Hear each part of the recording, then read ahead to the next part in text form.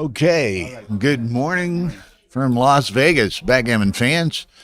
Bill Riles, Tar Mendocino, Ace Point Backgammon doing the streaming from the U.S. Open in Las Vegas. We got a round of 32 match in the undefeated bracket.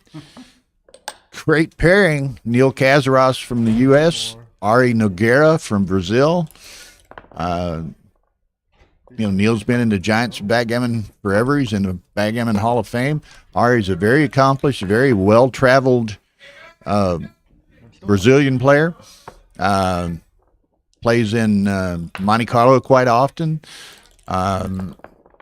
He's played in a number of European tournaments. Is quite an accomplished player. So this should be an interesting and fun and entertaining match. Okay, so they've just started. It's a 15-point match. First game here. Neil is playing the light blue checkers he's on the bottom of the screen. Ari's playing the black checkers on the top. So an inopportune dance on a 1-point board for Ari. Neil replies with a double 4, and so he's in pretty good shape here. 1-5.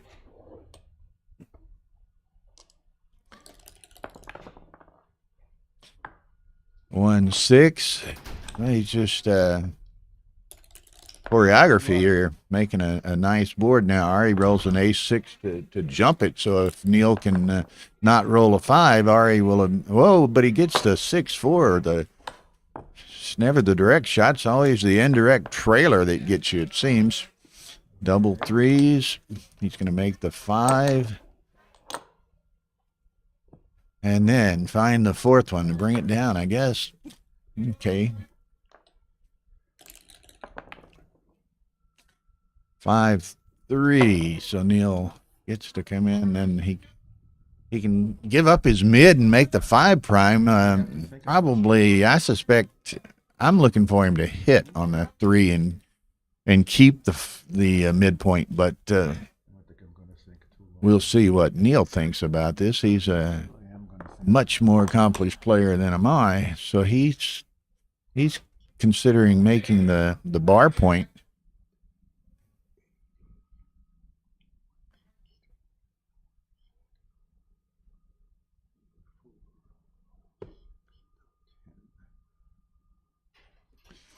It's kind of a little hectic around here in the moment. A lot of noise in the background as they're trying to get all the matches off and running this morning. And that was my reaction, and that's what Neil decides to do is hit that 3-point blot, and Ari rolls the 2-1, hits in return. Neil's got a lot of returns coming back, but that's kind of an awkward. He'll make the bar over there.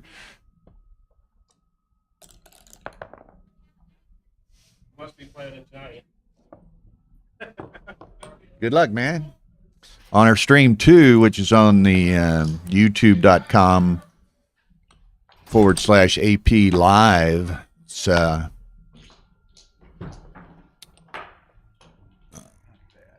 Brandon Macklin from the United States playing Alfredo Unis of Brazil. So we got 2 Brazilians on this 2 stream matches right now. So our Brazilian viewers out there, tell your friends and neighbors and family.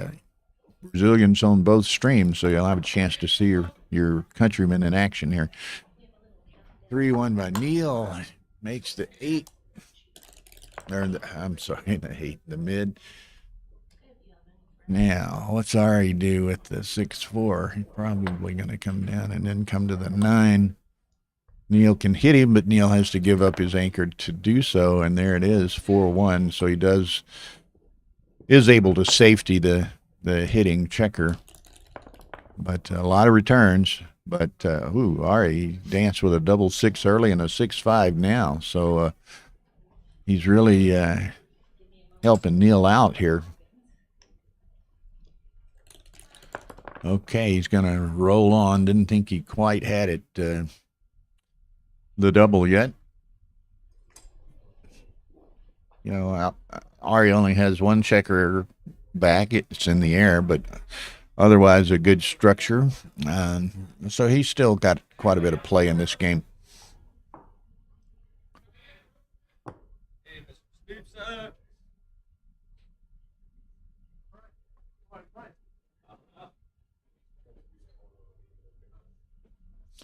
Okay, we'll be streaming undefeated brackets primarily this afternoon. The dinner breaks from 5:30 to 8 tonight, and then beginning at 8, we'll show some jackpot matches. Let me confirm that the jackpot matches are at 8.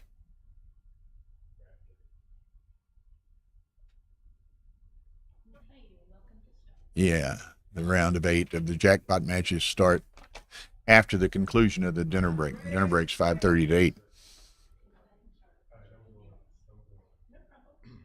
Tara and I were kidding Rory and some that the one night of the tournament we are taking the prescribed dinner break tonight. We've already paid for and have the reservations to eat at the Wynn Buffet, which by having reservations you beat the 3-hour line. So we're looking forward to that. Okay. It's a 6-2, Neil. There you go. So Neil's got a lot working for him. He just hasn't been able to put it together just yet. Now, maybe Ari being off the front of that developing prime.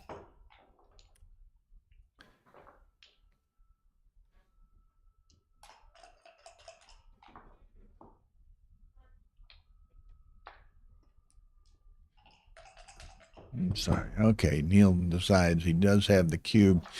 It's there's a lot of play. Ari takes it, and it's 0-0 in a 15-point match. So it's early on. A lot can happen.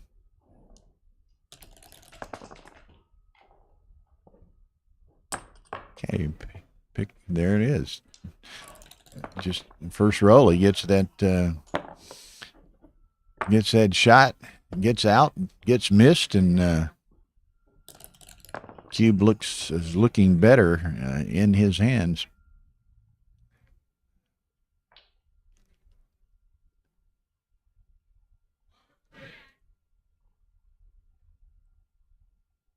Picking up, people are discovering the streams are on. We're up to 52 viewers. We'll hope to get a couple of hundred with a match of this stature.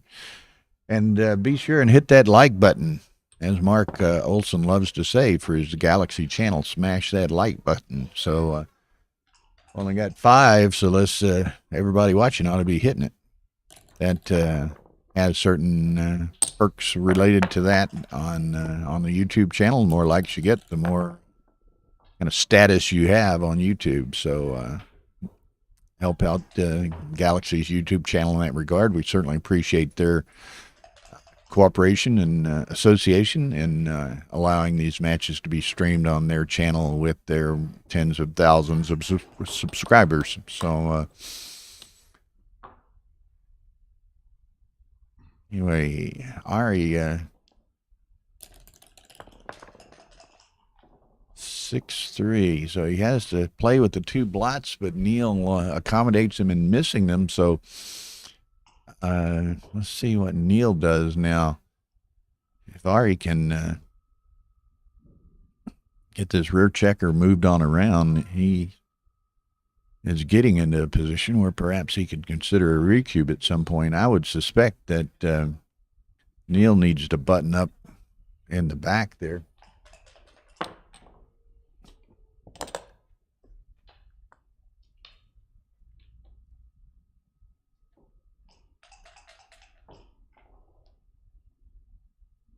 Okay, so now Ari has aces to hit. He's got 3s and 4s to make the 2-point. Spares there. He's got this back checker that he can try to extricate. 6-3, that makes that, buttons up everything. So let's see where we go from here. 5-3 for Neil. He's going to have to clear that one guy. Maybe so So Neil's got what? 45, 59, 71, 78, 102, 113. Ari's at 54, 94, 96. He's got a 17 pip lead. Not the greatest structure, a little inflexibility with that stack on the 6, but he decides 17 pips in that structure is adequate. And Ari's a great player in his own right, but certainly playing a stature of a player of Neil's caliber, you want to take advantage of the circumstances when they allow you to do so.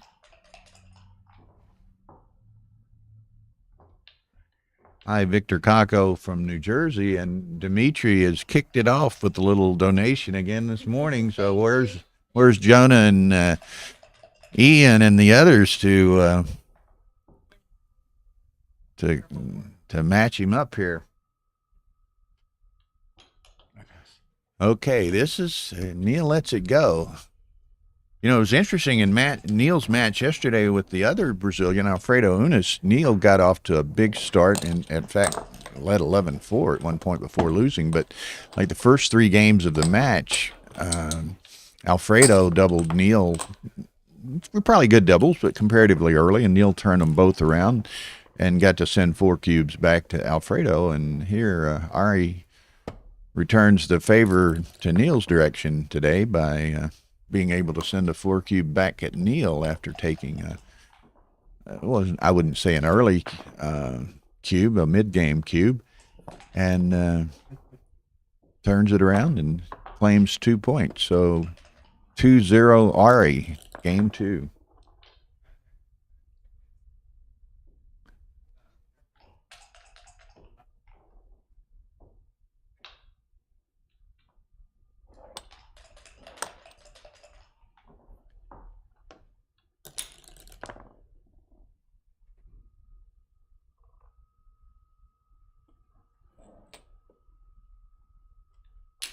Deuces makes the 4 point.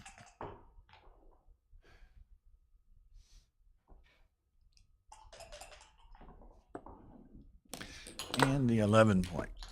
Okay. Puts a lot of pressure on that checker on the 5 for Ari. He can do something to. There he does. He anchors up and hits the blot on his bar point over there. So it's a great shake for Ari. 3-2. So Neil's gonna anchor up and probably slot the 3. He's gonna make a little boulder play to get up on the front of that developing prime. What's that? 2-1 4 2-2 double 2. I misread it. So he's able to point on the 4 point. That 2 on the bottom of the board there, with one of the pips being over that, or one of the check points on the checker being over that white pip. I misread it. Ace-6, nice shake from Neil in return.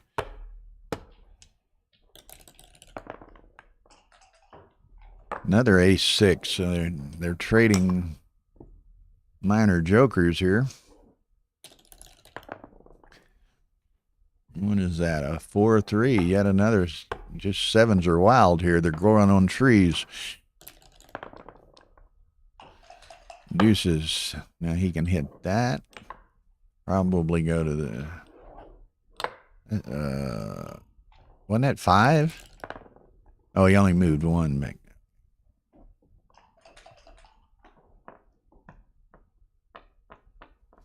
Neil dances. Ari gets to contemplate another.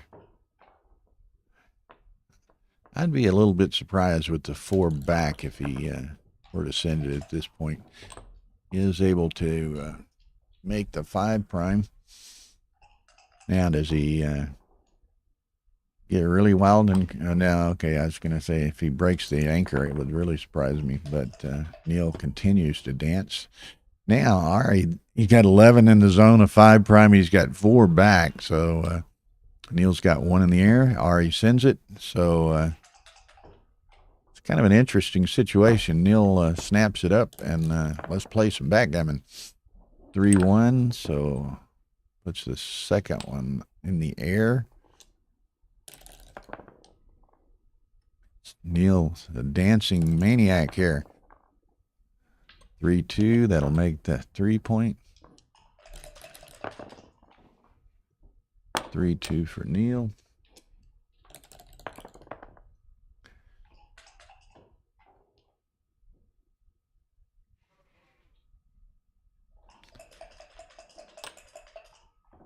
Okay, Ari wants to, I would think, yeah, he puts he wants to put that spare on the 5, so I think, so he can have the flexibility to run with that without the potential of perhaps breaking the anchor. Although it's pretty scattered coverage by Neil right now. A 1 and a 4, so pretty straightforward play there. Not much else to do. 6-5. So Ari's going to run that guy around. Neil needs an ace. Gets aces in bulk. He's going to for sure make the 23-point.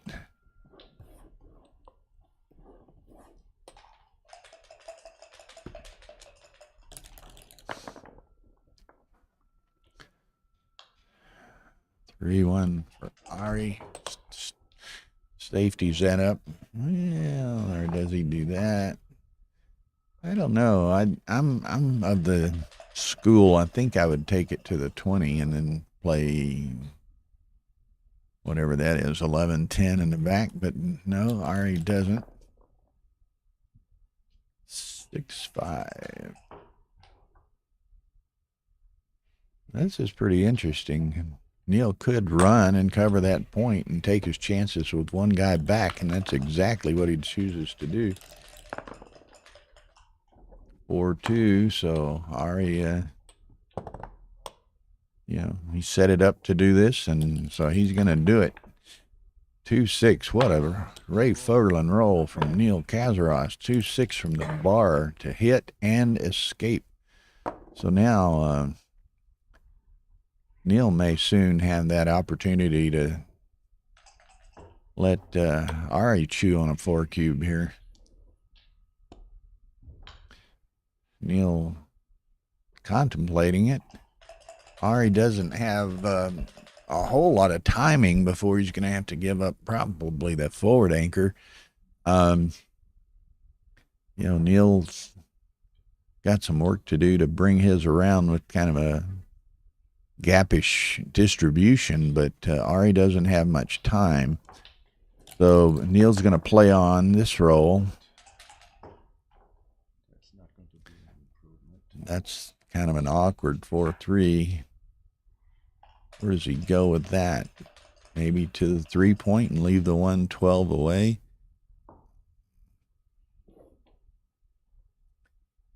Okay, that's halfway there. Now the question is, does he take that to the 4 or does he take it? Yeah, that was my reaction. So only 6s hit that guy. 4-1. Ari can make the deuce point and let Neil have to play again toward him. 4-1. That'll just safety that guy. So now Ari's running out of time in a hurry and probably sustain this roll. Now he's got the decision to make. Does he maintain his board and run with that checker off the 20-point and open it up to Neil's attack? But Ari's got a great board, so and Neil isn't quite in the position he would like to be. He's got some pointing numbers in 3-1, 6-3, double 3, double aces, but I don't know. I suspect Ari's going to run, but I don't know his game extremely well, nor his tendencies, so let's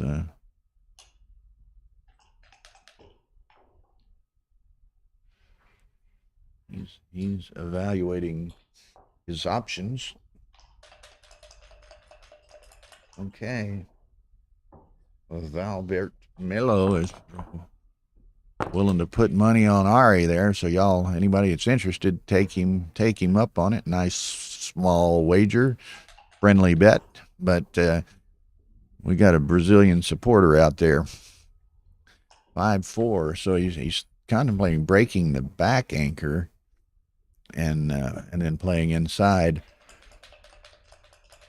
Neil actually has more ammo on that, working on that checker on the 18, and there's the ammo coming in perfectly to point on the bar.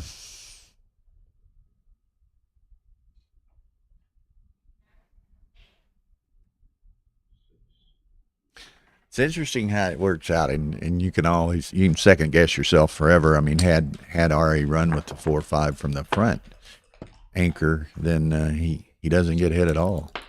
But so be it. Threes. Now that's gonna. He can do that. Then he's got to absorb a couple of threes, and he's going to keep a 5-point board by moving them to the ace.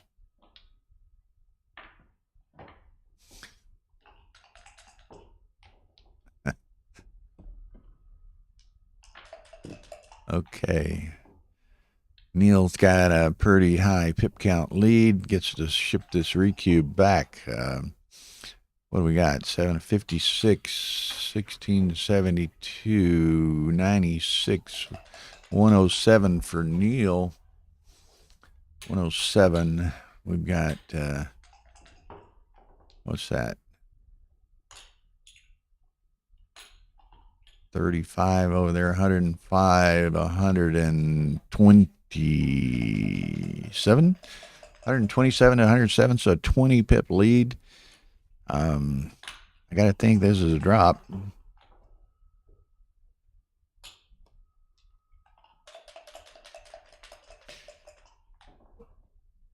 My count was correct. It's 20 pips. Neil's got,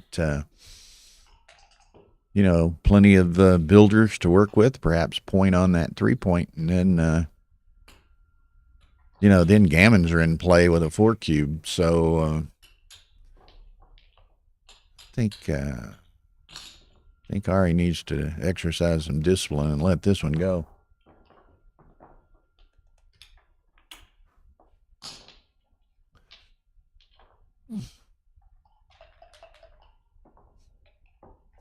All of y'all watching and commenting. Yeah, Dimitri agrees with me. Easy pass. I was going to say, any of y'all viewing, if you've got questions, comments, suggestions, any kind of input whatsoever, I'm monitoring the chat line here, so feel free to contribute and participate. We like an interactive stream. Some of the people are regulars who I know and recognize, and some are new, and we welcome you here too. It's a friendly group. He's spending a lot of time contemplating what I think is a fairly easy drop here, just because of there's so much potential to get gammon on a 4 cube. So I don't think you want to give up 8 early on against Neil Kazaros.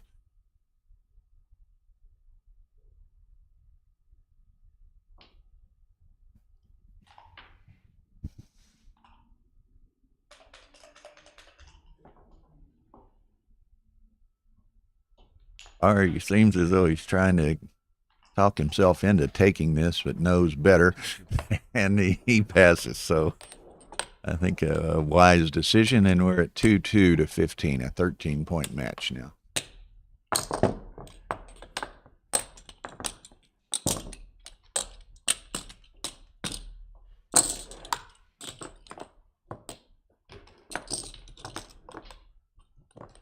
So over on stream 2, Alfredo Unis leads Brandon Macklin 5-0. So Alfredo off to a good start there. 5-3. Each get a good roll to make a point. 4-1. He's going to Split and come down. Nickels. So now we'll bring 2 down to the 8.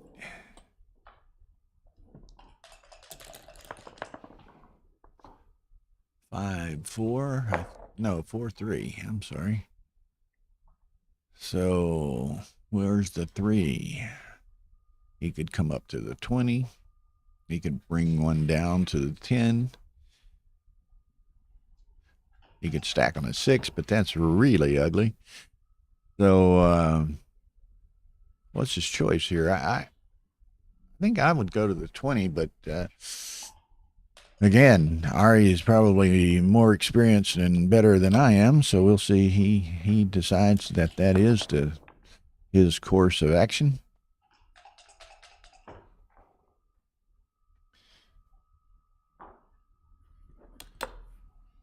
Okay. What is that? 5-1.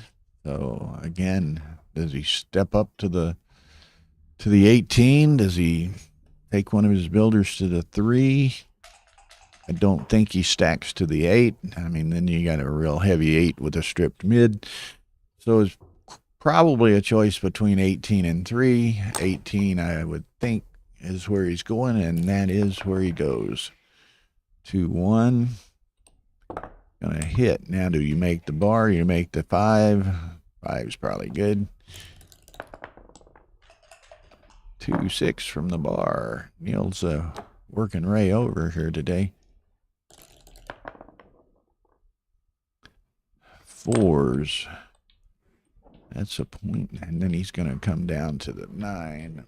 Fairly confident.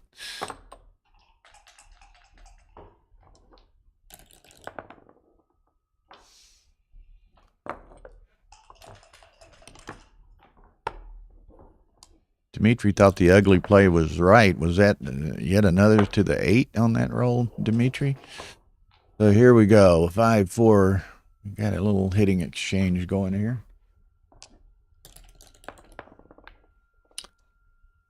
5-6. So in and hit. So Neil's getting the advantage, the better of the hitting exchange here with Ari. 4 back and 1 in the air, and he dances yet again. That's his second time today so far dancing with a double 6. The first time was to a 1-point board. This time at least it's to a 3-point board. And he danced an earlier time in the second game, I think. Was it with 4s or 4-6 or something? So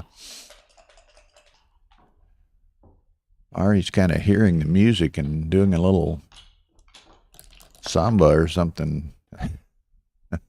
What's the Brazilian dance? I guess it's tango in Argentina. Is it samba in Brazil?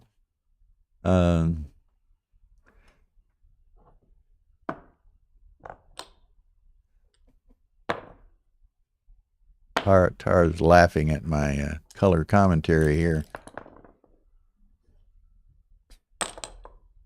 Okay, so 3-2. So now 5 checkers back. He's giving up the mid. Neil rolls a 5-1 where he's going to hit. So Ari needs the second anchor, either on the 2 or the 4. Gets the 4. So he's going to play the 10.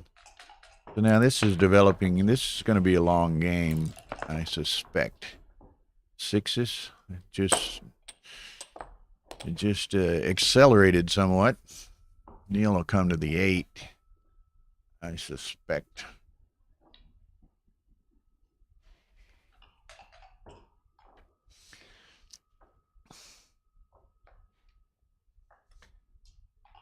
Okay, we're up to 74 viewers and still at a paltry 15 likes. So let's start smashing that like button here. Okay, he did come to the 18. 5-3, so he'll slot the 5.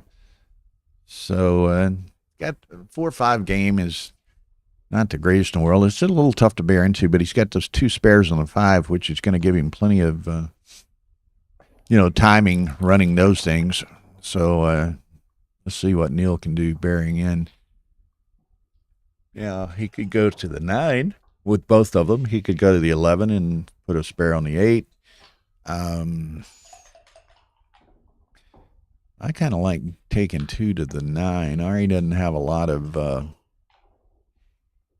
defense back there. So Neil's trying to optimize his bear in against that 4-5 game of Ari's.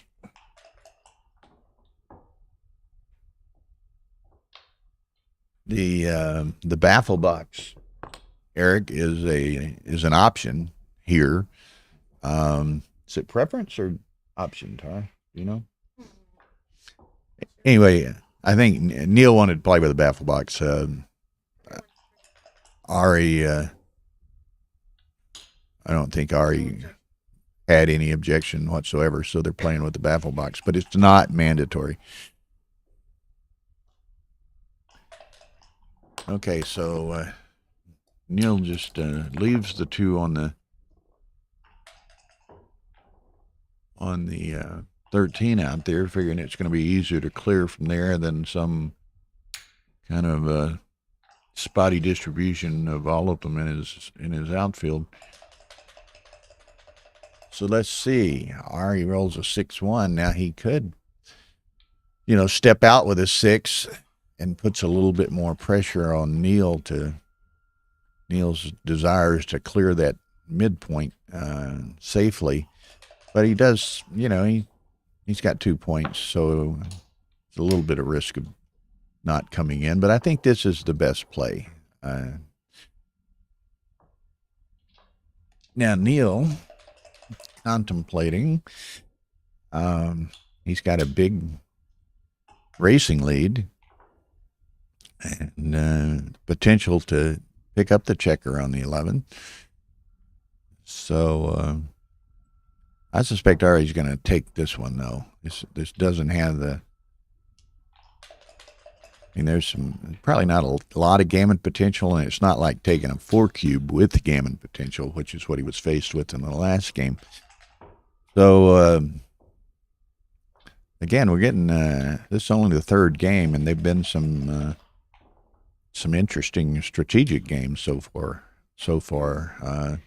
Some games, some matches, I forget which one it was yesterday, Alfredo and maybe it's Alfredo and Neil. They were a lot of just straightforward racing kind of games, and you didn't get a lot of strategic games. This one, this match so far, those 3 games have been a bit different. So Ari passes on that. He's far enough down that perhaps he didn't think there was as much potential to get a shot as I might have thought that he did. And so we move on. 3-2 Neil. All right, he's having a little trouble with the opening to that baffle box. 6 and a ace. So a very nice opening roll. A 6 and ace in reply. Yeah, Dimitri and others thought it was a double take. I thought it was double take, but Ari chose to let it go. 4-1, so he's going to come down to 9 and split. Mona is in the house.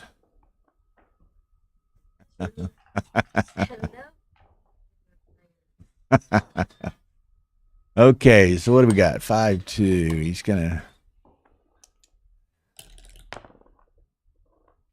up 6-5's nice, makes the bar, or the 18 in this case. Kind of Nichols is, or it's 5-4. I saw Nichols. Eyes are a little still waking up here.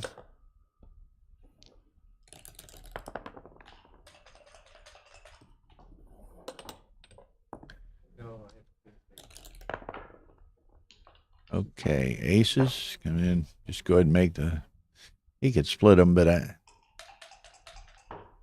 I don't know. I'd go ahead and just make the 4 you wanted eventually. Now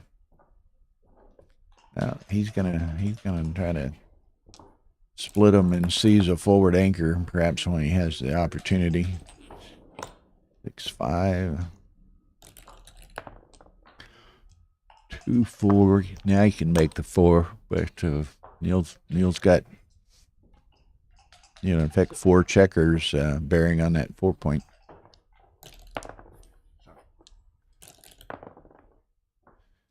Six, 3.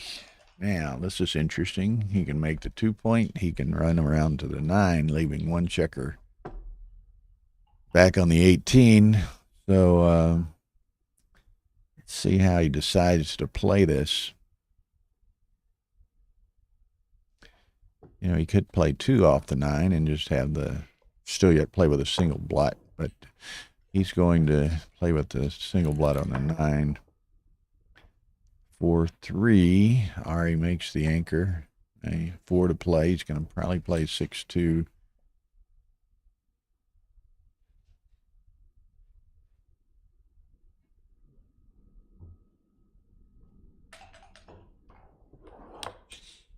Who is Bill rooting for? I know them both well. I'm trying to remain neutral. Like I say, I know them both very well, and just looking for a good match here. All we can ask for.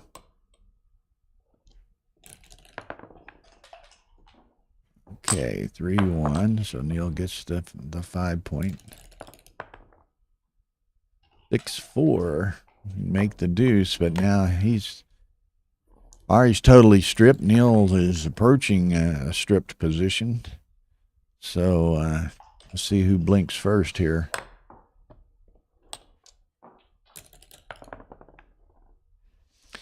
Three, 1. He's probably going to play inside. Yeah, slot the ace.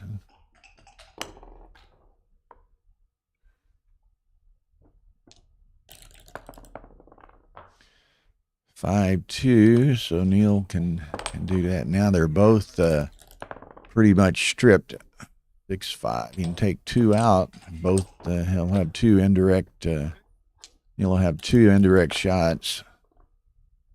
6-1. Okay, so Ari got a bit of an advantage with that roll. 5-1, a little difficult to play.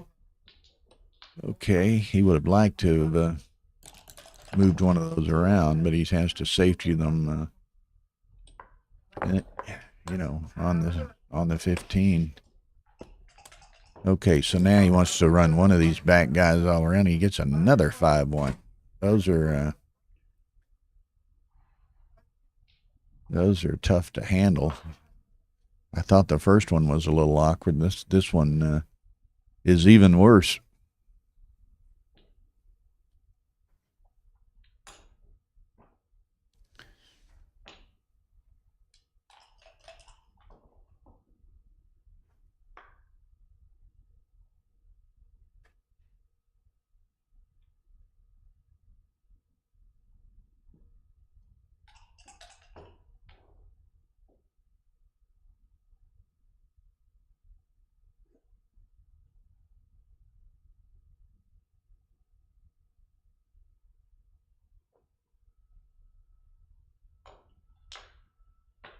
Ari's trying to find the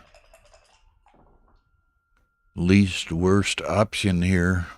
Neil with a 5.5 point board and a builder to perhaps close it out. And Ari, he can leave a shot somewhere, or he's going to just really have a mess of a home board. Okay, so he goes back to two indirect shots for Neil, 6s and 7s and 8s. I'm sorry.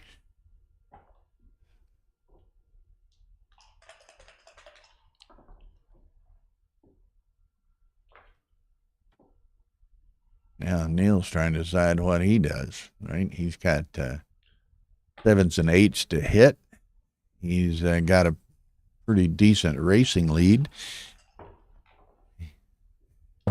And there, Ari takes it right back and sends it. I think he may have, it's one thing and he hits. It's one thing when somebody, and I'm not sure that Neil thought this, but Ari spent a lot of time trying to decide what he was going to do with that second 5-1, and perhaps Neil sensed a bit of indecision and concern by Ari and went ahead and sent that cube, and now is in a very gammon strong position.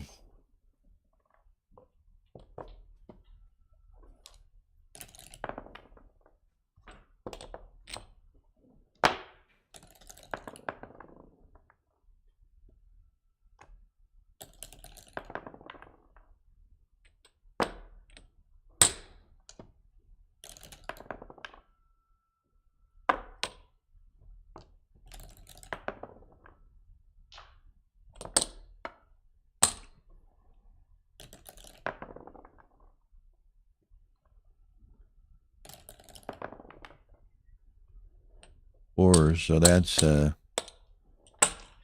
unless Ari dances, which he doesn't. This is a G, so Neil's going to be up 7-2, and that was a demonstration of, I'm not saying it wasn't a take, but we can see how quickly things develop and things swing, what have you, in backgammon. Neil had 7s and 8s to hit. He hits the 8, and it's a couple of super rolls after that, and it's just all downhill. Okay. People are finding us by the moment here. We're over 100 viewers now. Still looking for those smash the like button, people. If you haven't done it, let's do it. We're only running about 24% likes. So I hope that doesn't mean you dislike. So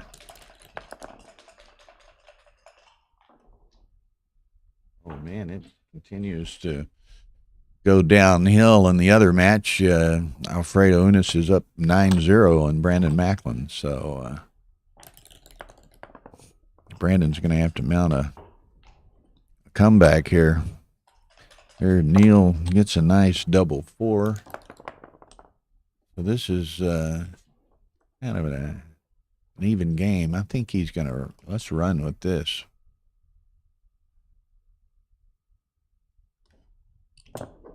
No, he's going to play it down. Give 2 outfield blots.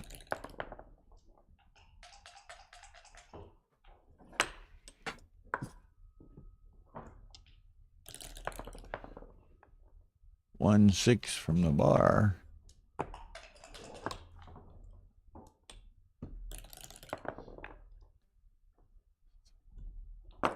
Threes. Okay, so maybe make the 8 and step up to the 21. I'm thinking step both up. There you go. Nice consolidated strong position. Double 3s in reply. 1, 2. Now what?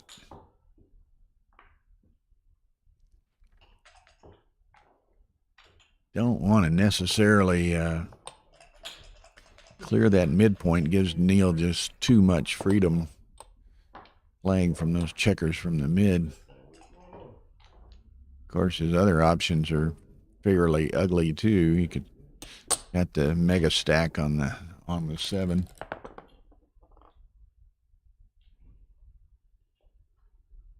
Six-2 from Neil.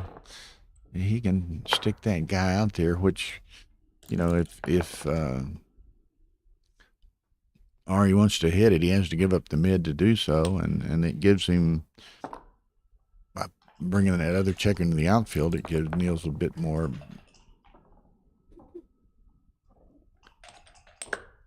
ammo to work with. He's playing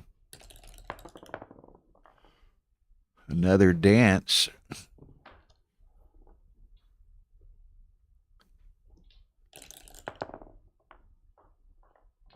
Two 6 from the, no, not from the bar, but boy, Ari's in a bind here again.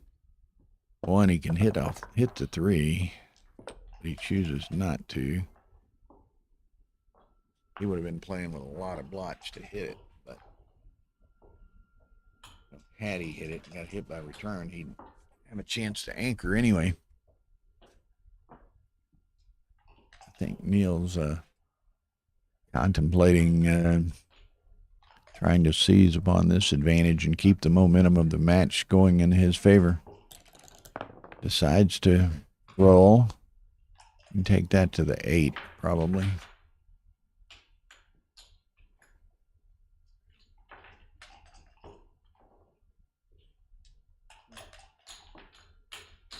Mrs. Bubbles has joined us. I see her watching various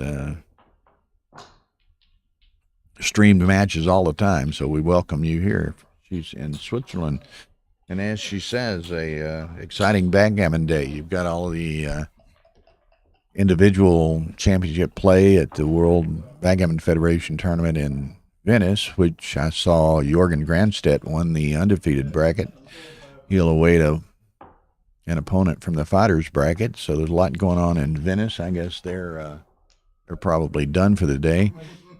And then we got some nice matches going on here in Las Vegas as well. So you can watch 20 hours a day probably if you want to.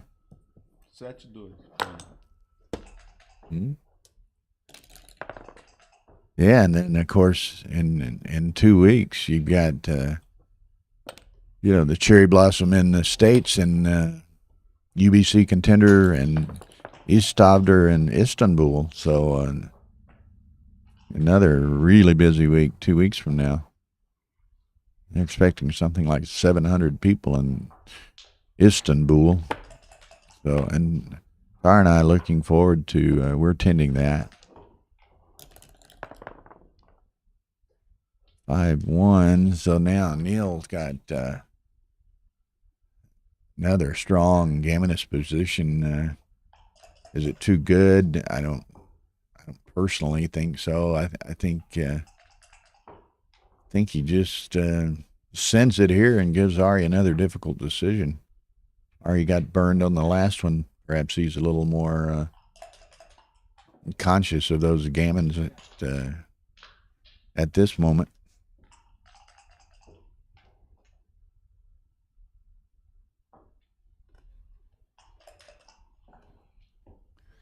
Yeah, I suspected that.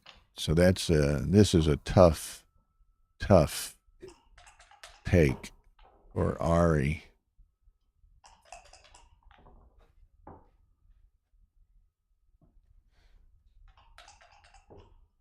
That's interesting. I think in this match so far, I've seen, Ari had 2 tough decisions like this one. First game? Maybe, I don't know. He let go. A later game he took it and got G'd. Here he lets this one go, and I think that was probably the right move. Neil had a lot of potential there. 5-1. So Neil's up 8-2 to 15.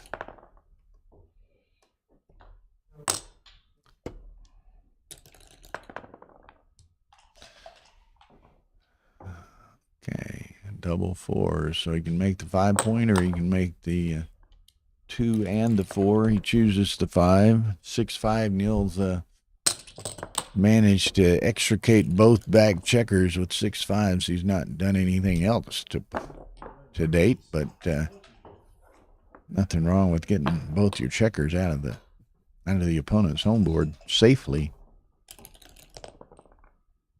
6-1. There's the bar. We're playing USBGF rules, which down a checker is legal. Also a legal moves tournament.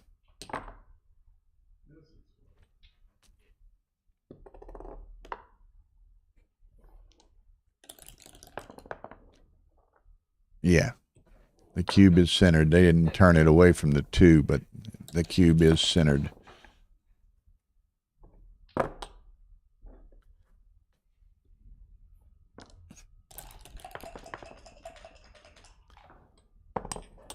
Three, 1.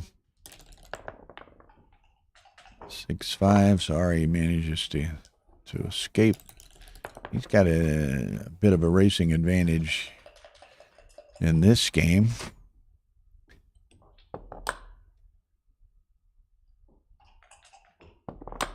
See how much of an advantage he needs. He's up, what, at least 14, probably approaching 20 pips.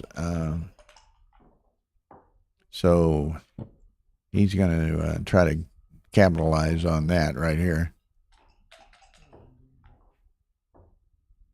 I think I need to pass this one.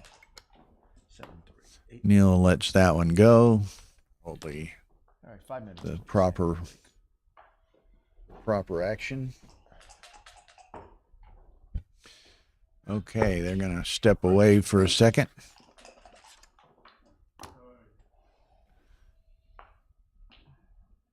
Clock is stopped, so that's good.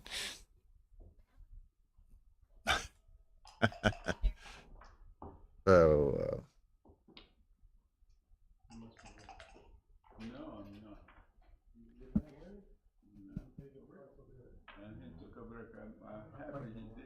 I was supposed to, but I wasn't going to. I was so unlucky in 2 games. okay, so Brandon got off the snide over on stream 2.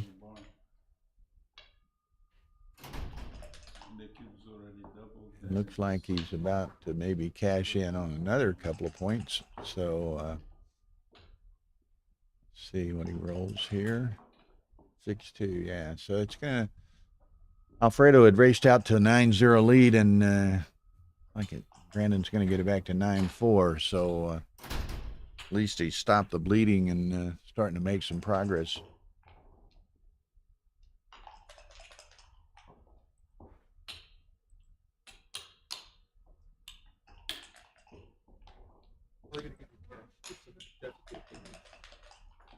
So,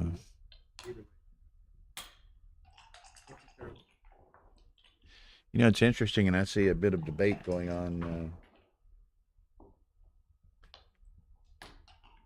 that double take in the previous game, or it was actually played a double pass. Some discussion on whether it was a take. It's interesting the psychology that comes into the backgammon matches, particularly. And I don't know, this is just conjecture, supposition, but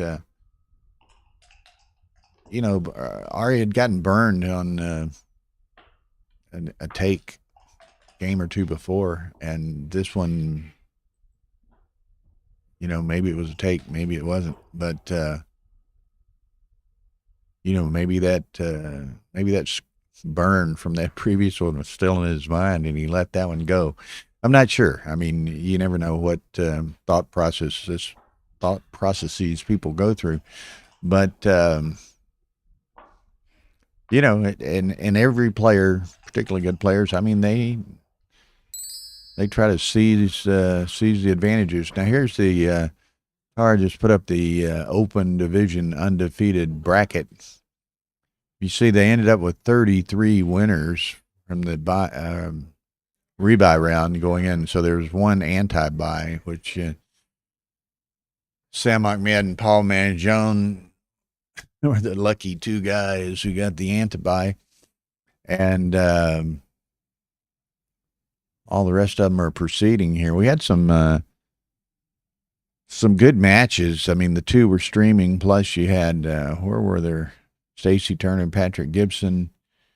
Ron Werdheim, May Petrosian is going to be a good match. You got, there was a couple other ones we were considering streaming. Urso and Nazarian. Now, that's a good match. We thought long and hard about streaming that one, but they'd both been streamed a couple of times, so we went otherwise. And then Ray Fogerl and Ergen Bayrak was another good one. Where's Neil and Ari? There they are. So they're going to play. Winner plays the winner, Rich Sweetman, Stu Hosen. So Hosen's kind of a name from the past. So it was excellent player at one point in time, excellently regarded player.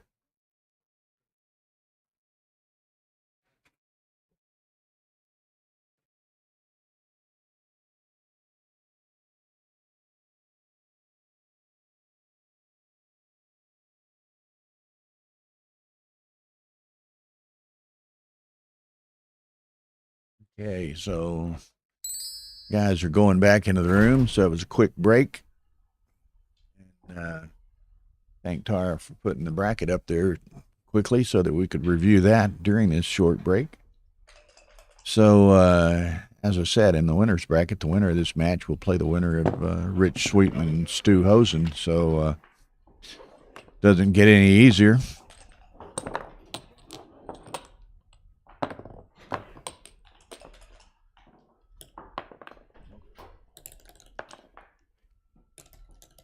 Okay, so 6-4 for Neil. Now with the lead, he's going to come out and down. Had Ari got the 6-4, he might have made a 2-point in kind of a gammon go play, but he gets a nice 6-1 in reply. Yeah, it's 9-4 or 9-5 now.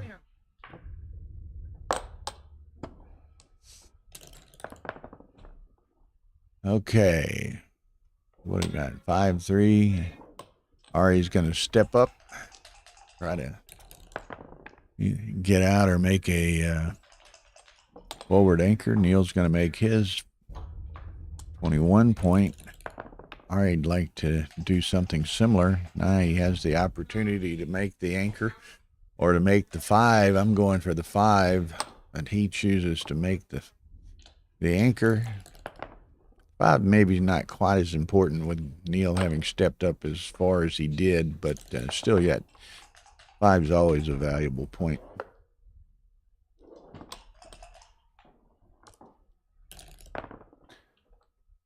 Okay, 4-2. So this one doesn't play particularly well. Neil's just going to probably slot the bar. I'm sorry? No, thank you. 5-1. So make the 2. Kind of ugly, but nothing better to do. Unstacks a little bit.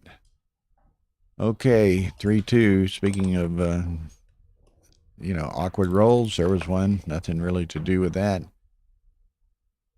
There, we got a sequence of them here. Of awkward or, let's say, unproductive rolls where there's not really much can be done with them. And Neil continues the sequence. He takes the 2-point and slots his bar and gets away with it. Now, does he make the bar? No, he rolls another 3-2. So 6-2. Ari, he could. Neil's got a 4-point board. He could run. Neil's would attack the blot. So let's see what he opts for. He keeps the anchor, takes 2 down from the mid.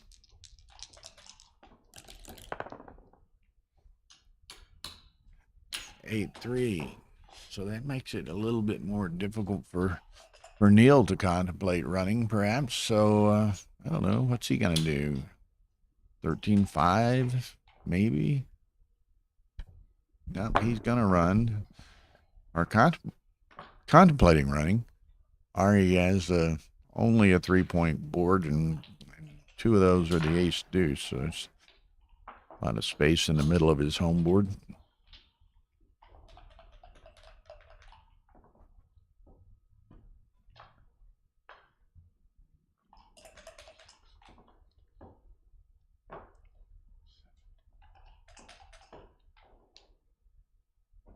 Brandon had gotten down 9-0, rallied 9-5. Unis has scored 2, so Alfredo Unis of Brazil leads Brandon Macklin of the United States 11-5 on stream 2, which is at youtube.com/AP live.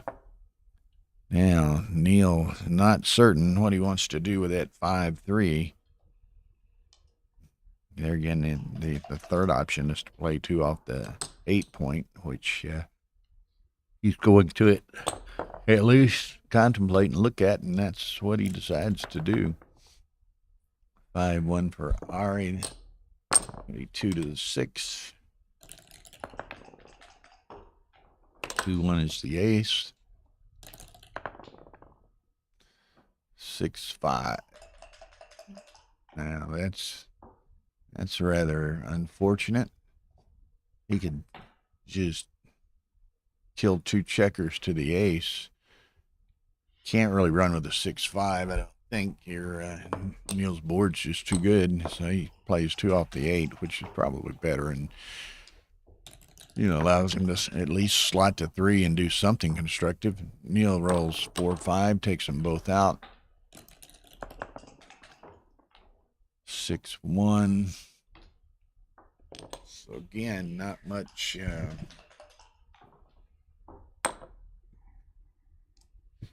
Not much going for Ari at the moment. 5-2. Awkward one from Neil. What do you do with that? He could play to the 13 and 12 and 14. He could play to 12 and goes 5-3. Ari's got kind of a porous board over there with 2 blots, so Neil's not too worried about getting hit. Okay, just cleaned up that home board. He'd like to maybe save a 6 so he isn't forced to give up his anchor in an inopportune fashion. But let's see. 5-4 for Neil, so he can go to the 6. Then it's a little riskier now. Ari also has a 5-point board. Deuces, so maintains the 5-point board, but has to give up the 6. 4-2. Neil makes the 9, but leaves the 9. 2-1. Ari can't do anything with that.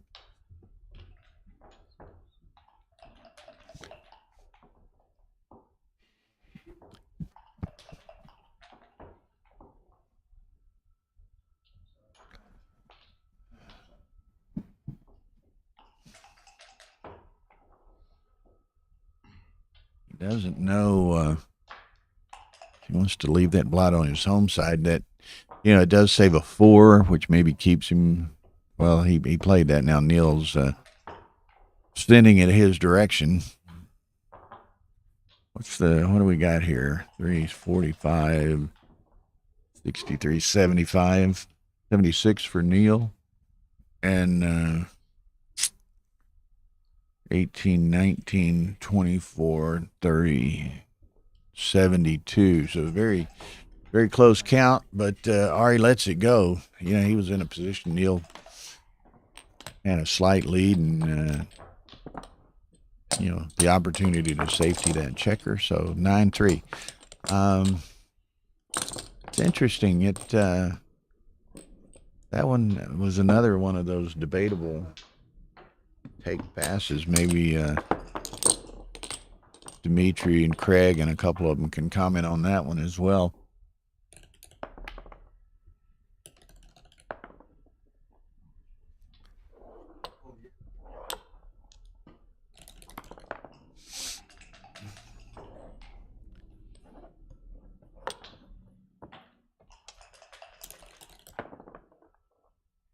Okay, 5-6. He's going to hit on the 5.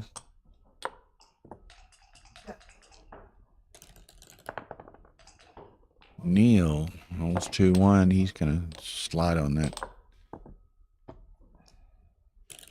Oh, Dimitri with no clue. Thought you were an opinionated aficionado of the game.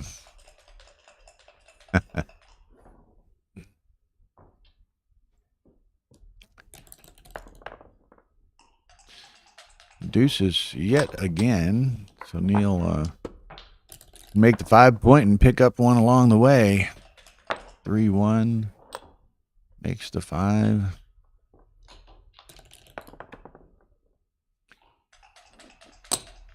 What? I can't believe Dimitri. No clue. I thought you were my go-to guy on this stream, Dimitri, and I wasn't certain, and so I throw it to Dimitri, and he's not certain either.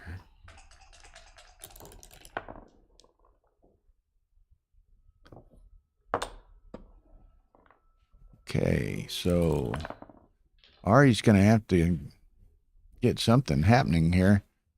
Can't he doesn't really want to fall any further behind to a player of the caliber of Neil Kazaros. Perhaps, many people will say it's easier to play from behind than ahead, but most people will choose to be ahead.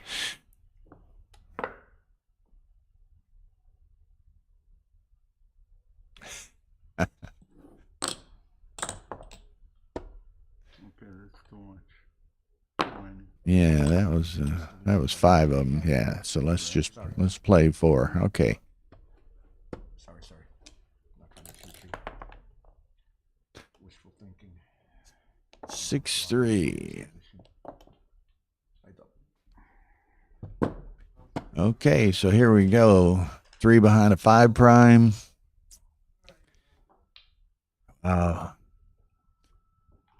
Neil's got 2 over there on the 18. He's got it clear in some fashion.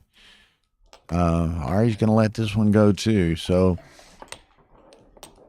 showing some discipline. It's tough just to keep dropping. Sometimes it's warranted, and it takes a lot of discipline to keep doing it. And not get frustrated and try to push the envelope sometime. But, he is down now. What's that? 5 away, 12 away to Neil Kazaros. So he's got to make something happen here.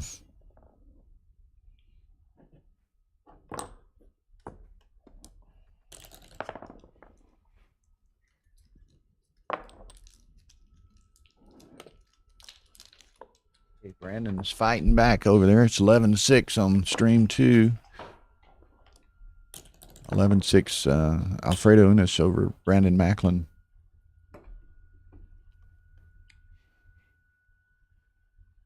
Okay, so what's Neil do with this? Nothing. It's not an obvious play by any means. So let's see what the Grandmaster. Maybe we can learn something from this. Okay.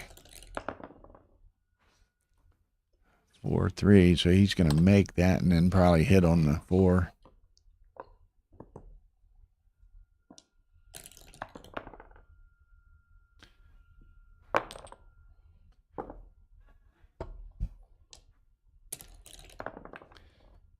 Okay, there maybe gives Ari a little something to work with. He could hit that and come down and make the 4. He could make the 5. Let's see what he chooses here. I think I'm going to come down and make the 4. Yeah. Try to make the 5 next time if Neil doesn't pick it up.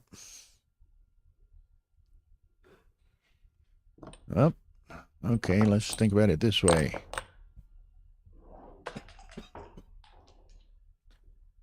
He's evaluating between the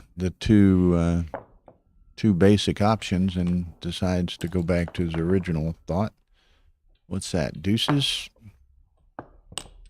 2, 3, 4. Okay, now see if Ari can get that. He can make the deuce point. Now he can make the deuce point and have 4-point board with no blots, or he could have made the 5-point and had a 4-point board with a single blot. He goes for the no blot variation. Neil's got to find something to do with a 4. Again, he's outboarded 4-2, so he's going to try to play safe for the moment. Now, Ari's just, he's got to be looking for any opportunity to seize the aggressive advantage here. 4-3, and maybe this is it. Not much for Neil to do with that 4-3. maybe he steps out and slats on the 3. He wants, well, he's just going to stack the 6. Yeah, he'd like to, he doesn't want to get hit outside necessarily, but he wouldn't mind forcing Ari to give up that midpoint either, which gives would give Neil a lot more freedom of play on his side of the board. But let's see what happens here. 6-1. That's a really awkward play. He can't move the 1 blot, so he's going to have another blot somewhere. Does he play to the 6, and then he stacks heavy, and he has those blots? I think it's run the back one here, and gives him a bit more flexibility. 2-1. Neil's going to hit them both.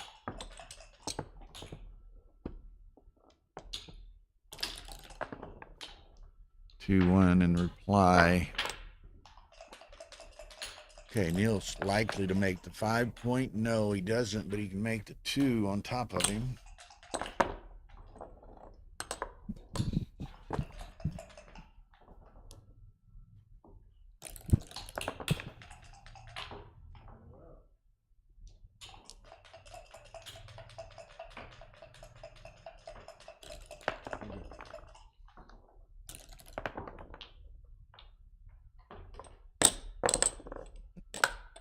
I want to hear Olson's citation of whose quote that is. Now, it's interesting. Geez, you know, again, here we have this swing where it was a 4-point board for Ari against a 2-point board, and I'm liking on this No, I'm not didn't saying get much going. And next thing you know, it's a 4-point board for Neil, but then Ari rolls a double 3, brings them both in, and makes a 5-point. Now, I I think, expect to hear them from you too. well, certainly if Neil dances here, I've been I'm looking for a cube. supporting bad luck for a hurry. long You have been time. rolling very poorly this match. Yes, yes, and I'm Ari not needs saying to a stop the word bleeding. about that. You know, is it Neil dances is too good? I don't know. I'd let Neil make that decision. I'm sending him the cube.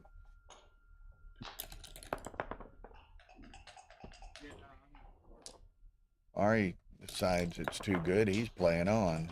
Maybe he's right. He picks up the 2nd, bring down a builder, which is vulnerable to double 5s, but he's on the offensive now.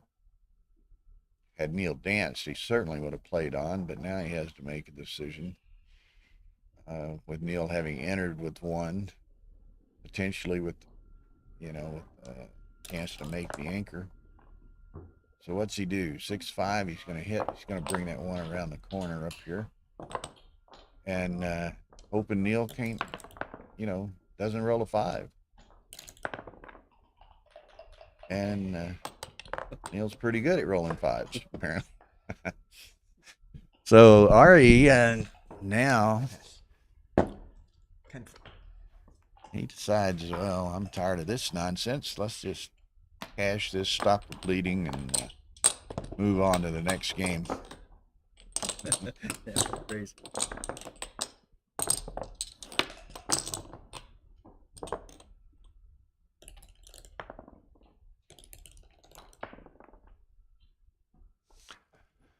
Okay.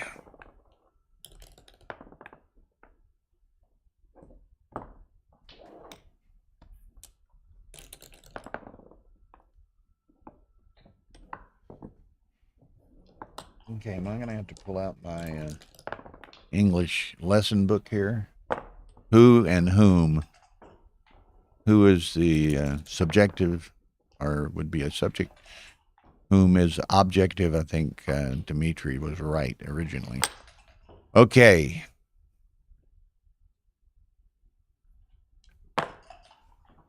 I quote whom, I don't quote who. Okay, here we go. 6-1, so Ari have to referee the English fights here as well. I mean, it's not enough to have to commentate on the match. I have to arbitrate arguments in the chat room.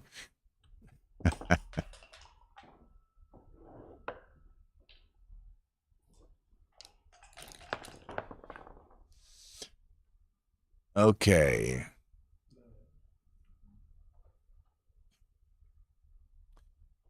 So, where are we? Neil's contemplating a 4-2. Probably, I don't know. I got to step up at some point, but he steps up with a 2. He doesn't have a 4. He doesn't want to step up with a 4 and come under fire of 4 builders. So I guess 13-7 is probably correct.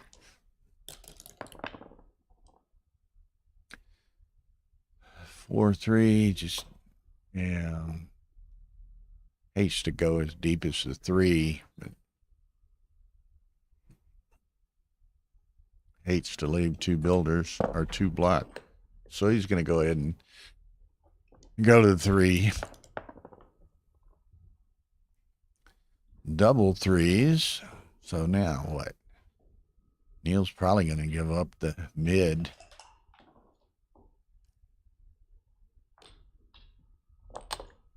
Yeah, he's going to take the 5, take the 10, and where's the 4th one? He could step up with the 4th one.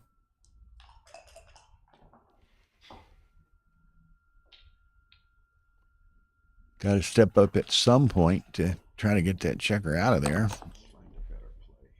My initial reaction was he was going to bring 3 down and step up, but let's see.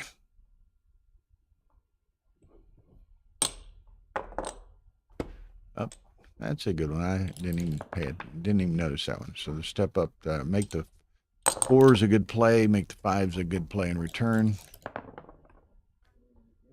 5-2. 4-2, I'm sorry. 3-1 for Ari. What do you do? I don't know. Do I do that? I guess so. Think about that stack on the 6. I might have taken one of them to the 3 and then picked out which ace I wanted. There, Neil's able to at least step up to the point where a 6 will extricate him. 6-3. Ari can run to the mid.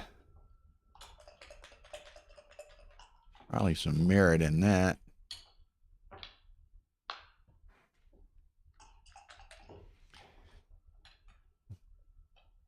Okay, if I don't tell y'all once every 20 or 30 minutes to hit that, smash that like button, Mark Olsen's probably going to call me from Portugal or wherever he's at right now.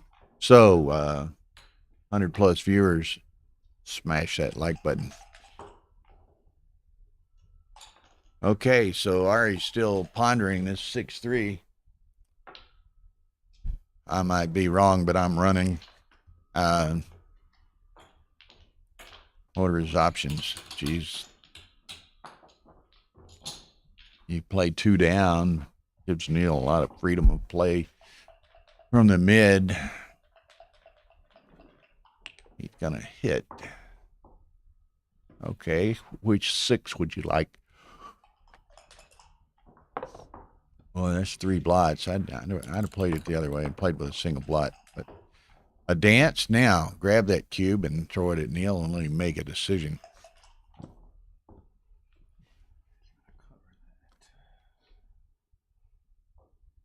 This is what we were talking about. It's sometimes easier to play from way behind. So, okay, so Neil takes the cube. Ari's going to go full bore ahead.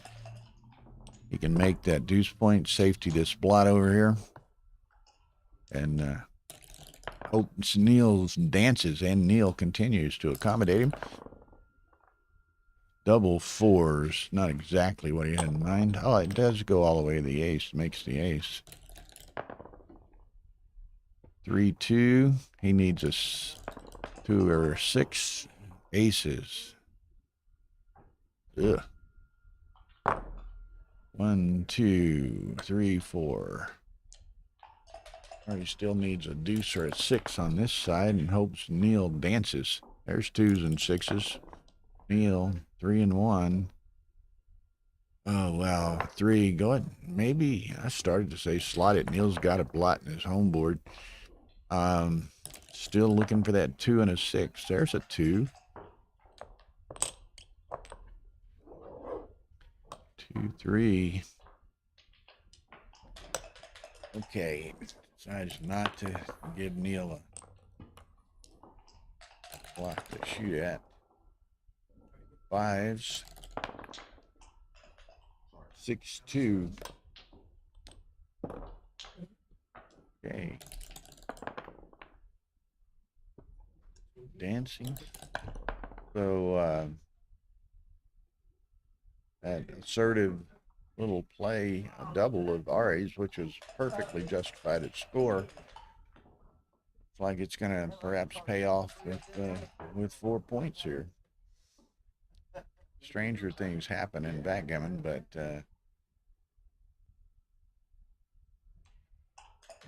yeah. Oh, whoa! I don't know about that. I don't know about that. And I don't know why he didn't want to just bring it across. 3-1. Now he's got to bring it across, but ooh, now he gives the 4-3 rather than the 4-4. Neil just can't find a 4. 4-3. It could, yeah, put it on the 8. There you go. Put it on the 8 and it's a double 4. He's going to leave it on 11 and it's a non-hitting. I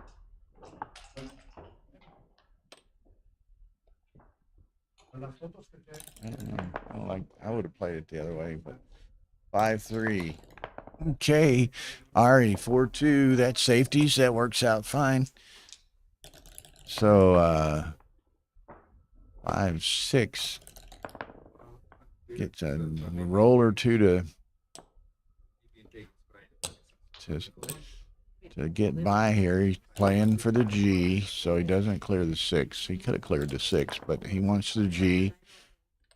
6-3, that clears.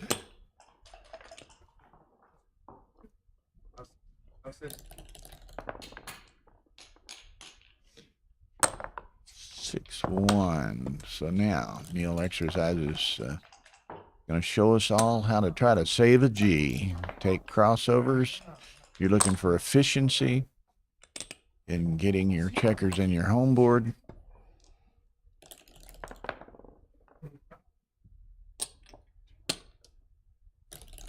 One, 3. So he's going to ultimately, yeah, he can take 2 crossovers that way. And he is going to want to get a checker on the 5 at some point soon. Just don't want to blot on the 5. 6-3. There's the 5 right there. 6 in and 8-5, I think. You already have one on the 10. Correct. There you go. So he has a good 4 for the next roll.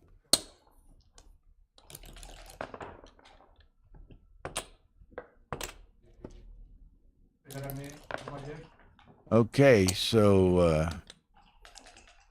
looks like he'll have a shot at the G anyway.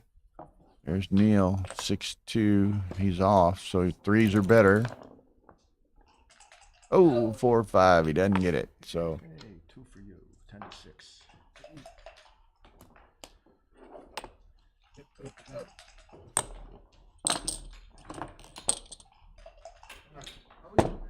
you're right, Dimitri. The language is, how shall we say, compromised all the time with the words becoming acceptable in various uses that they used to not be acceptable. So I don't like that. But no, Dimitri is just making the point that the language is or compromised at some point. Is he said in the future, who and whom will both be acceptable either way, probably, and certainly they're used either way acceptably now by many people. So his point's well taken. Now you can watch our streams and learn a little backgammon, have some enjoyment, and learn any kind of random subject. So we have an interesting variety of viewers.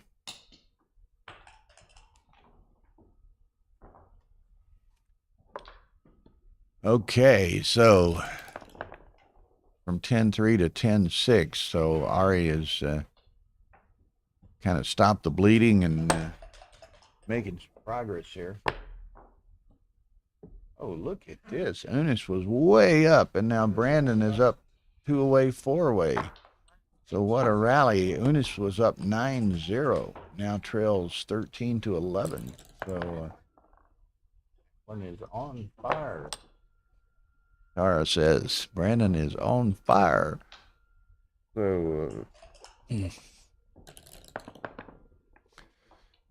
okay, what's that? 6-1 for Mr. Kazaros. He's going to make the bar now. This is Ari's got a lot of shots at that lot over there. He'd rather have rolled a 6-1 or something, but he'll take the hit. And Neil has proven quite capable of rolling 5s when he needs to come in and 7s when he needs them. Just come up and make that anchor while you have the second anchor while you have the opportunity. Oh, it's 3-2. I misread it. I'm sorry. 4-3. Okay, so speaking of 4-3.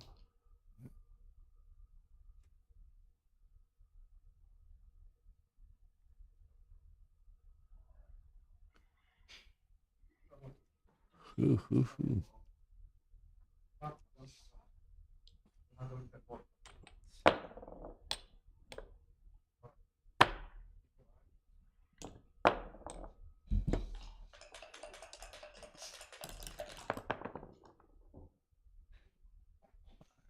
4.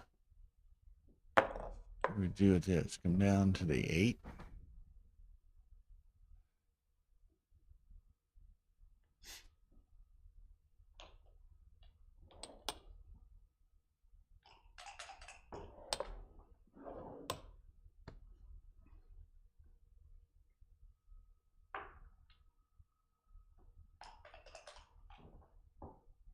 Okay, 4-5 for Neil. So again, I think I just clean it all up, pick up both blots, and see what happens next roll.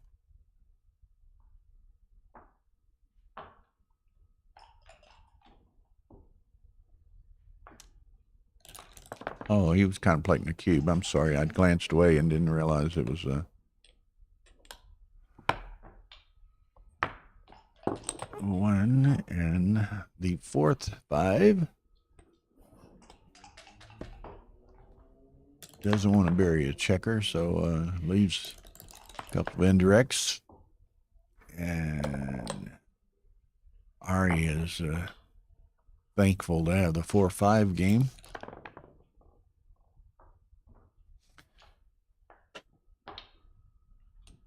Yeah, Neil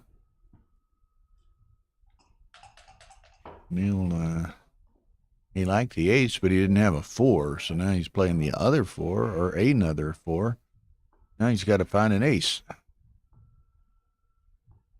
Probably contemplating giving him 7 and 8s, coming to the 12 gives him more flexibility.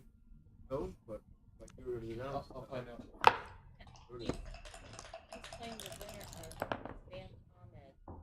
Oh, Sam. Of David Wells. Yeah, he plays Mangione Ahmed winner. There's makes the bar. Nice roll.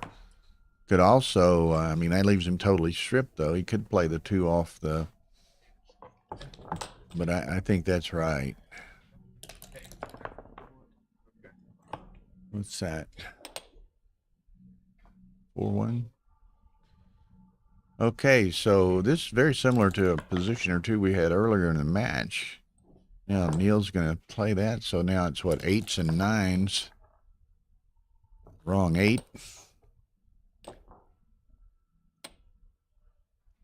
Okay, Neil's got a big racing lead. Ari may well have to break those 2 anchors on the next roll.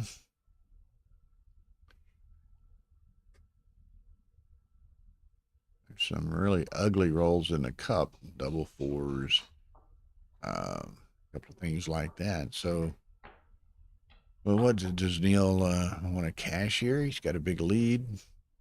Can he cash here? Would Ari take it? There's another one. So now he's got little awkwardness coming in, but let's just make the ace and let Neil play. Yeah. You got to pay to see this roll, Neil says. Ari says, okay, I'm willing. 5-1, so he's going to play 2 off the 8. That's big. No, he's going to clear the 7. That's good. A very good play. Very good play. 6-5.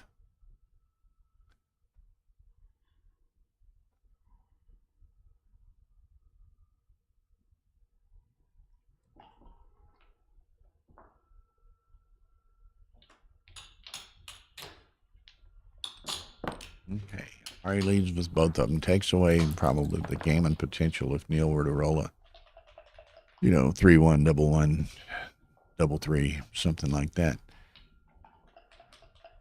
So 3-5, Neil's just going to have to take 2 of the 3 points. So now he's really in kind of an awkward bear-in position against that 4 point.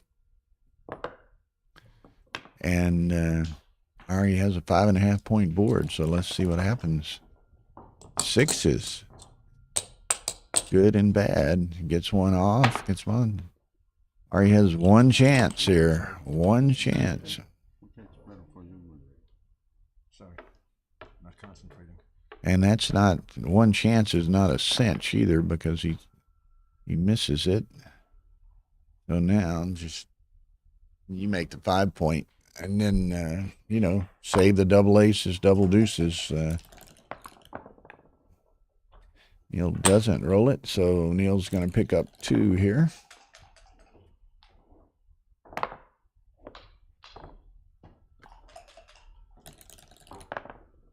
Why don't you come take care of my spammers again here?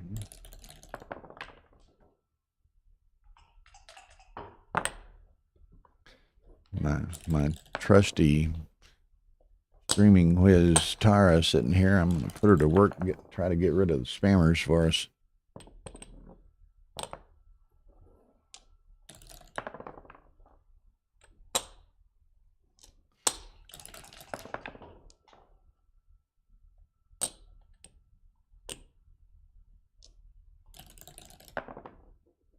Okay, so 12 to 6. 5 minutes, please. Blocked them all. We'll see what happens. Okay, the 12-6 Neil wins that. See how Alfredo and Brandon are doing over here. 2 away, 3 away. Brandon.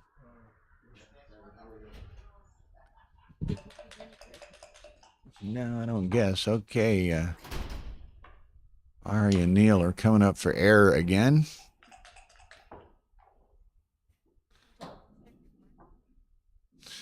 Okay, well, they give a little bit of a break here. Tar's going to throw the brackets back up there, the bracket.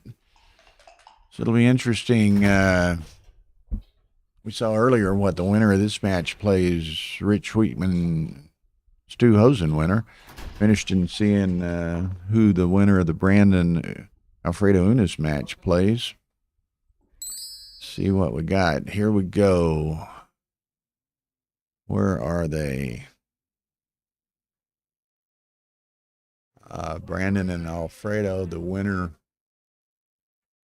plays the winner of Jean-Guy Roy and Justin Bohr. I know Justin. I'm not familiar with the other gentleman.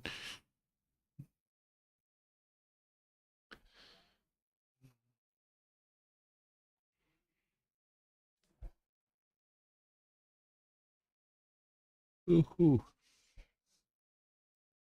Say, this is the first match of a long day of backgammon here, so settle in your easy chair, stock up the fridge, break out the popcorn, cookies, or whatever your snack of choice is, and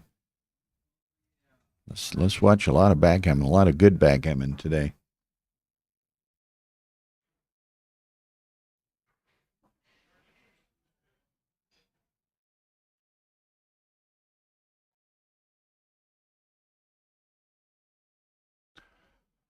Ooh.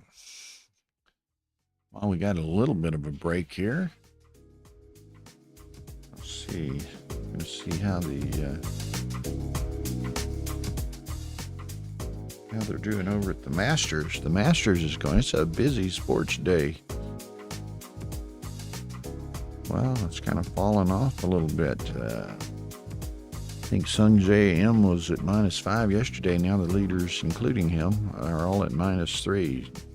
Schwartzel, M, and Danny Willett, who won.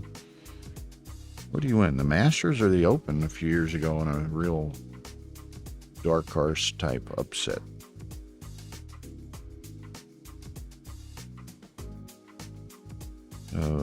Masters, Augusta's showing its teeth. There's not many low scores here.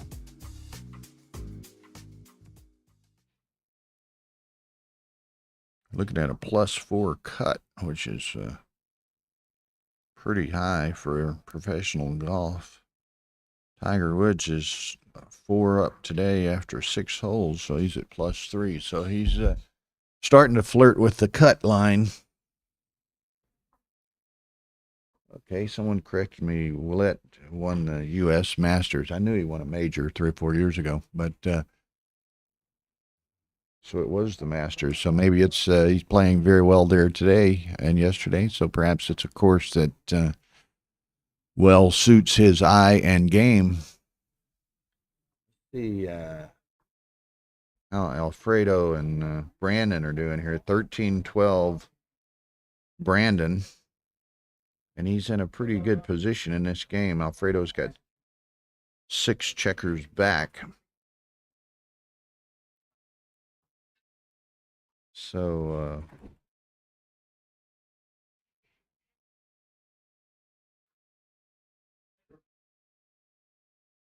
okay, we got some chat fans of Alfredo there. He won a big match yesterday against Neil Kazaros on the stream.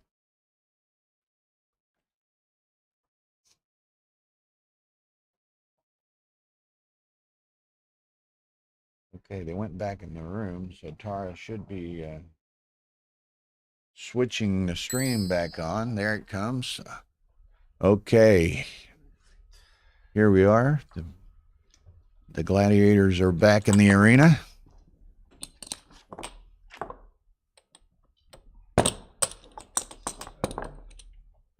Danny Willett, yep, won the Masters 3 or 4 years ago. Just out of nowhere. And so those are great stories, though. Okay, here we go. 4-3, Neil. Neil's up. Or no, actually, I thought it was the other way. I'm sorry. 4-3, Ari. 5-2. So Neil's up, what was that? 3 away, 9 away. 4s for Ari. Make the 5-point.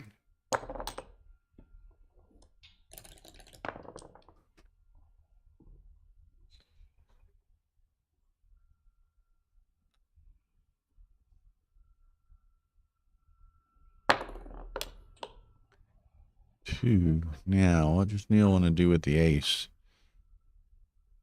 I'm thinking he keeps going to the 3 with that checker, but what do I know in comparison to Neil?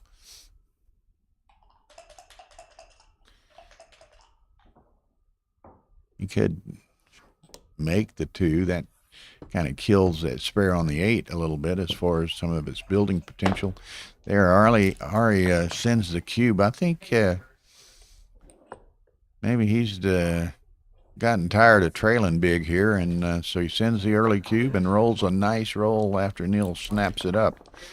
So Let's see what happens. 4, 5. Well, that's kind of a difficult to play. Neil's going to slot 2 inside, so it's interesting.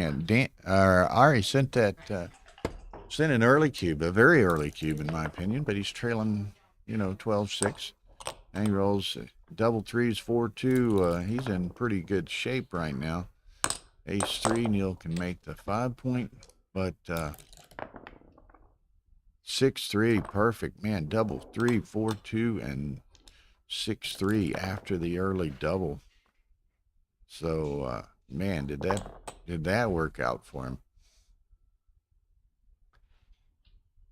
Like he took that break and came back with a different mindset that I got to make something happen. And sent the early cube. Got a couple of, well, 3 great rolls in a row. Now he's got Neil with 3 checkers behind a 6 prime. So those things happen. Like I said, I think Ari came back, took that break and just said, "Okay, I'm going for it. Win, either I win or lose, but I'm going for it."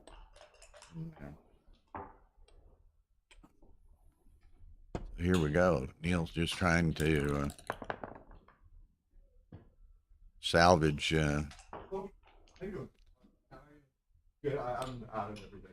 Oh yeah. Yeah. Trying to salvage 2 points out of this by saving a gammon.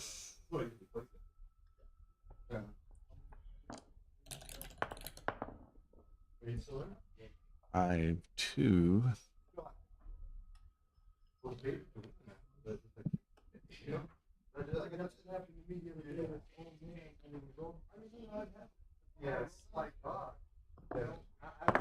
So again, Neil's just got to try to be careful, but look at that, 6-3, leaves a 9, and the 9 rears its ugly head. So Ari is very likely to pick up 4 here, which will close us to a 12-10 match. Neil needs to roll little here. He would have liked to dance for a couple more rolls, but now he needs to roll small. There's a small. So he plays in. He kills 6s. Wants to try to keep from crunching as much as possible. Ari's going to... So needs another small number. Gets another small number. Now, he hopes that he can get... There's a big number. In fact, that's a shot. So what an unfortunate roll for Ari. But, of course, Neil has 2 blots in his home board, too.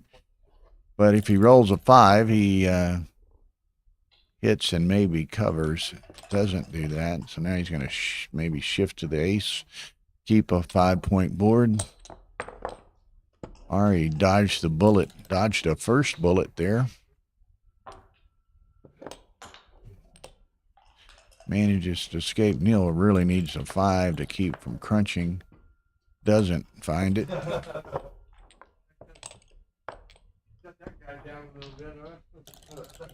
Okay, Canary 5-4. That'll work. So there's still some danger in the bear in or bear off, but a very good position, perhaps win 4 points here. 6-1. Neil's got what, 12, 13 crossover down. That's a good start. Ari's got 14 to get off. Getting them off one at a time isn't too good. Neil's going to take a crossover somewhere here. He's going to play the 10. Ari keeps up the take 1 checker off game. So this is and Neil rolls boxes. So Neil's going to save the G here, which wow, it was looked like it really close, and And Ari rolls 3-2 again. He's rolled 3 in a row. Taking off one checker, 3 rolls in a row. Neil rolls a 4-1. Could he get that unlucky? Oh, nickels. Okay, so that goes a little in Ari's favor. 2-3. Neil's gonna efficiently wait one more roll, see if he gets a shot. Nickels again. Whoa, nickel. So just when it looked like Neil had, and third nickel. So Ari gets a shake at it, but man, what a bunch of big dice. And a fourth nickel. Oh my God. Neil rolled 4 out of 5 rolls. Neil rolled 6s and 5s, and Ari rolled 3 sets of 5s. Wow. And that's live dice, folks. That's not online dice.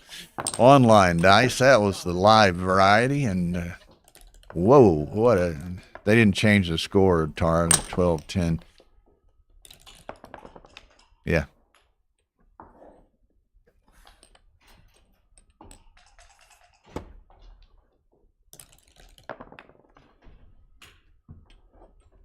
Okay, boxes. Okay, she's going to get him to change the scorecard and scoreboard. 12-10. Right. Okay. Thank you. Keep our viewing audience abreast of an accurate score.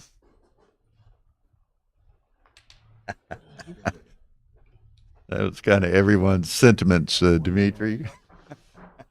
Those are live dice. Yeah, you had a big lead when I looked earlier. Okay, and Brandon Macklin came back from 9-0 down to defeat Alfredo Enos 15-12. So great comeback by Brandon against a very good player.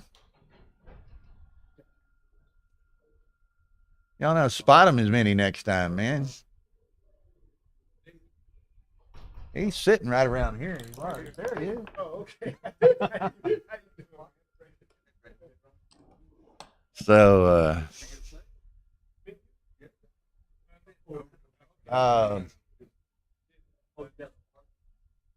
I don't know. We'll have to check with Tara. I think, did she step out? She stepped out.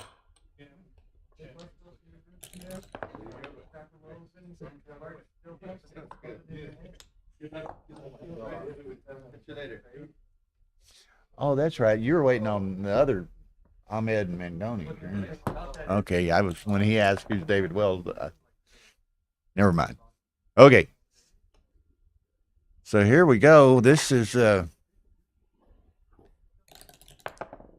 it's interesting because Neil's thinking maybe this nightmare's happening again. He was up 11-3 or something, 10-4 to Alfredo yesterday, and Alfredo came back and beat him, and here he was up something huge. What was it?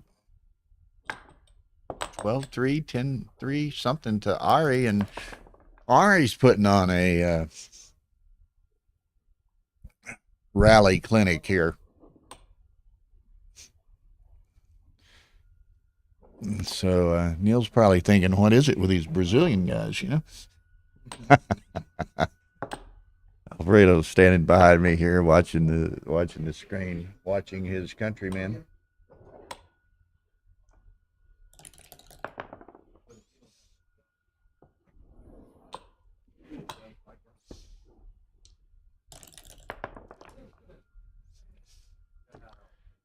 Okay, what's he gonna do with that? Okay, doesn't. Neil's got a good board, so he didn't want to give him the indirects.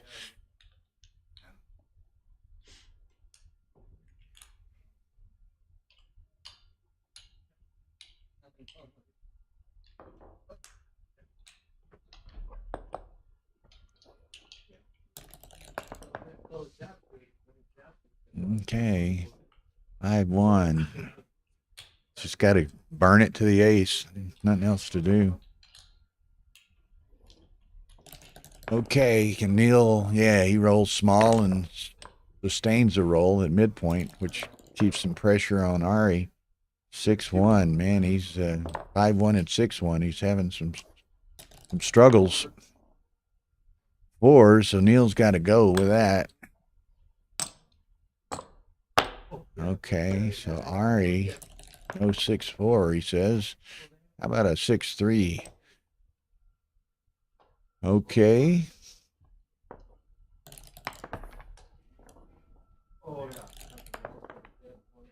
6-2. I don't think he can, he's got to do this. He can't step out there into that. What's that, 6-5?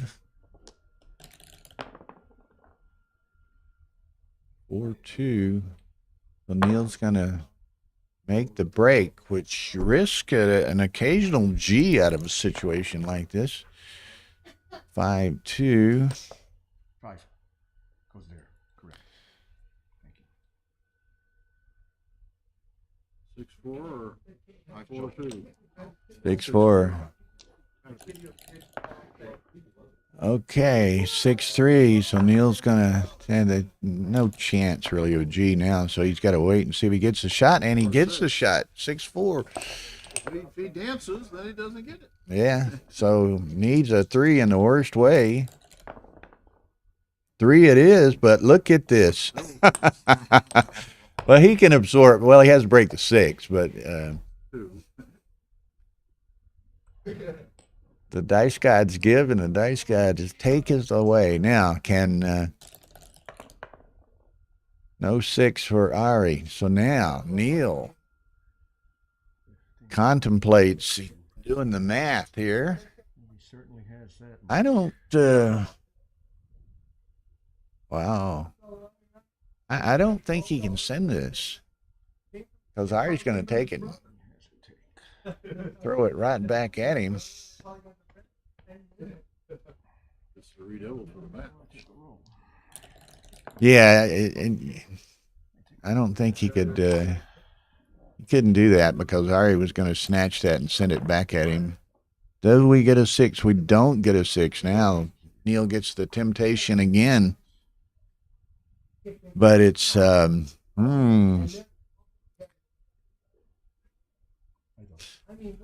don't know. Dimitri knows. Is this right, Dimitri? And if Neil does it, it's probably right. But there's every temptation of Ari taking this and shipping it back on the next roll with an 8. Because he's going to be down 14-10. He's got to win 3 games, 50-25-13. So he's going to be down in a, 13 to 15% range if he drops this. Yeah. Now, so this is interesting. What do you think? Dimitri doubles now. He drops it.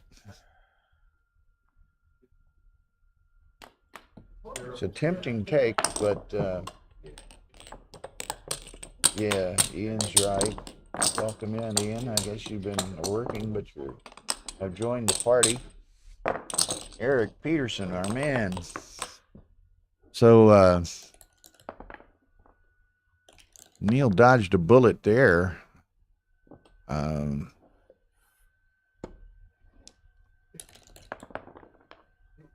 5-3.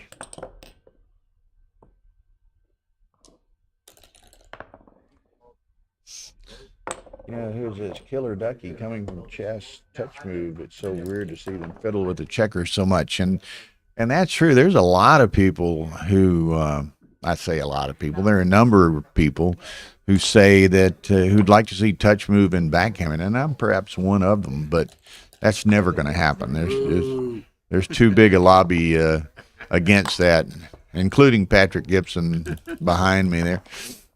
But I know Neil's a big proponent of touch move, although he's been doing plenty of checker fiddling today. But we shall see.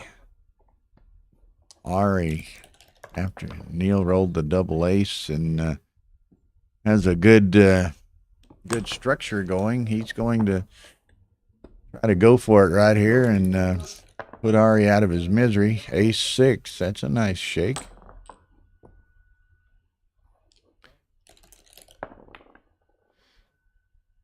Neil's in kind of the nice position where Ari being 5 away, it doesn't, you know, the gammon doesn't particularly hurt him if he gives up a free drop, but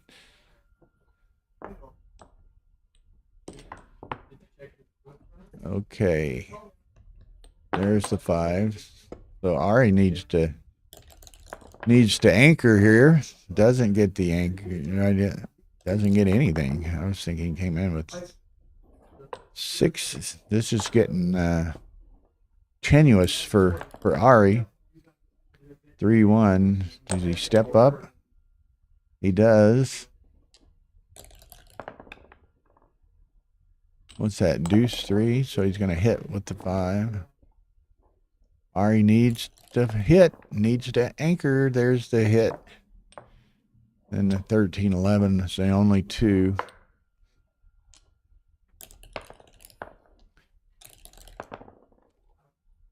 Or 1. It's kind of ugly for Neil. Doesn't have much flexibility in that play. So can Ari perform again? He does. Same number, 4-2. Wow. Now what? He only had 1-2 last time and got pretty limited choices this time. 4-5 hits.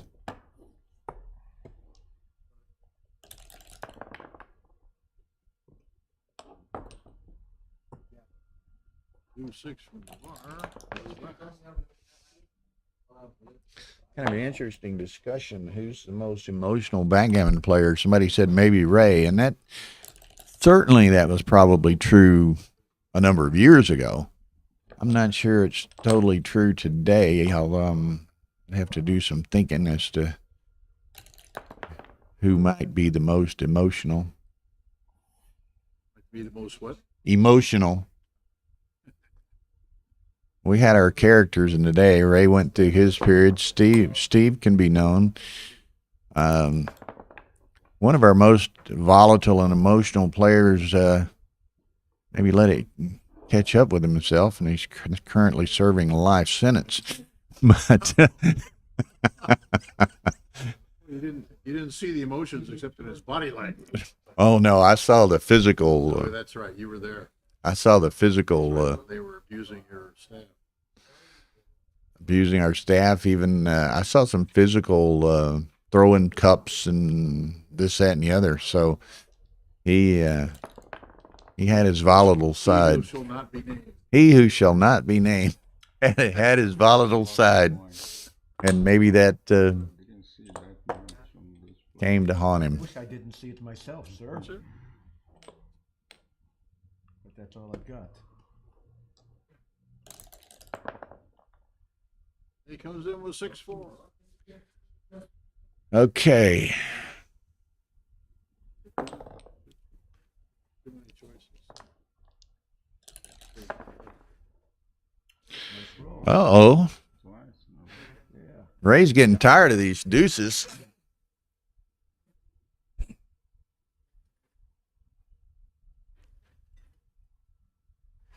Who knew blocking the 11 point would be so strong? Yeah, who'd have known, huh? Patrick says, who knew blocking the 11 point would be so strong? Okay, so What? 5-4. So go to this. Well, I'm gonna say go to the 6, but man, it's kind of ugly. You could put 2 on the 10 and take your chances with getting hit. Neil probably doesn't have any more 2s. He'd been rolling them out of his butt. So, okay, so Ari's gonna do this. 2-3. Again, it's kind of interesting. I mean, obviously Ari has to win, but you know, the gammon doesn't do him a huge amount of good. So, I mean, the important thing is not to get don't get too risky here by any means. Just make sure you get the win.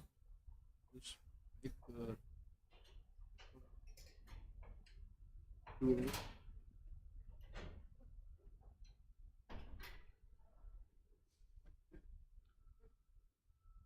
So you might tell Rory Jeb we need one match. We'll soon need a second match. There's a number of matches finished, so you might talk to them and alert them. Okay, we're trying to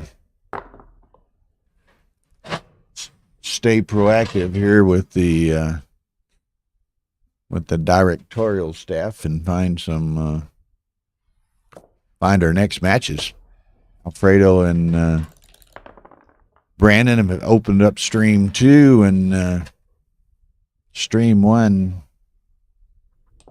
may open up soon, although I already hope it's later than sooner.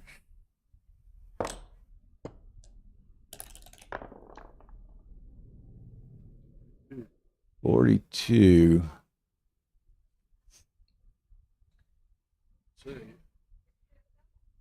Again, he's going to give him the 2 shot. I mean, the others bury the ace, bury the checker to the ace. Neil, he's a 2 shooting king here. But what's the 4? Slot. And then which one? Which slot? The Yeah. 4 or the 6? It's just so there he is, 4 blots out there. Ari got visions of grandeur in his head here. 5-2 doesn't hit him, so that leaves a lot of pointing numbers. There's one of them. He makes the 6. Ari, no. Neil needs a big number here and there. What's that? I see a 6-3. It looks like, but.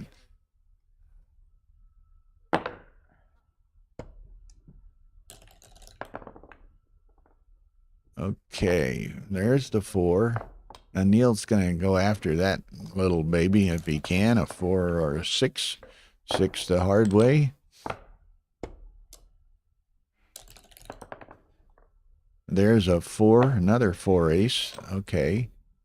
So that was good. Now, Neil's got a lot of blots out there. If he dances, look at there, 4-2. And he's looks like a skilled marksman today. 3-6. Neil, the sniper, gonna get his marksmanship medal.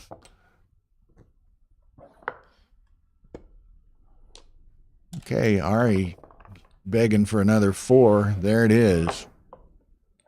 That dupes the 2s. If Neil rolls a 2, he has to come in first. So 6s now. Ari'd like to pick up this checker. Doesn't get it, but that's okay. He's got 4 back, so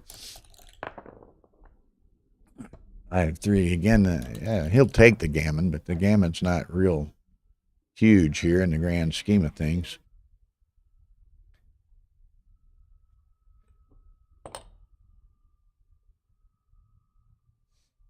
Just don't do anything risky trying to get a G that's not going to buy you much. All it buys you is a free drop. I know I'm not breaking it personally. Neil's been hitting everything. Oh, break it and bring it home. 2 to the bar and 1 more in. No, he's already played 2 though. There's the 2-6. Okay, here we go. Be careful, Ari.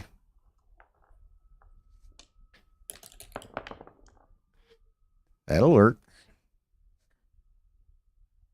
Guess he's gonna. Well, what do you do with it though? I mean, there's several options. I might make the 2-point and play the ace and get that guy out of my hair. You know, just get him out of my hair. I don't like that as much. Definitely. I don't think that's right. Take it back, all right. Take it back. I think you do that, and then you go to the ace, and that way, little Wilbur there is his disruptive service is over. And he takes away all Neil's 2s. Yeah. Except for 6-2 and 4-2.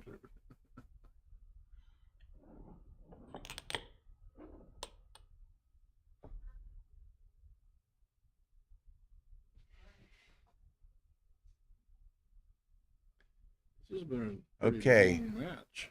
Dimitri, Ian, whomever else. What's the right way to play these fours? I personally don't think this is right, but Not do that. correct me. That's terrible. Correct me. What do you think, I'm sure he has Alfredo? I'm sure he has his reasons. Brandon, what do you think?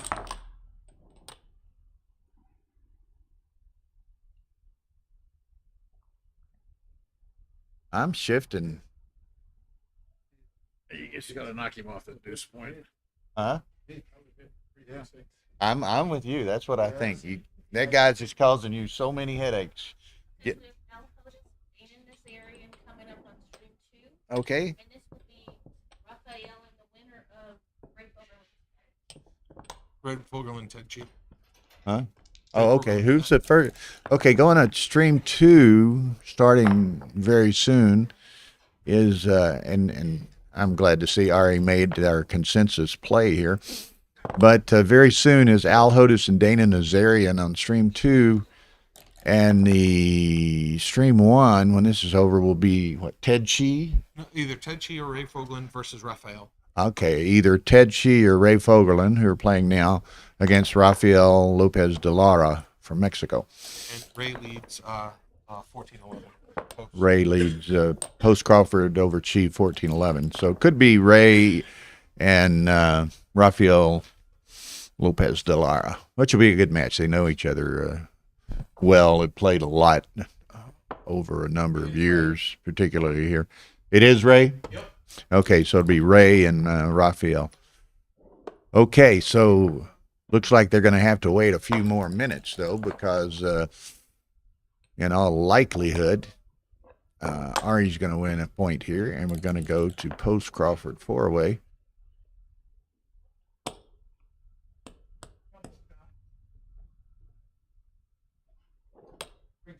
Okay. Everybody, Dimitri and others, Shlomo, Dimitri, all agreed with us to. And if Dimitri agrees and says make the 2, you can bank on it. Michi? Yeah. Dimitri. Mhm. Yeah.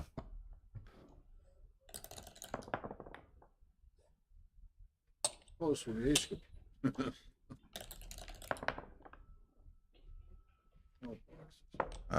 So, and again, the G wasn't. He'd have taken the G, but the G wasn't really important at this score. So it's going to be 4-way post Crawford. So Neil will have a free drop to exercise, but buckle your seatbelt. Sorry, he's going to be going for gusto early here. Okay, it's been at least 20 or 30 minutes since I said smash that like button from Mark Olson. So we got 130 viewers and only 50 likes. So I doubt 80 of you dislike what we're doing. So help us out here. And we're going to another game. 14-11.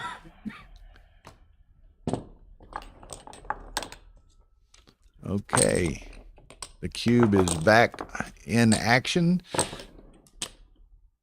Can you figure out how to beat this deal yet?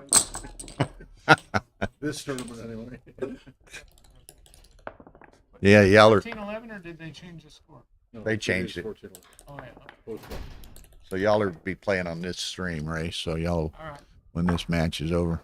So I have low pop rate. Where's There it comes. Neil takes it. Neil took that? Free drop. He got the opening Opening 6-2, so he takes. Okay, so here we go. Like we say, buckle your seatbelt. 6-2. A lot of points, make a point. That's the game easy. Aces. Well, that's unfortunate. Or Ari took away his chance to make the 5-point. But you can't make it till you start it, so he's gonna start it 5-3. Okay, Ari needs that 3 to make that anchor. Free what? 3-2, I think, isn't it? 3-2 or 3-3.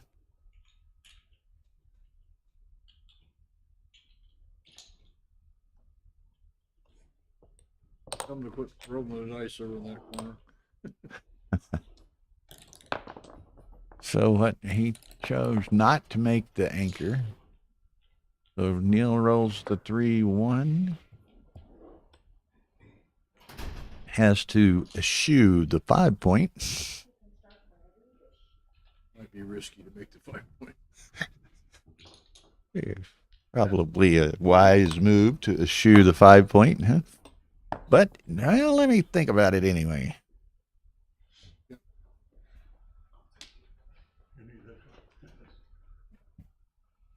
Oh, somebody posting as BMAB Internationals doesn't like Dimitri. Huh? Well, that's kind of a teasing, I'm sure, but kind of an inside joke, I guess. BMAB International doesn't like Dimitri. They're both on.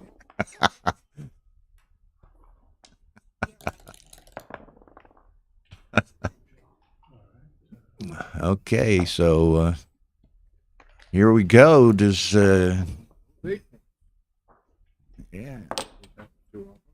Okay. Ari. 5-4. Don't have time to keep. That is what you do. I guess you just play 2 off the 8. What do you think, Patrick? Brandon?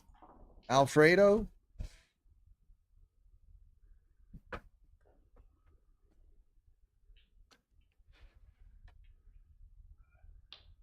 I'm going for it. What do you think, Z?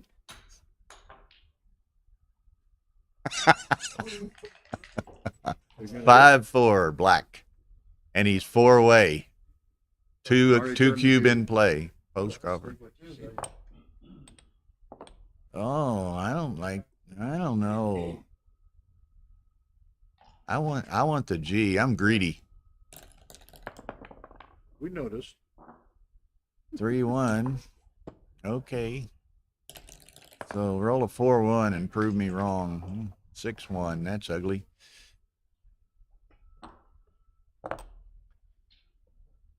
6-1 gives him the 3. I don't know. Might have left the 4. There's the 3. Okay, but Neil's got a lot of exposure here. Yes, he did. Trying to supposed to be playing gammon save. 2-4. Oh man, Hit, but I it's know fit. what Bill's doing, but I don't know that it's right. But in and hit.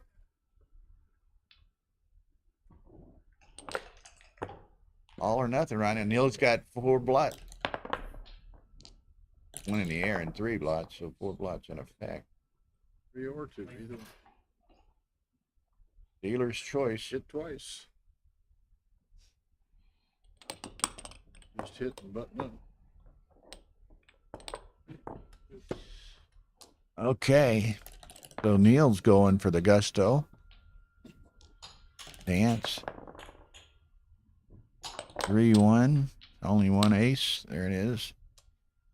Okay, Ari looking for some small numbers. He gets 2 of them.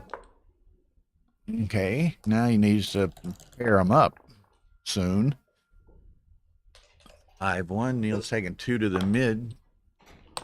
Okay, Ari needs a 6-5 or an ace. Here's the ace. Oh, he's going that way. Okay, that'll work. I was so focused on the anchors over here. Deuces, Neil. Deuces don't work right now. 2-4. What do you think? 2 down.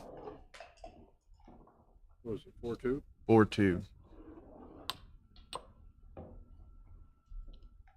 Okay, here we go. 3-5. 3-5.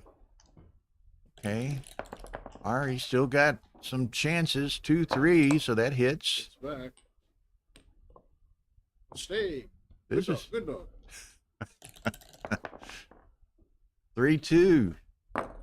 Okay, only a 1 one Sixes. worthy two. 6-1 he's going to hit. What do you think? I'm playing 24-23. Get ready to. What to do with the ace? Yeah, that's the ace. Okay, Neil. Who won the hard way? Gets the 3.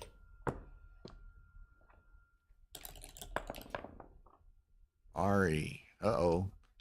We get a 5 here. We're in serious trouble if you're from Brazil. Oh, but there aren't many 5s out there. Oh, yeah. Okay, the mid was cleared. 2 6 from the bar. 3-5. 6-2. Oh, playing gives him the aces. Aces aren't there. Nickels again. There's that.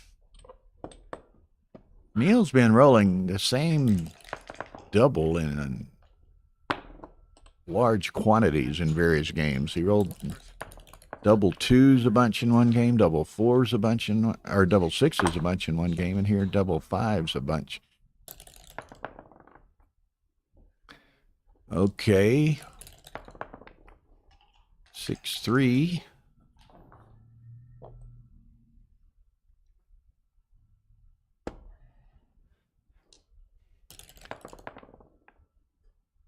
Four, 3. What do we got? Uh-oh, 5s. Where there's a gap, there's hope.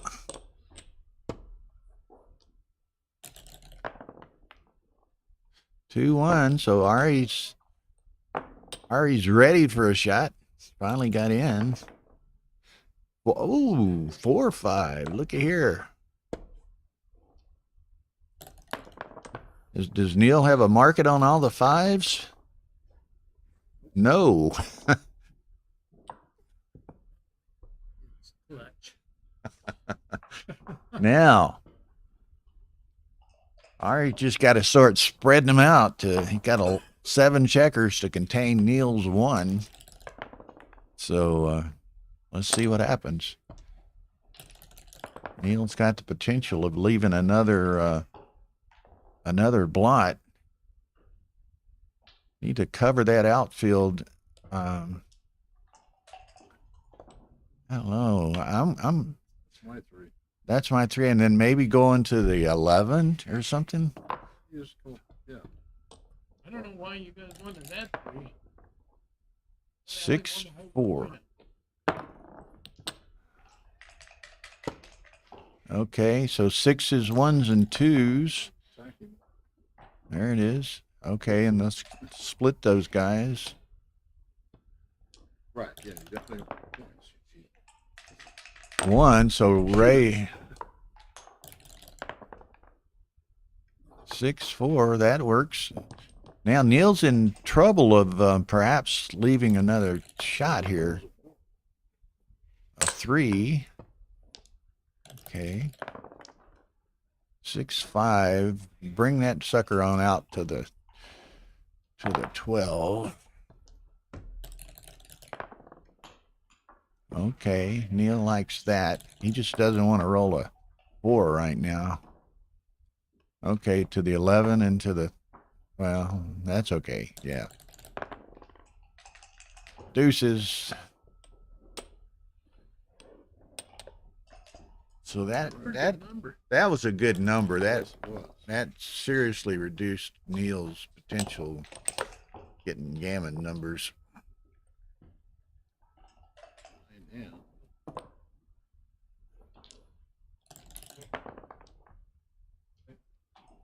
So he's going to make the point. Very likely to make the point. No. Well, yeah, okay. And the 5. What 5? I don't know.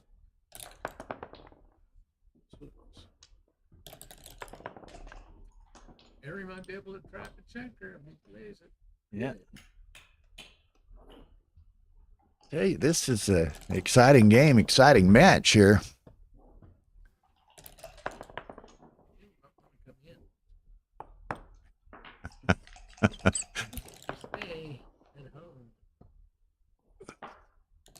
Harry wants to slot it. There's the slot.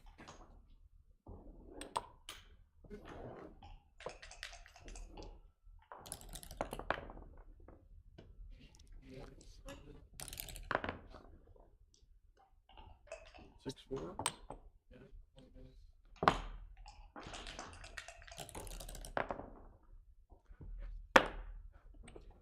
Okay, here we go. This could get now. Ari wants to dance. That's not a dance. Okay, but Neil's got to play now. He likes that. You're going 6-5. Is it? Okay. Ari. I guess come on around to the 12, huh? Okay, hope Neil has to roll something. An ace. You're out of my picture. He doesn't really like it, but I guess he's going to have to play 4-3, huh, Ray? I don't know.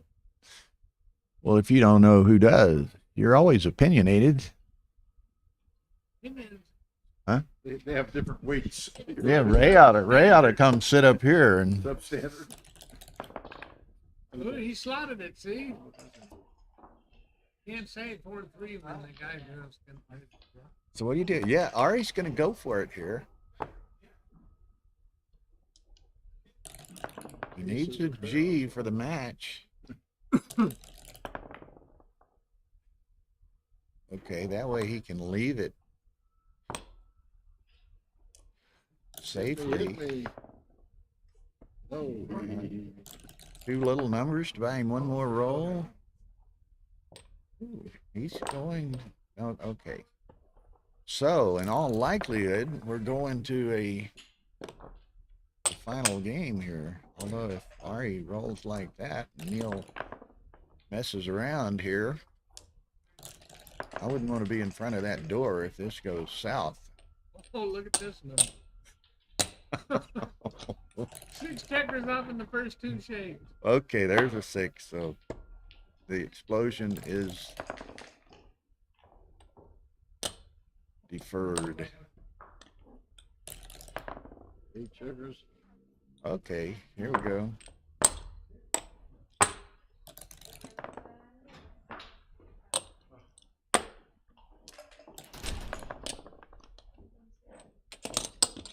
Lucky Nichols twice in a row again by the one more set. Give you that threat. What's he got? 4, 9. 3 in a row.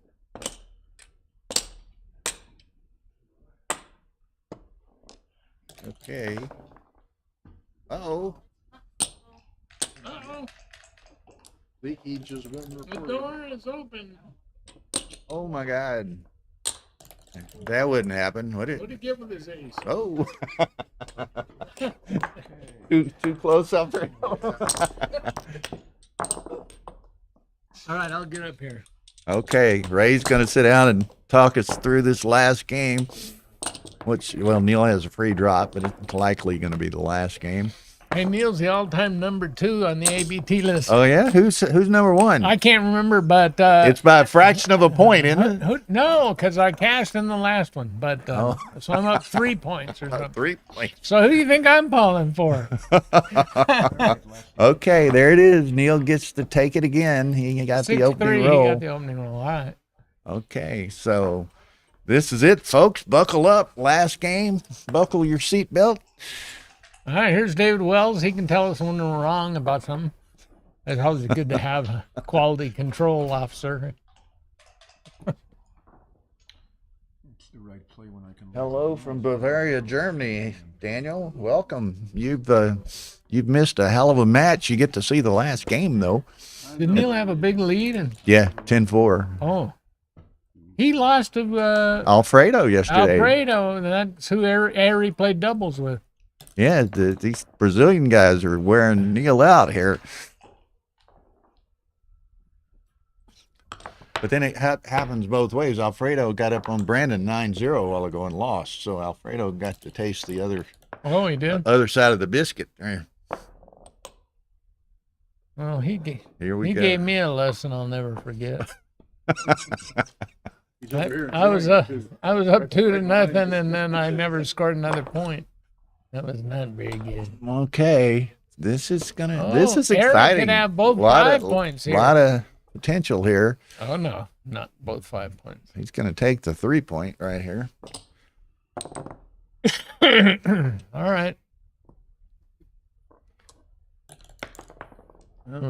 Who's going to be the first one Jonah to roll? Seawall from North Texas. Man, you have missed a match, Jonah. Here we are at DMP.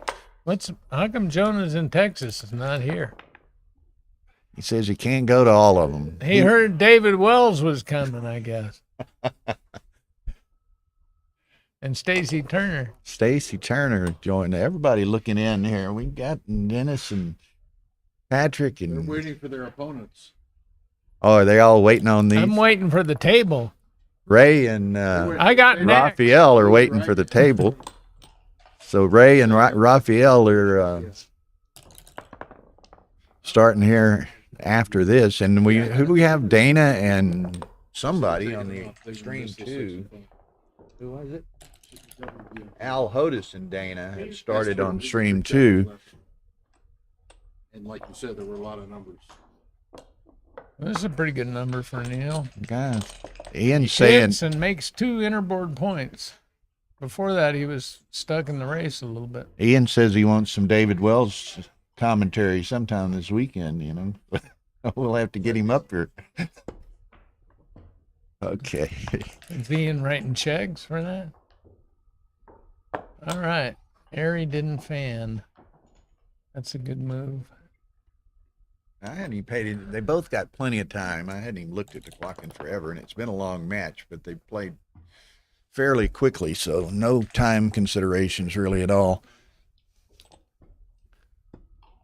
Oh, man. Yeah, they're going a little too fast for me to keep up with the race count here. You did donate yesterday, Ian, although you and Jonah are both behind Dimitri today, as Dimitri did donate earlier. And David said he would try to accommodate us with a little commentary perhaps later in the week sometime. So stay tuned.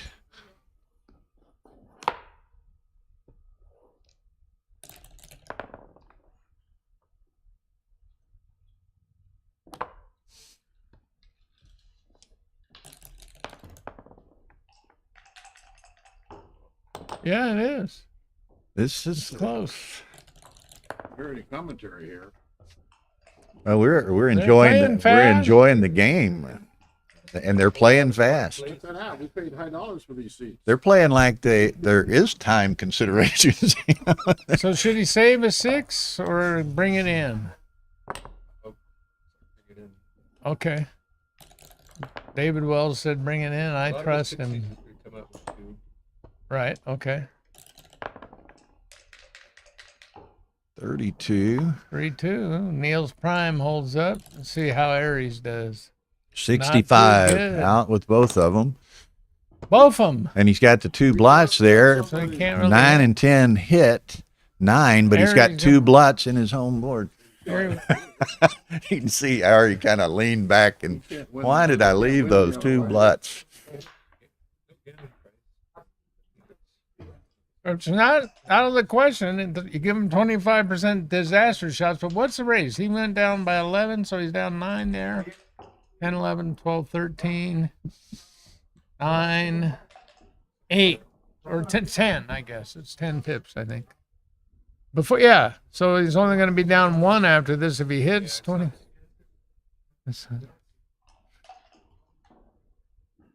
Right, to not hit and just go ahead and make the ace point and slot the 5 point, right? Okay. Now that we've figured out the strategy for Airy, he only has. Oh, Pat wants a hit. The Pat fans always wants to hit. They all want blood. And this is an interesting situation because Pat is the last guy in the room that would ever in a million years hit. But he wants to see someone else do it. He doesn't mind blood as long as it ain't his. That's right. He's clearly losing a little, so I think it's really tough. Really? Yeah. And he's taking his time. So Airy seems to understand that this is a tough one. But I think this game's going to end up mostly being a race, and so you want to have the 5 point slotted, and you might as well just make the other point, the ace point. I don't know if he's going to. You know, and this is a sort of game. Again, both of these guys have played relatively quickly. Most of the match they have plenty of 20 numbers, time. You don't lose all their returns. 20 back, it's double 5 only. Actually 5-6 also hits. So Yeah, I wouldn't be surprised if on a rollout it turns out to be a hit, but it's a hard play to make over the board. So you got to give anybody, even if it's wrong, you got to give somebody credit if they You can hit consider two it, inner-board blocks. and especially if they do it. And this is I'm leaning now to basically hit, double but I match think point. Gives every turn. Look there, underneath Dimitri. Backgammon, Dimitri says must hit. Jonas says must hit. Yeah, I think it's a Really? Oh, Yeah. and David Did Wells you is say no? advocating a hit. David Wells is advocating a I hit. think it's a really tough. It's All right. A lot to go through. But these guys are saying must hit. Jonah hasn't lost a match this year. And most of last year. You have enough like that. Here's one. Neil doesn't want to be hit, so Okay. it must be right. What do you think? Yeah, there's definitely some life after death. Aries. When it works, you're just. It works. What? You're a hero. Okay, but let's say that it doesn't look like he's hitting. Why isn't he slotting the 5 point? Might get a fly shot, but he's not going to get many. Right. But Like he's a 10 gonna. shot. He's going to get like a 10 shot.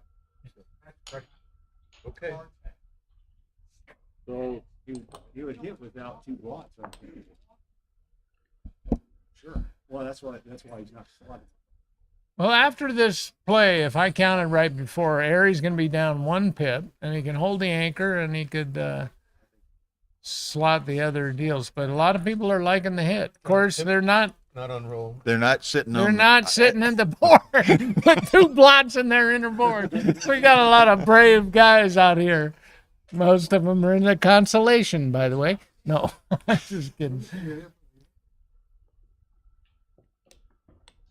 Okay, so he finally decides on the one that he. He did the middle play. He's might. Okay, Neil, look at this. A pointing play. That's a nice roll. 6, We'll see if that 4. gap on the 5 point hurts Harry. And Well, he's not going to have a gap what did he roll now. last row? What did Neil roll? 5-4. We would have come in and maybe hit on the. Would it have been one on the 9? I guess there would have been. Oh, Yeah, there would have been one. In fact, there would have been. He would have hit 2 with my play, I think. he wouldn't hit any. He would have got by with 5. Well, I was slotting the 5 point, so I.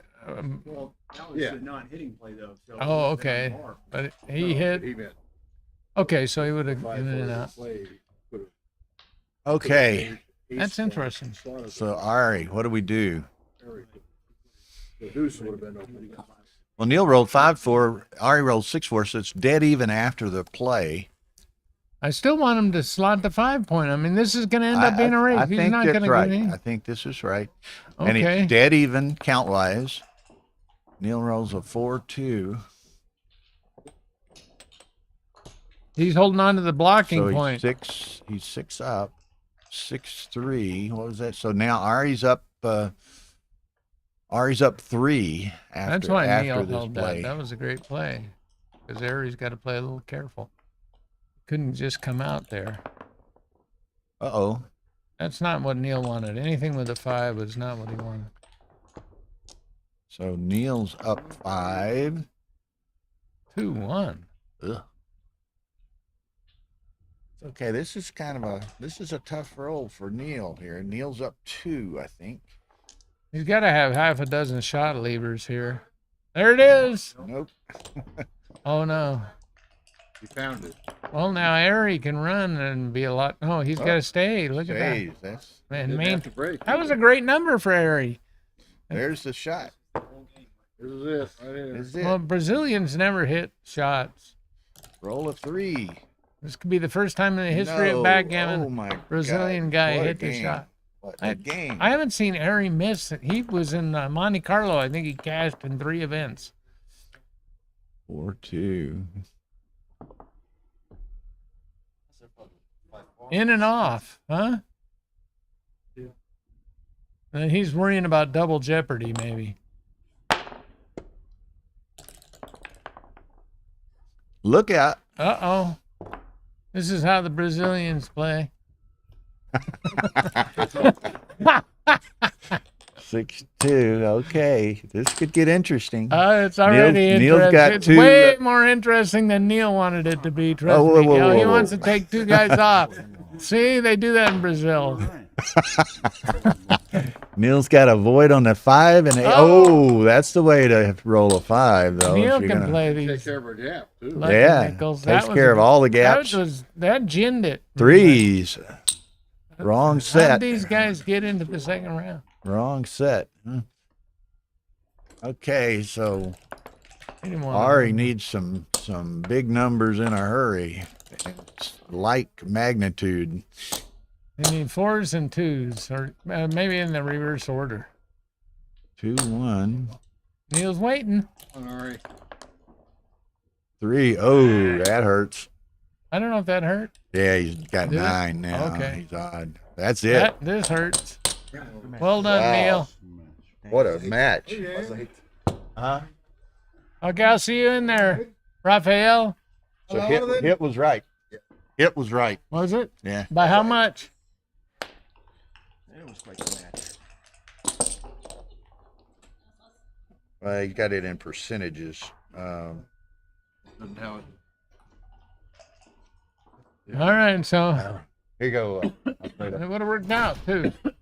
Great match, wasn't it? I guess I Man. only saw 2 games of it. Okay. Got pretty close. So now, wow. Can Ray and Rafael follow that up with some excitement and good play? We're gonna soon find out.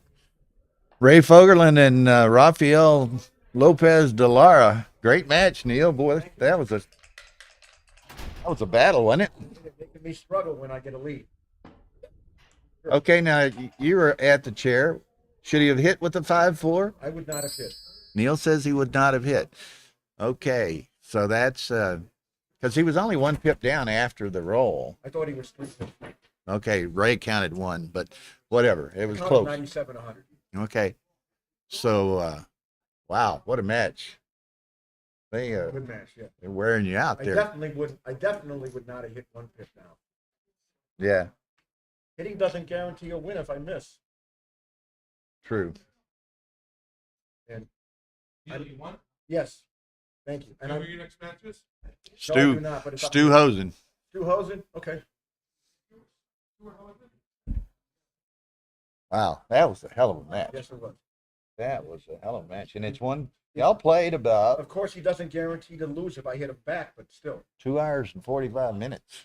That Well, was it's a 15-minute. It's a 15 point 15 match. pointer, yeah. And we played a decent pace. Yeah, y'all had a lot of time Clock left. is right, yeah. And I made sure I slowed down. So that was great. Looking at and Tar's got the brackets up there right now. Where are we? We've got Neil will be playing Stu Hosen. We got Al Hodis and Dana playing on stream 2, and we got Rafael Lopez de Lara and Ray fixing to start on stream 1. Okay, so did the Kibitzers run that 5-4 play of his? Did he have hit? Yeah, Alfredo ran it on mobile, XG mobile, and it said hit. You're playing Ari. Okay. By how much? It was in percentages, and I'm not that familiar with it, but it'll have a 10% difference to hit. 10% difference in winning chances? Well, whatever, when it That's shows enormous. percentages, I don't know. That's enormous. You're playing Neil? Then he should have hit. Give me 5 minutes, please. Sure. Take away time. Okay, so much for the brackets. We're getting the gladiators entering the arena here. Hey, Ray. Let me hit the pin. If y'all don't start, so I stick my head in. Don't start. Okay, Rafael. Okay. How are you? Good. Take him down.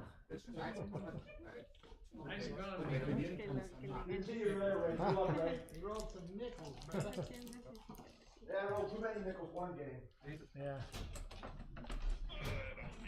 this. Bill said don't start until he sticks his head in. So. Whatever that is.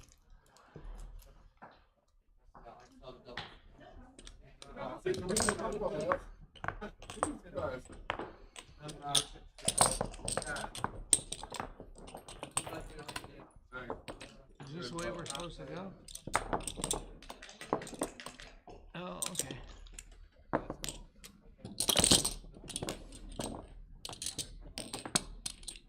You brought her again? He's never lost to me with her sitting there. I'll tell you when Bill's back. Just hang on a second. See, I'll see him from the camera.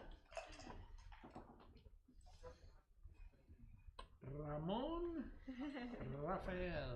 Ramon Rafael again.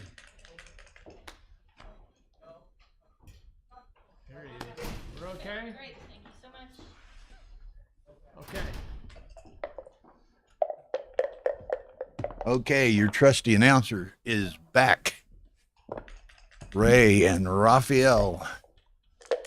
15-point match, round of 16.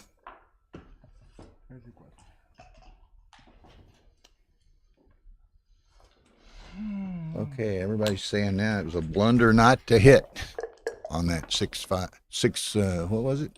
5-4. Okay, now, boy, these guys are going to have to play a hell of a match to match that last one. Whoa.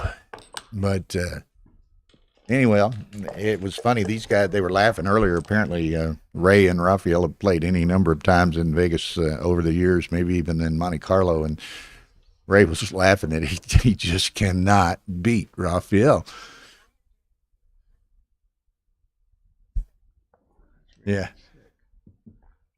Yeah, Rafael's been coming to Vegas for a long time.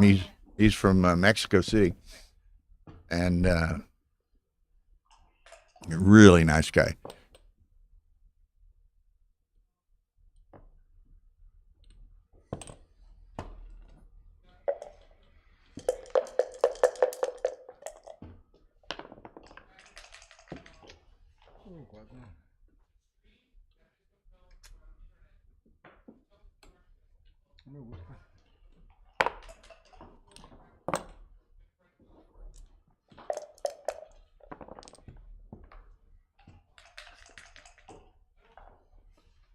Okay.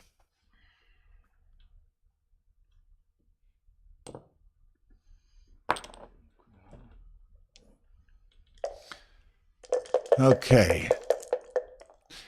There's some talking going on behind me that's distracting me, so I apologize. But what an odd structure of a game going on here. That Ray's got heavy stacks on the 6 and the 8.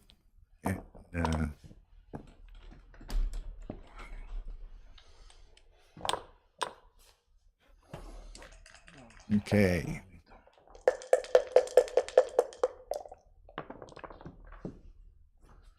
One six From the bar? 1-6 1-6. Man, I'm still coming down off a high of that last match, so I gotta get back in the flow of it here.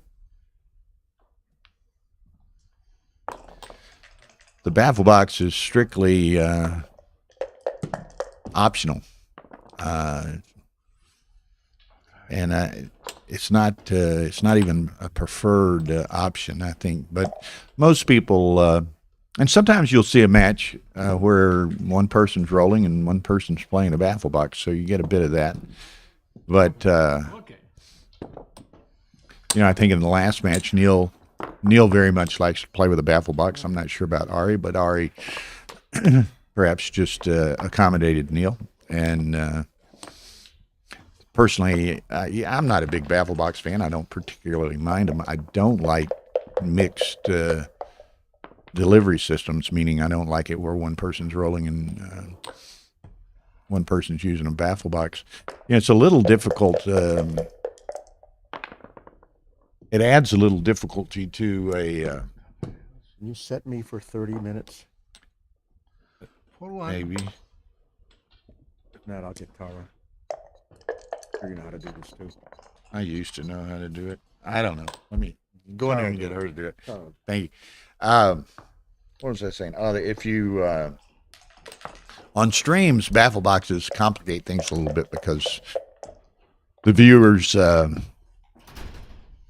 normally like Rafael and Ray playing here, you can tell who's making a play or considering a play or whatever by what side of the board the dice are on. But with a baffle box, you don't have that luxury, so it's a little bit more difficult.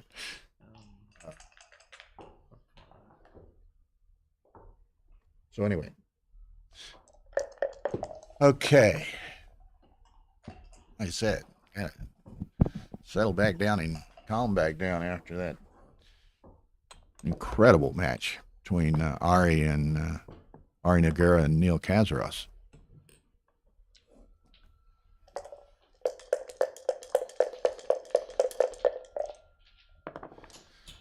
Okay, so here Rafael got 2 in the air already.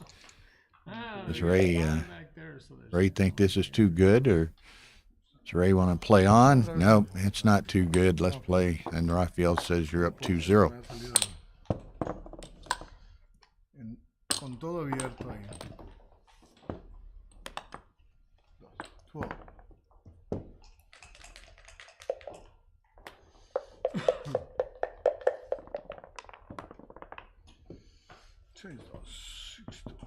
Now, I might note we got this game on the BMAB, or not BMAB, I'm reading the notes here, BMAB.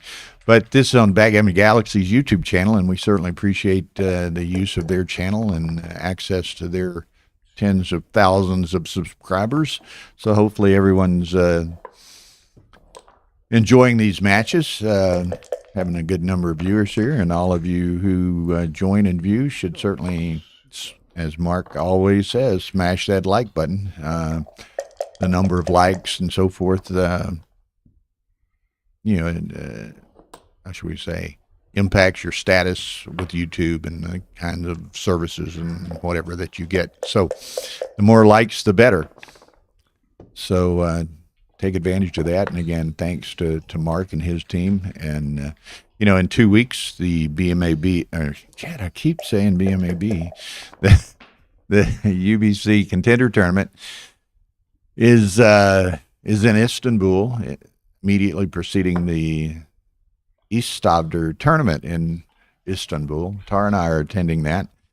A couple of other Americans we know will be there. John O'Hagan, who won the UBC USA Championship in San Antonio in February, will be there for the Contender Tournament. And Nick Blazer, a good friend of all of ours, who's kind of the voice of Galaxy and the UBC, will be there.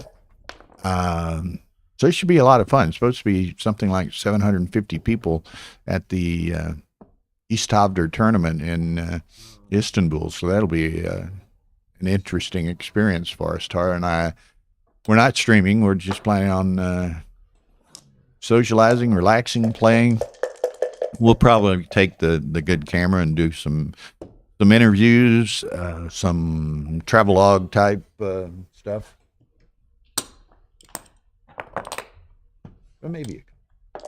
So that'll be fun. And the same weekend here in the States is the Cherry Blossom Tournament in Washington, D.C. So it'll be as this week is with the U.S. Open here in Las Vegas and the WBGF event in Venice. Just a really active backgammon week. And so 2 weeks will be the same with Cherry Blossom in the States and the UBC Contender and Decisive tournaments in Istanbul. So going to be pretty busy. And Tara and I will maintain a very busy schedule over the next few months. Early April, we're going to be helping Jeff Proctor with his great event in Atlanta. I'll be doing some directorial assisting functions, and we'll be doing the streaming from that tournament. So we'll get to enjoy Tara's state-of-the-art streams from Atlanta. And then in late May, we'll be with Rory again at the Chicago Open in Chicago, Memorial Day weekend, doing the streaming there again. So it'll be this same style of just incredible production that Tara puts together. And, you know, a lot of people behind the scenes, but some really great equipment, great state-of-the-art production. And we feel, and I know Rory feels as a director and so forth, and others, that, you know, it's so important to the exposure and growth of the game to provide this type of coverage and this type of exposure. And then let's see what else. Then there's a few other tournaments in there, and I've skipped some of them. I apologize, but first part of June you have the LA Open, and then you have Michigan Summer Championships first part of July, and then late July, I have a banner right in front of me. July 23rd to 31st is the Backgammon World Championship in Monte Carlo, main sponsored Backgammon Galaxy, and Tara and I have been contracted to provide the streaming from Monte Carlo. So we're very honored and excited about that opportunity as well. So we're looking forward to providing this style of streaming from the World Championship. So it's going to be fun. It's going to be a busy few months. And of course, we're still, as some of y'all might have heard, we had a little fire and explosion at our house. Wasn't nearly as bad as it might have been, but we're still got a lot of contracting work and insurance stuff going on. So that's complicated by all of our backgammon travels. So hopefully, you know, by maybe once we get to August or something, things will calm down a little bit for us. But anyway, here we go. Ray's still, he's got 2-1. It's interesting, you know, Ray commentated a little bit the last game or two there with Neil and Ari, and of course Ray is leading ABT all time by like 3 points over Neil. So he was kidding about he was rooting for Ari in that match because he wants to stay ahead of Neil, and of course so now Neil has won his first round match as Ray did. So now Ray needs to win this match to, you know, stay in the running as far as many ABT points as he can get to stay ahead of Neil. And of course, Neil's trying to do the same thing. Neil's playing Stuart Hosen in the round of 16. Hosen, 20 years ago or more, perhaps, was regarded as one of the, he was a giant of backgammon, one of the best backgammon players in the world. He's been away from it for a while and lives in Las Vegas now, and decided to come to the tournament. So he hasn't been playing a whole lot, but he's certainly still yet an experienced and accomplished player. So that Kazaros-Hosen match should be a good match too. Okay, so 5-4 for Ray. He's going to bring probably 2 down. Rafael's got a nice 4-point or 4 prime. He's still got his 2 back checkers in their original position, so he can't really get too frisky with a cube or anything until he gets some advancement out of those back checkers.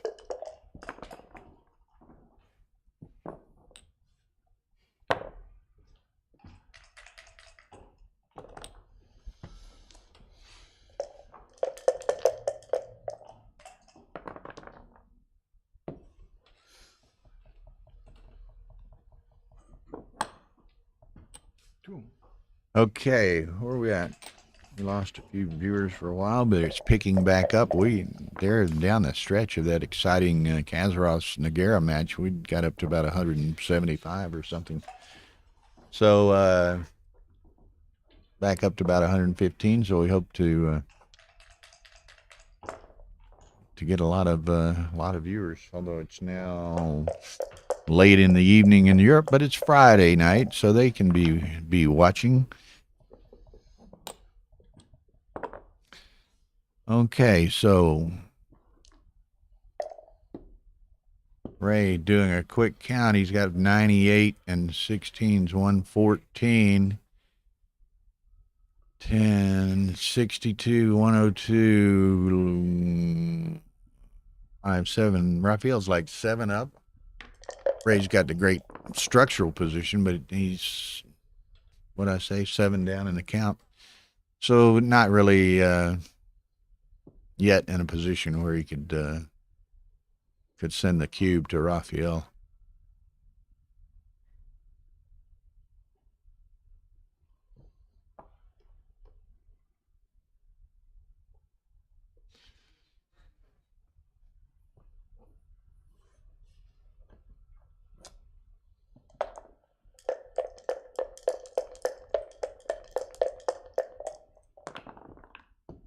Okay, 5-4. So what's he gonna do? Slot to 2, make the 3.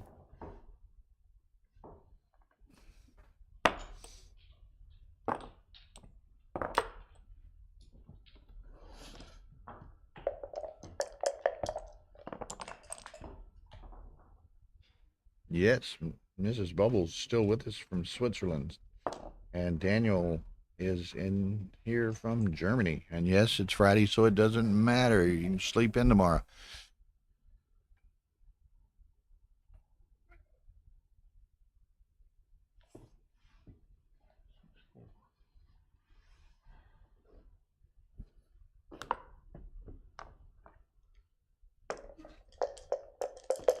Now, Daniel, Tara and I were in Germany last summer. We streamed the WBGF World Team Championship and World Individual Championship in Trier. So we very, very much enjoyed that experience, and hopefully provided a good job for all who watched that.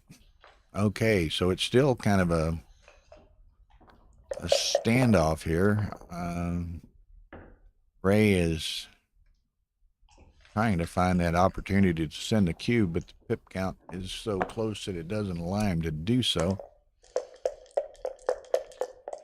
We got 66 double 4s. If he could only get it, Rafael's got an increasing racing advantage, but he can't get these 2 checkers moving in the back. Down 35. Ugh. Yes, Mrs. Bubbles. It's a great tournament in Trier. Tobias was the director, and then you had Andreas Hess and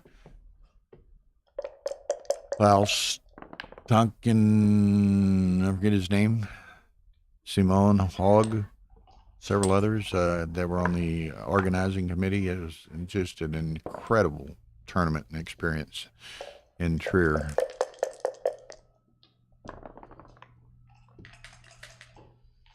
$45.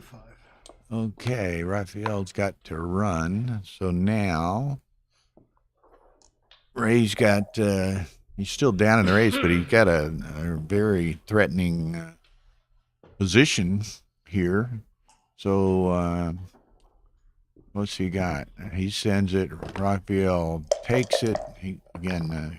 I didn't have a chance to count it, but it was pretty significantly in Rafael's favor. But Ray, follows the cube with a set of 4s, so that balances out that racing advantage that Rafael had. 6-4. Okay, so he's going to move on. Uses the 6 to efficiently get into his home board, and then plays the 4 from the rear. Now Ray finding his void with his roll, the void on the 4, so he could only take 1 checker off. Rafael 6s, he's back in this game. In fact, he's beyond back in this game. He's leading this game. So Ray needs to make some progress here. He might be, getting to take a bite of his own cube in return. But the double 3 certainly helps that.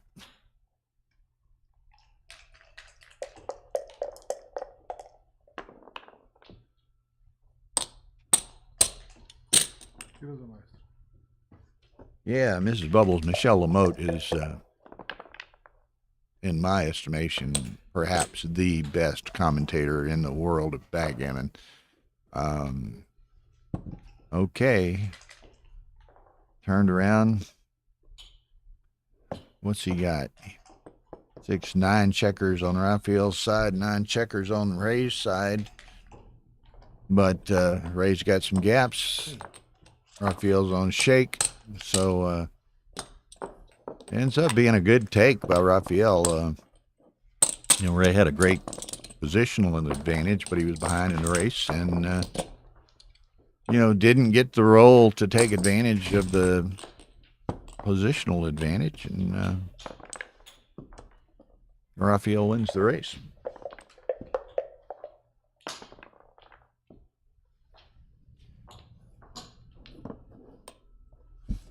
Okay, 3-2, Rafael. What are we doing in the other match? Let me switch over real quick. 7-4, Al Hodis over Dana Nazarian. That's a good match. Hodis is a very good player, been around forever. Nazarian is an exceptionally good player, not as well known perhaps as he might be, certainly internationally, and but he's retired now, and I think you'll see and hear more of him.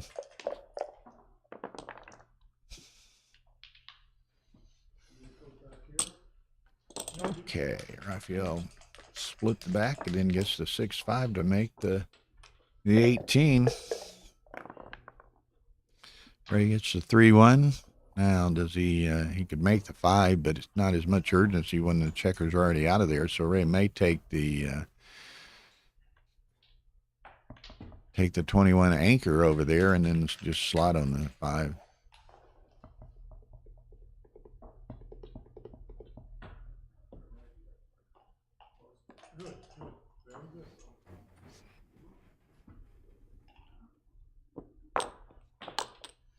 Goes ahead and makes his own 5. Thank you so much.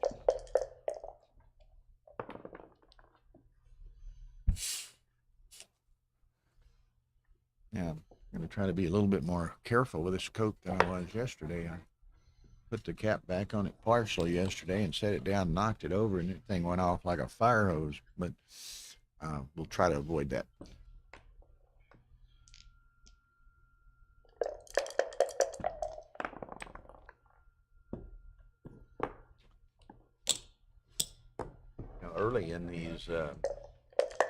Early in these tournaments, everyone's playing. No one's been knocked out, so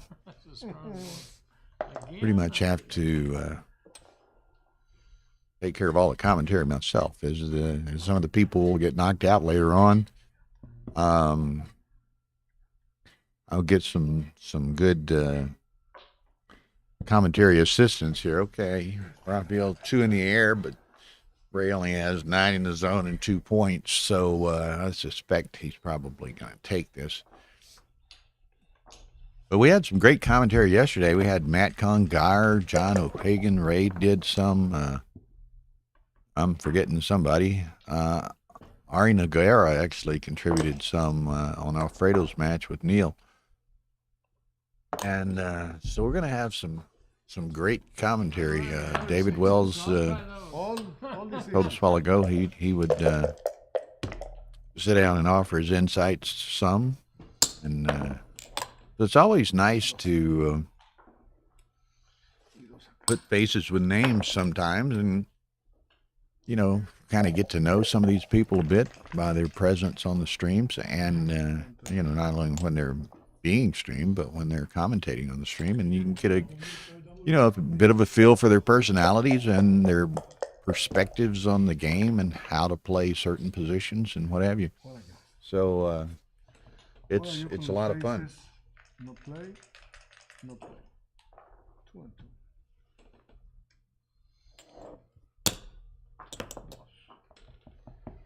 Todos mismos que juega este acá.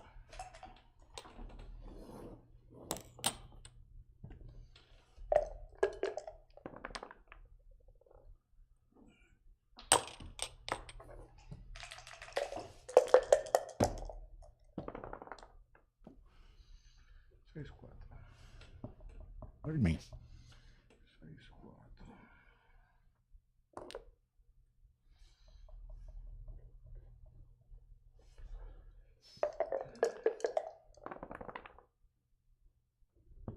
They're both rolling some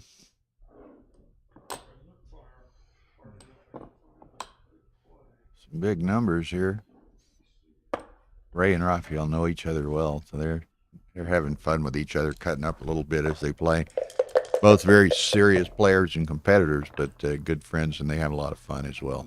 So that's always nice when you can have a little fun, have a little humor, as well as enjoy the competition of the match. Mapa es peligroso para los dos. Oh, No tiene otra. 6-1s are blocked all the way around, so Ray's just got to decide which ace he's wants to play.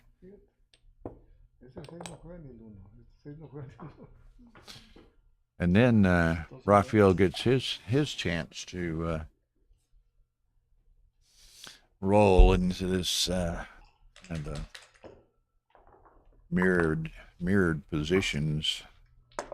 They're each have the mids and the bars.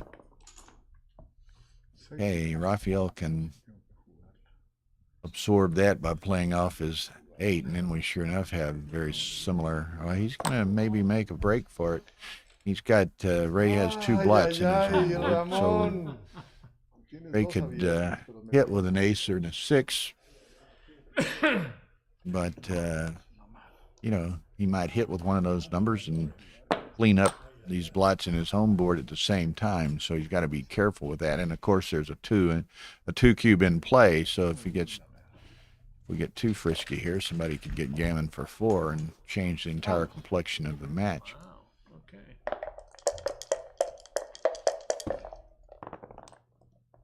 Ni 6 ni 1. Okay, so he gets hit, but Pues tiene 12 abiertos allá. well, he has the potential to hit, but he doesn't clean up the 2 blots in his home board with the number. But he's got to do something because the 6-1, right? So, man, what do you do here? Boom, boom, boom. Gotta hit. I think I hit with the 6 and then maybe lift the 4 to the 3 or something like that. That way you've only got to.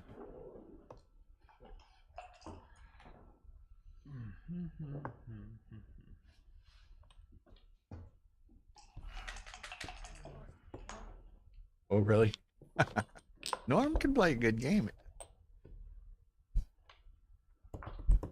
Tara was just telling me that round of 32, I guess it was, Steve Sachs lost to Norm Wiggins. Norm's been around forever. I think Norm is, if he's not 90, he's very close to 90. But still sharp as attack, plays a good game, and certainly, as many of us are, on occasion, capable of taking down a big guy. So congratulations to Norm, and I wish him the best going forward.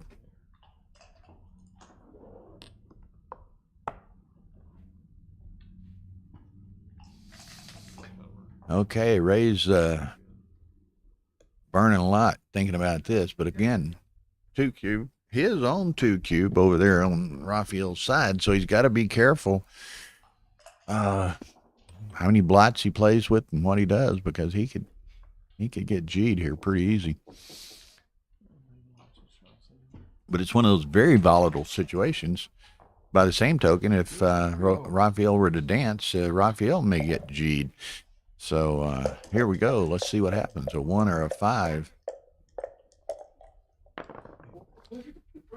And he does dance. So Ray gets the Ray gets the opportunity to return the favor.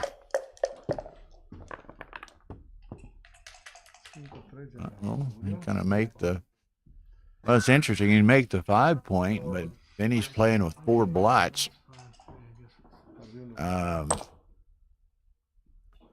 He could make the ace point, maybe pick up the 5. Yeah, that's the other option.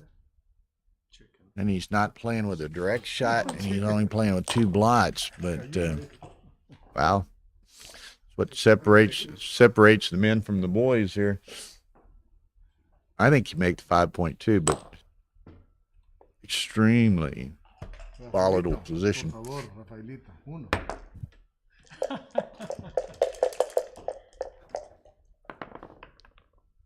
No. And he dances, so now Rafael searching for the clock there. There's the 5. So Ray's got an excellent opportunity at a gammon here. Yo sabía que era bien peligroso, pero yo siento que había que jugarla así. No sé, yo tengo muchos tiros. Muchos. 3 tiros. You will excuse my occasional sipping on my Coke here. You talk for hours on end and your throat gets a little dry. 3 tiros y no salió el famoso 1 ni el 5.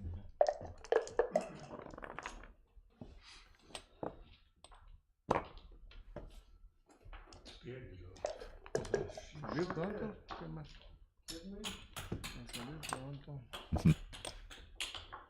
Now, how greedy does Ray get? He's got 4, 8, 10, 11 crossovers for Rafael. I think, yeah, Ray will take 2 off.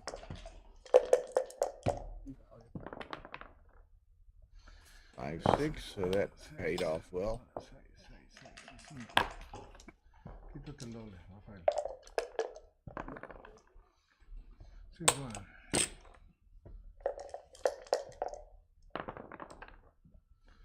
4, 3. 4, 3. 4, 3, 7. Good. Yeah, he's very efficiently working toward the gammon save. Take him over. I mean, there are other considerations, but generally you want to try to get them into the 6 and not burn any checkers burn any pips into your home board, deeper into your home board.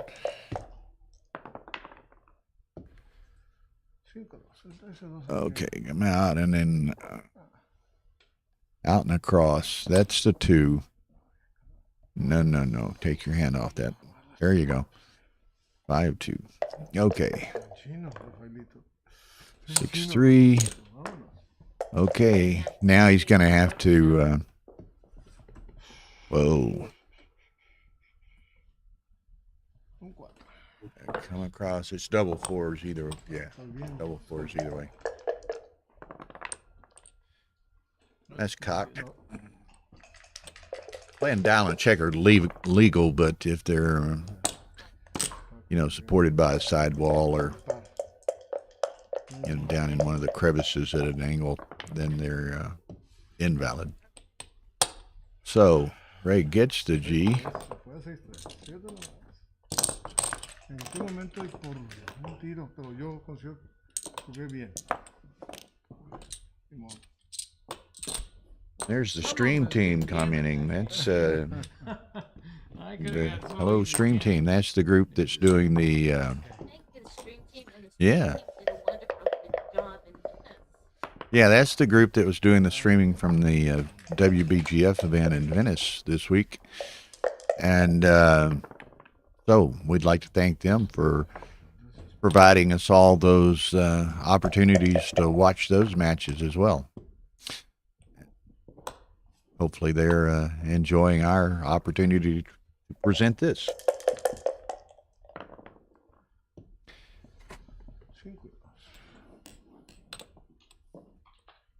Glance over here and see how Al and Dana are doing real quickly. 9-4 Al. So don't ever count Dana out though. He's a superb player, so that's a good match. That's over on Stream 2, which is on youtube.com/AP Live.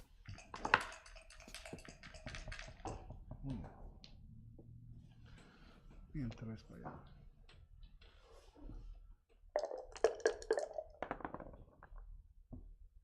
Ooh, 6 from the bar. 2-6. 2-6.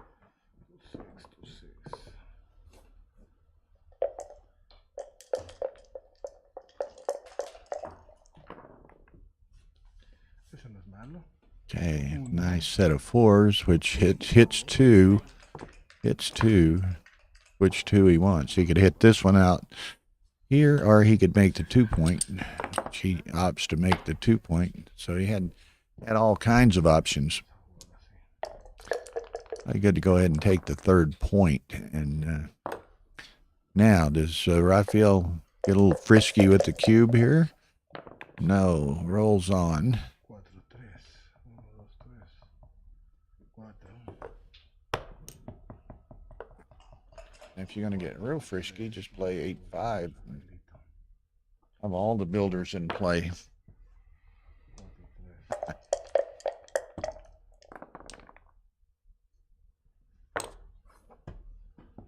Okay. Think about it, Rafael. Okay. 6. I don't think he thinks he's too good, but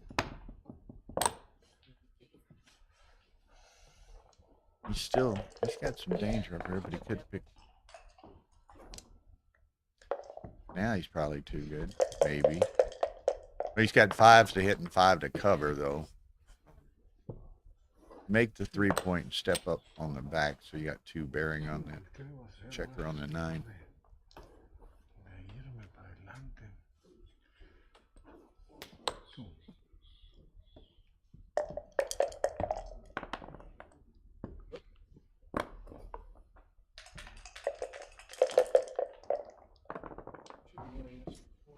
Okay, gonna have to shift, and then let's see what we do. Maybe, I guess. 2-6 from the bar. Problem was Ray had 2 on the bar.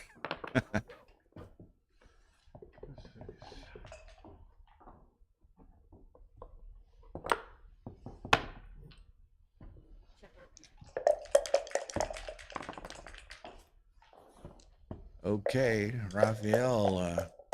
This is an interesting. I mean, that's a long play on reach, I think, but yeah, he's got to. He's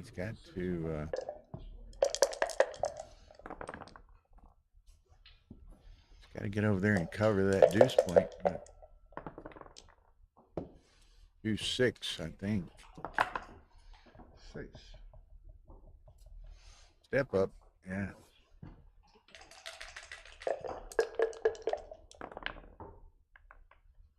Okay, needs 5 to close.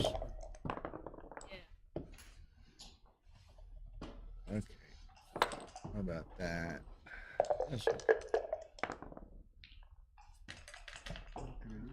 Okay, looking for 5 or 9 to close him out. There's the 5. Now,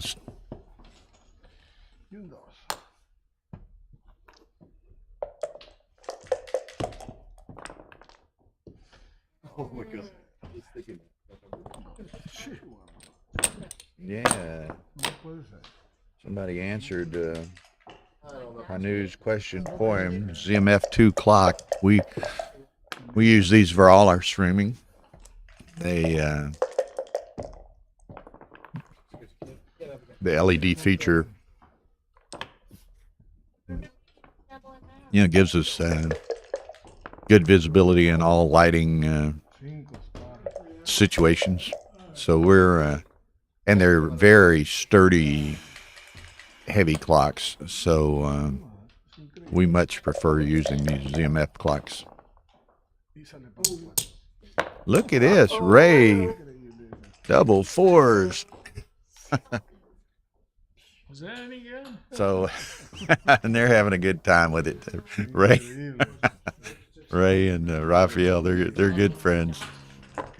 Okay, so now Rafael has missed his opportunities to cash.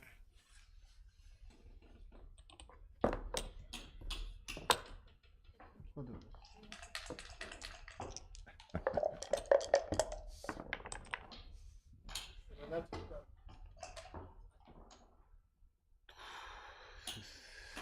No, no se lo tenía ganado, súper ganado. So such are the vagaries of backgammon. Why we all love it and hate it, right? I mean, it's 5,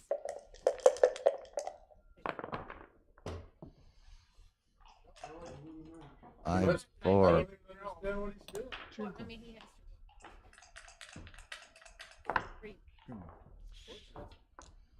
Oh, now Rafael's been. What we got? 4-3, so he picks them both up. Las dos me las regreso. Yeah, he can cover that, but I'd go ahead and get them both. 11 numbers hit. Increíble, 12. increíble. And this is Well, there's what, 1, 6, 3, 4, 3, 5. No. Oh, okay. Okay. Oh. 6. I have 3 dupes, so it's 8 numbers.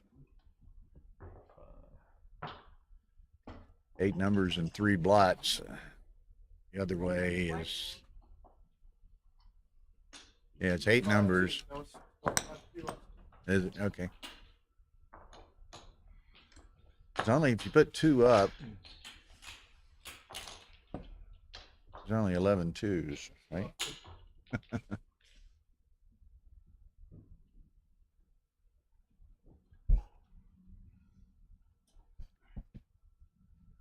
that's it.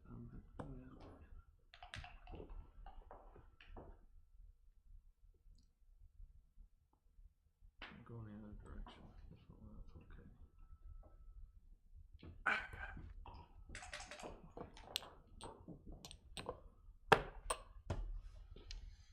Okay. It's a big swing. 5-4. Okay. Increíble. Now what? Now what? Well, I was laughing to myself, but Rafael turned out about 1 million cubes, and now Ray's gonna say, "Okay, Rafael, I'm gonna show you how it's done." Make the 8.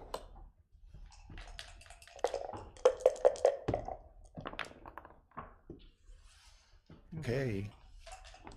What do you think, Ray? Huh? He's way down in the race. 3-5. You can make the 3.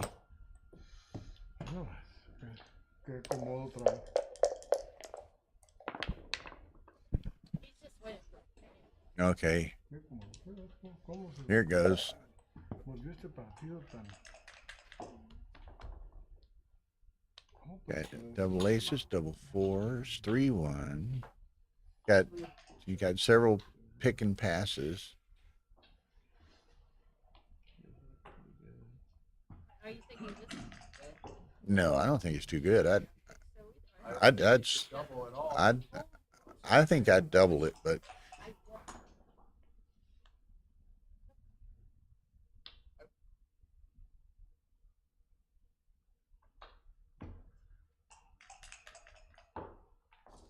okay. Where's Dimitri? Dimitri, this a double? I'm doubling. Who's else back there? There we go. Ray's doubling. Yeah, Ray is a. Ray's not bashful. So I always double too early though. I just think he's up 6-3. Oh yeah, that's right. Oh okay. What was the score? Yeah, maybe.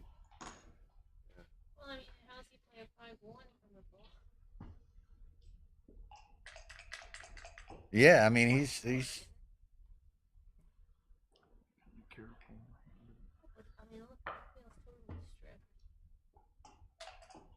Okay, Craig, Ian, Even Dimitri, aces. whomever. What do y'all think? I like the double. I like the double, Yeah. but Jonas, there it is. We knew that was coming. Up. Yeah, see, I played him last night. I had a feeling he was gonna drop it. I knew he was gonna double. Yeah. That's Ray's style.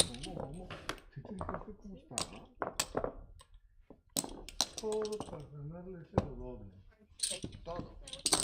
Me fui cayendo muy raro. Nada salió. Okay. So much fun if I ever get so many variations where I get a hit on it. Qué raro.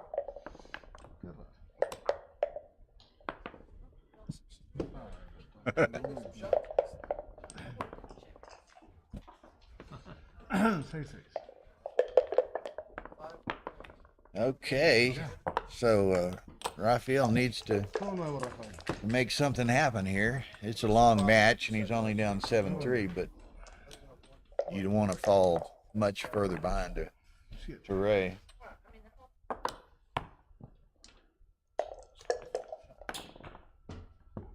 Wow.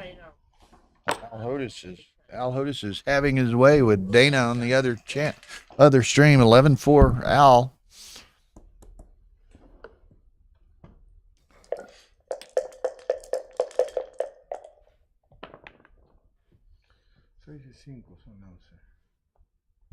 Okay, 6-5. So this goes to the 11 and the 8.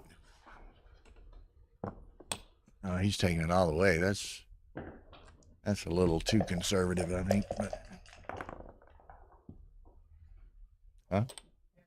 127. It's been knocking. We were up to at the end of the Neil Ari match. It was 175 or something. Los otros dos, ¿dónde, Rafaelito? The start of the weekend. Todos ahí. Yeah, and we're what time is it? We're midnight or approaching midnight in Europe. So Vaya, sirvió de algo.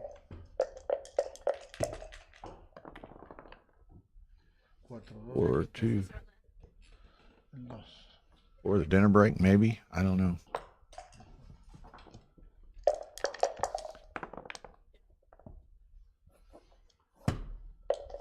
It's 3 hours to dinner break. 6-3. Yeah. O 6-3. Eso tiene que ser ahora. It's 2:30. Dinner break's 5:30. 5:30 to 8. Okay. 1, 2, 3, 4. Yeah, we'll see. 1, 2, 3, 4.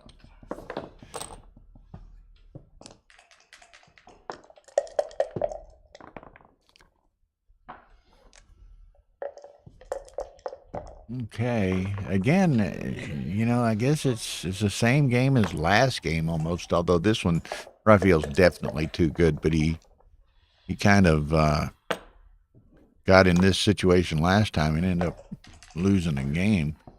Okay. None of that nonsense this time. Ray, obvious pass. Quiero un punto. Okay, it's been 20 or 30 minutes since I told y'all to smash that like button. So I want to keep Mark Olson happy with his YouTube channel here.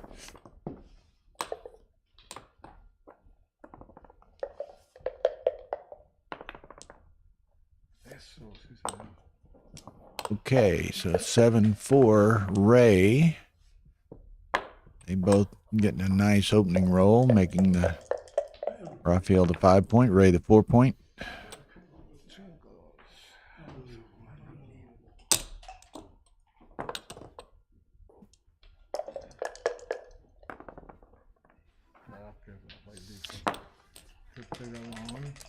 You didn't expect to get away with that. Y no salgo 4-6.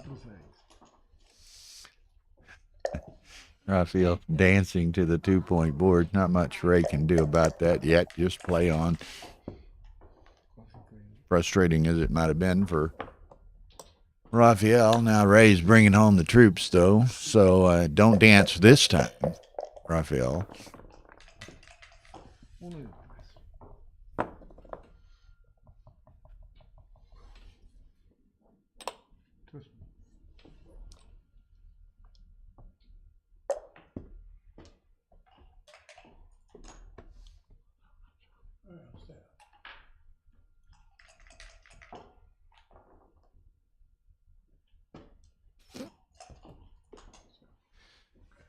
Ray's counting and thinking.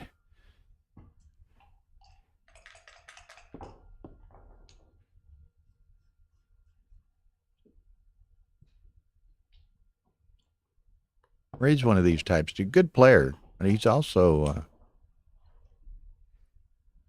you know, he can be against some players, and bullies in the night word, not the right word, but he likes to play an intimidating, aggressive game on occasion and gets things going his way and just keeps,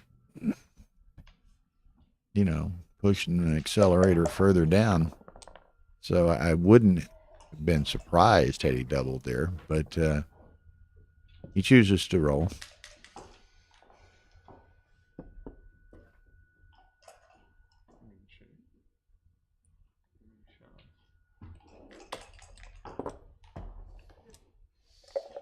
Hey, Marcel Coetzee. Beginners are welcome. And the cube, to explain, it begins each game in the middle, so you're playing a game for a single point, in effect. If at some point, and there are a lot of parameters that come into this, including match score, but essentially if at some point someone has an advantage, they can choose to offer the cube to their opponent. Now, their opponent then can drop it and give the cuber a single point, or the person that's being doubled can take the cube. So then they're playing for twice the stakes, and the cube is on the person's side of the board who took the cube. So he now owns the cube. Only he can, you know, use it again. So say they then proceed and things turn around a little bit, then the guy who originally took the 2 cube can say, okay, things are in my favor now. I like the looks of this. You can either give me 2 points or we'll play for 4 points. So he sends it back. So it's particularly useful in speeding up the game. You know, once the game's a foregone conclusion, you can just end the game without playing out all the roles. But in match play, there's a tremendous number of match equity considerations that go into to cube play, and it probably in the highest levels of the game, cube play is probably,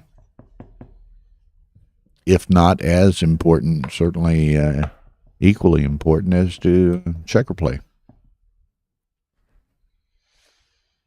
But I know a lot of the,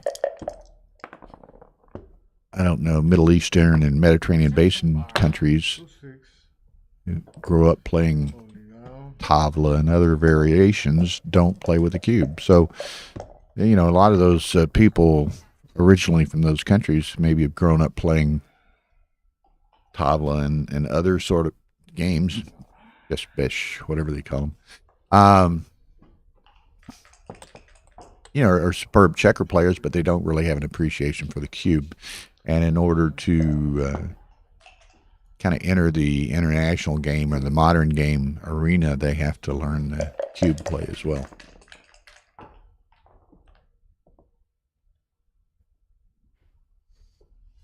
Our spammers are back.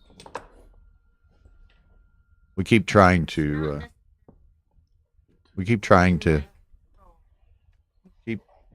keep them as best under control as we can, but you know, every time some of y'all start frequenting those, they keep coming back, you know, teasing. But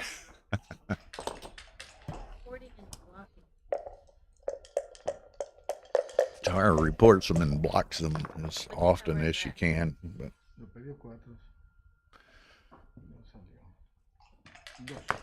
so anyway, here we are. They're both advanced, but they both have their back checkers still behind. Now, Ray probably has an advantage because Rafael is about out of timing here. Wouldn't surprise me to see Ray send this. There it is. Rafael says, thank you very much. I can play that. 6-2. Ray's leaving Dodge here.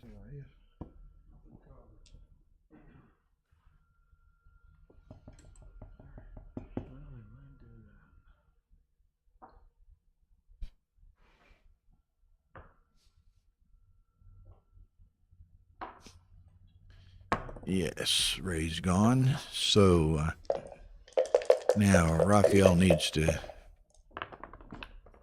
do something very constructive. Yes, he's gonna make the ace and hit on the deuce. El 4. El 1.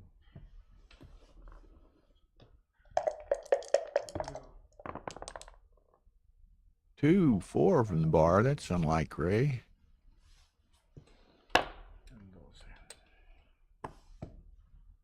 Bringing the other checker around the corner.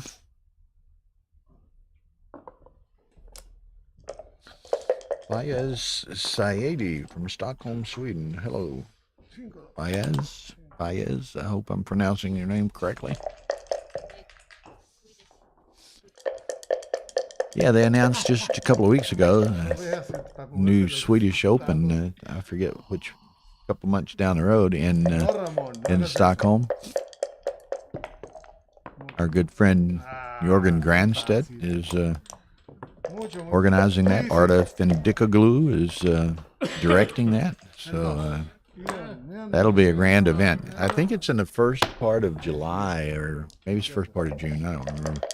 But you know, we're already planning on going to Europe 3 times this year, so it's kind of difficult to Tara, let's make it 4. But we would like to make that event sometime. So we got great Swedish friends, and then of course Jesper Carlson is our cohort with the Texas Backgammon Championships each year in San Antonio. One of the best tournament directors in the world.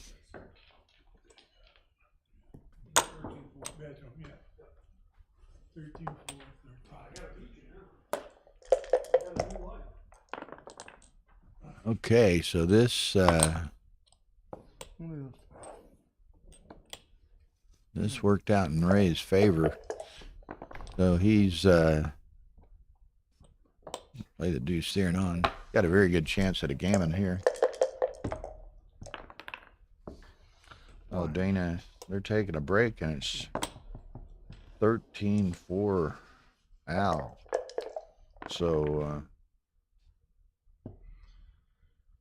Dana says uncle and takes a break.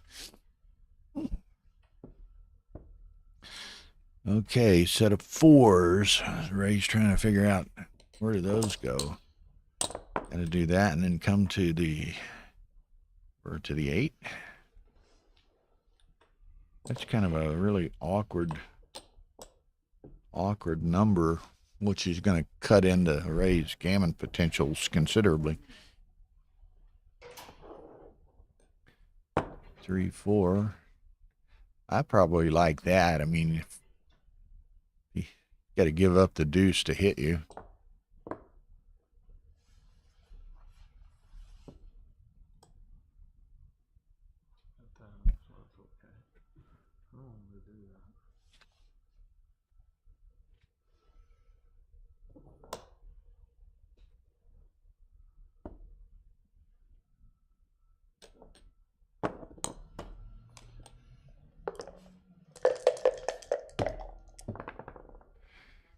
Okay, no 6 to be had, so that worked out well for Ray.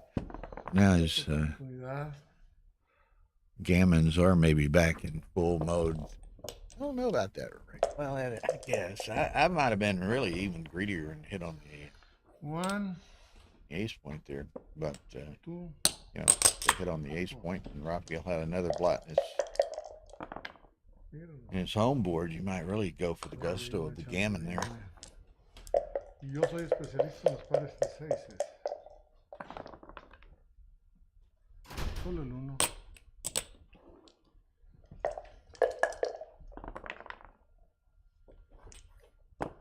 Three. Oh, there goes any hopes of a gammon. 2, 3, pero no tiene sentido. 2, So 4. Rafael says I'll just No tiene sentido quedarme. save the G, which is a good thing. Ray rolled a 2-1, which would have been kind of catastrophic for Rafael. Hombre. Igual. So Difícil esto. Rafael should save the G here. It's going to be 9-4. 9-4 Ray. 4, 6.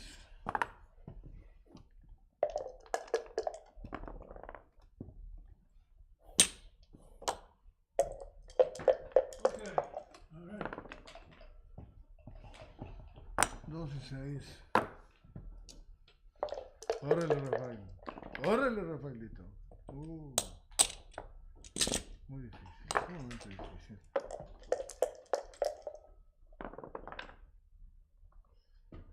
6, 4, 6 y 4.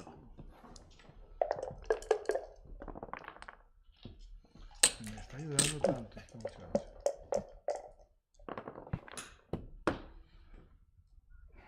Is it approaching 3 o'clock here? Yeah. Just going to remind y'all that dinner break tonight is 5:30 to 8. And then championship and jackpot play will resume at 8. So I suspect we're going to have what we're down to the round of 8 in the Masters. So I presume we'll probably have 2 Masters matches at 8. Roy doesn't do those draws. They redraw them at each round, so it's not a defined bracket throughout. So, and Roy typically doesn't do those draws until immediately before. No, he didn't do it till right at the last minute. Every round they read. Yeah. So, uh-oh, look here. What happened? Ray and having a great laugh at Rafael's expense there. Rafael almost pulled that one out from the depths.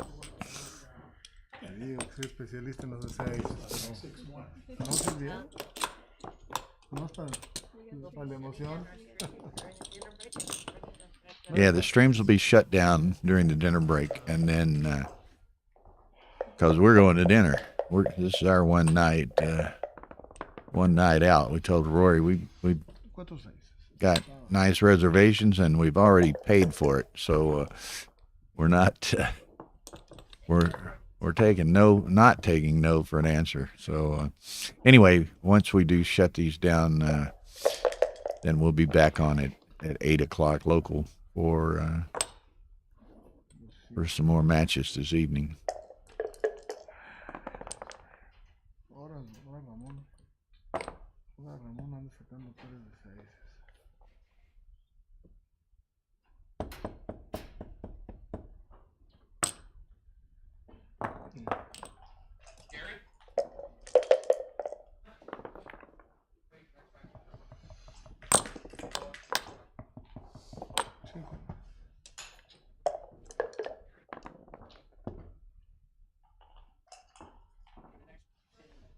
Look over there, Al Hodis leading Dana 13-4, and I'm not watching that match. I'm just occasionally looking at the score, but went over there right now. Ian Terry is watching that match, and he was like, so what the heck? Apparently, Al just won a game to go up 13-4, and it was the last 6 rolls were 2-1 and a set, 2-1 and a set, 2-1 and a set.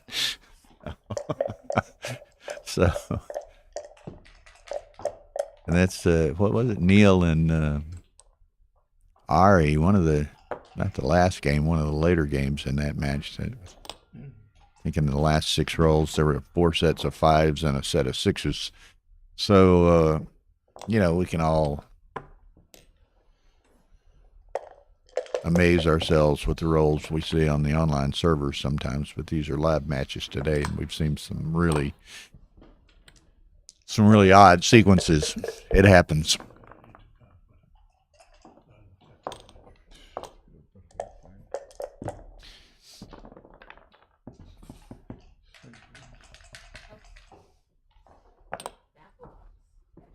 Yeah, Tara says that was a rigged baffle box, and we are streaming on a Galaxy channel, you know, so who knows, right? But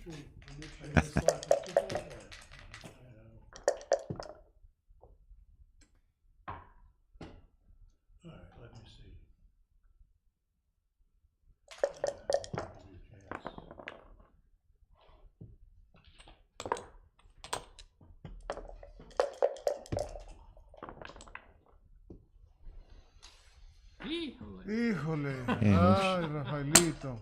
Dix is Dos. that'll know. No? Okay.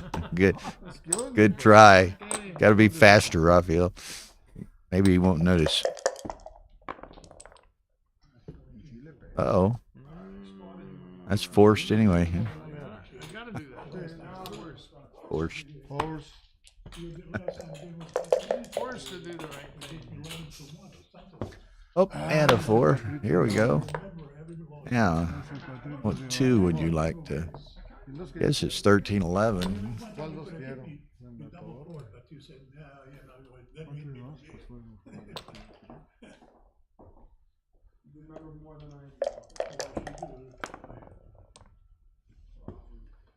Cuatro, seis, no puedo Well, por lo pronto, esa no. bring it to 4. Vamos a ver, Rafaelito. Ese es excelente. Hit them both? Ese es excelente. Pego con el 4. Definitely hit 1. You could safety the one to Ay, the Dios mío, 18, but I think you hit them both. Now, if Ray doesn't perform, just give him something to chew on here. Yeah, both would have stayed out. I'd have definitely seen a set of 3s. That makes the 4. Con esto cubro todavía. And to the 10, I guess. Or you could safety the guy.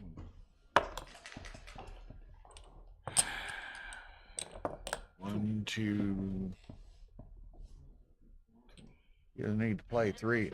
You need to play 3 or 5. ¿Qué debo de hacer? Esas 3 condiciones, 3s or Rafaelito. 5 3s, 4 3s. Not that he would throw the roll back, 1, 2, but 3, muy conservador y 4 allá. Gallina. ¿Qué dice que gallina? 3 ahí y 4 ahí. I think that's definitely part of it. And Se me hace muy now, I think I would do that and then play to the 18, 2, where you dupe the aces. 3 y 4. Creo que no es correcto. Creo que no es correcto. En esas condiciones vamos a jugar 3 and 4. Yeah, that way the aces are duped. And, okay, now Rafael. He's going to play on, but 5.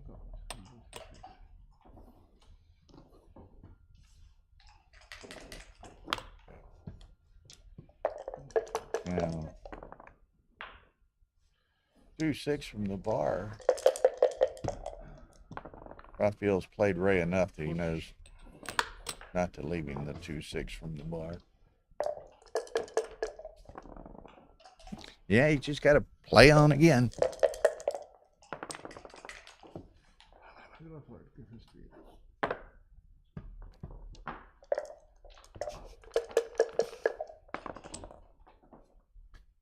4s. Wrong set. 6, 5. Vamos a ver. 6-5. Go to the 5 and the 7. 6.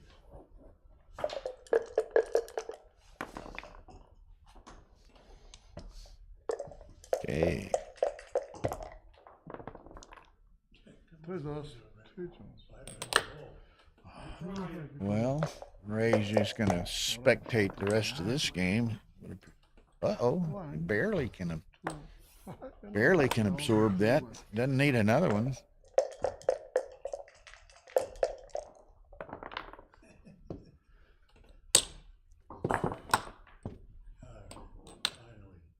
Have mercy on me, Moses.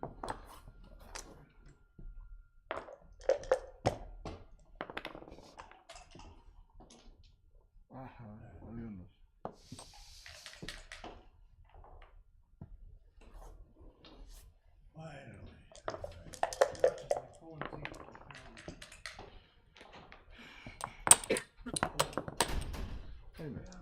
Already.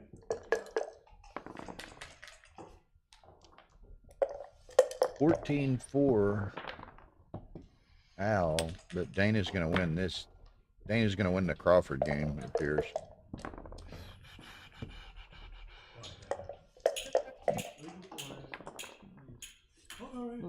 Maybe there's a chance here.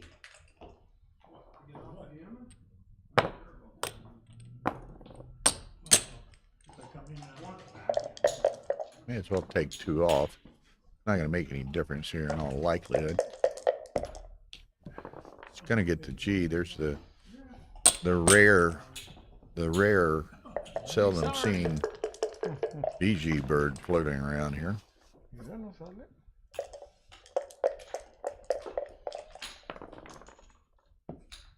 Uh-oh. How greedy does... He's not greedy at all. There's one of them.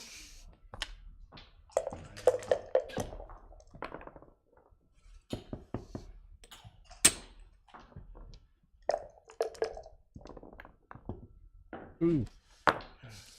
So Ray gets in. What's he gonna have? 6, 9, 10 crossovers against 7 crossovers, so very likely G here.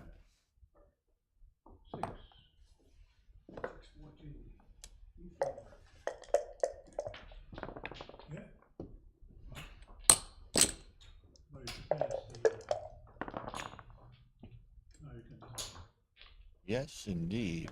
Next 2 crossovers.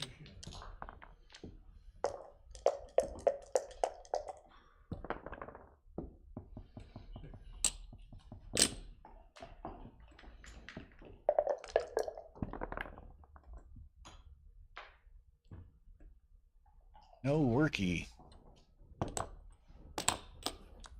Okay, so 9-6 Ray. Dos puntitos son buenos.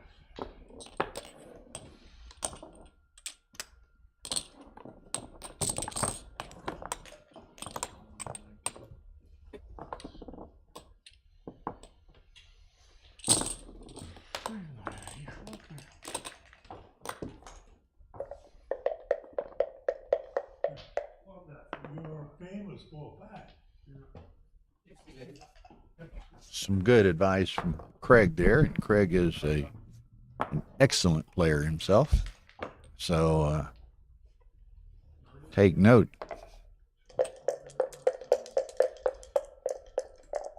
What's that saying? What does he say? Okay, Rafael rolls the nickels. He'll put No, Ray up. Now at 9-6, he's in not quite as desperate straits as he was earlier. So even a dance by Ray probably won't bring a cube here. 2-2. Now, what does Ray do? Take the 4-point. One more deuce to be found. Might want to keep the connectivity with the back 2. No, he takes it on forward. Takes away half the shots at it in effect. And Rafael finds the hit anyway.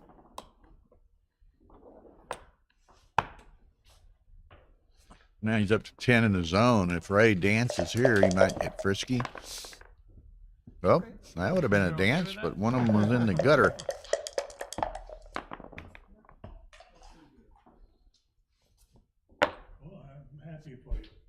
Okay, so Ray's he can bring one down. He's not gonna stack on 6, I don't think. He could step up with the 22 to, or 23 to 20.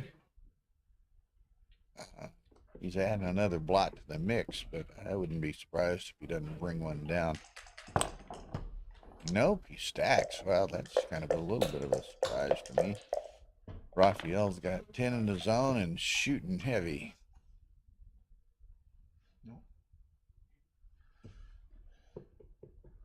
Pensé que sí. Interesting.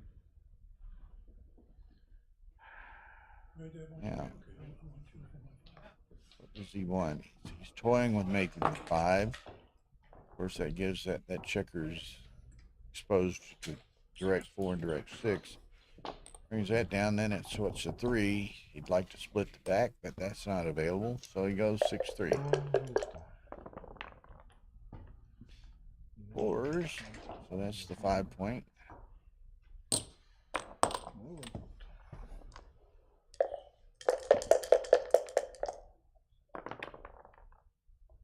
Threes. So that is interesting. Now, he can make the bar, he can make the 2. He makes the bar. It's okay, I guess. Gives Ray a lot of flexibility playing in the outfield, just playing anywhere really, without the midpoint constraint from Rafael.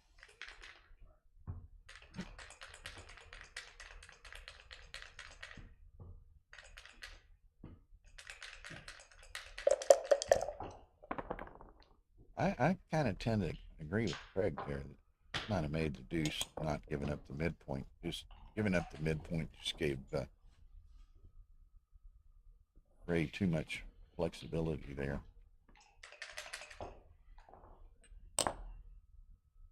Here, Ray could run, but he wants that anchor. If he takes the anchor, then he's probably going to play 13-7. No, Jairito, aplícate.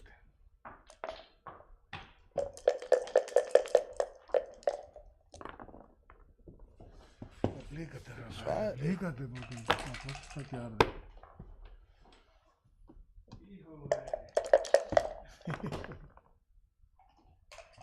2 3, so he's going to come in and then down to the 10, I suspect.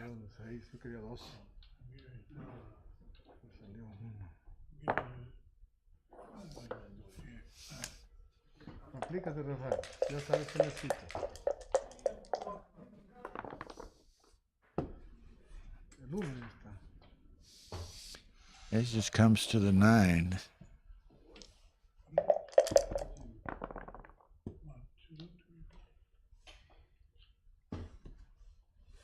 Okay.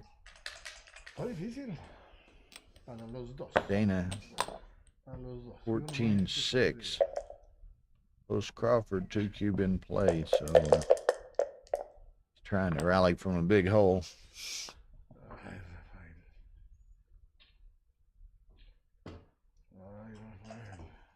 Just go to the ace. He doesn't have anything else. Hello, sir.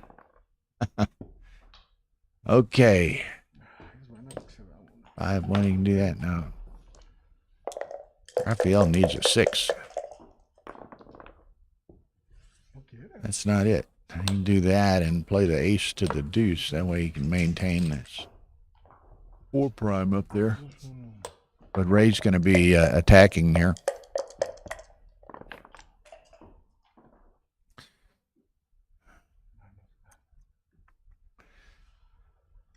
Probably going to hit it. Rafael's got a blot in his home board. Got a racing advantage. So Ray needs to do that. Steps up, poses him to double hitter, but also gives him 3 builders to cover that next time should Rafael not hit it.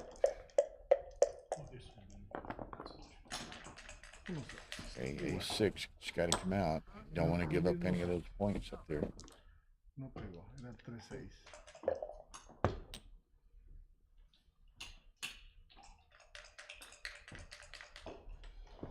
Okay.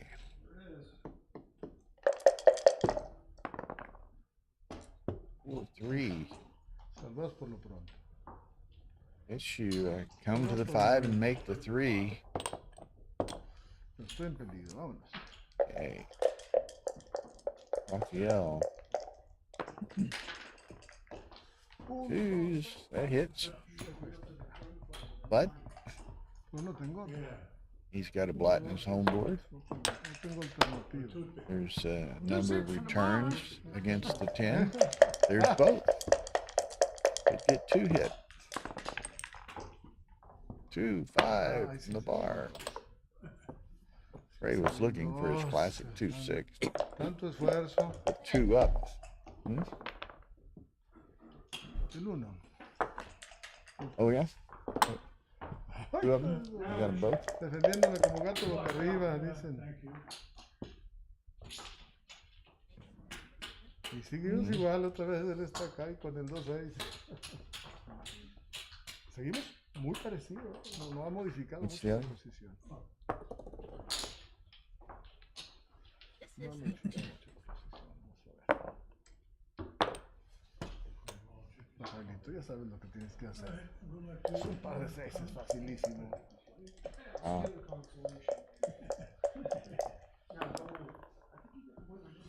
Eres especialista en los pares Oh, de 6, sorry. hombre.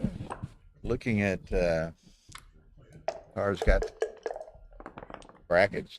Draw's been made for the jackpot matches at 8 o'clock, so we were Es que eres especialista. trying to decide what we were going to do. Y But no lo that puedo hacer. Al is walking out with his board, so he must have won that match.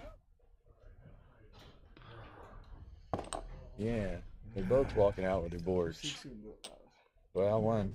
Congratulations. Okay, so it looks like we'll have at 8 o'clock the Masters matches, Matt Kungire versus Mays Petrosian. And we got to decide on another match. Ari Noguera versus Stu Hosen is one. And Dana Nazarian against a name that I'm not familiar with 6 in the bar. is the other option. So we'll decide. But it looks as though for sure one of the matches will, and probably stream one match will include Matt Cohen-Geyer versus Mays Petrosian.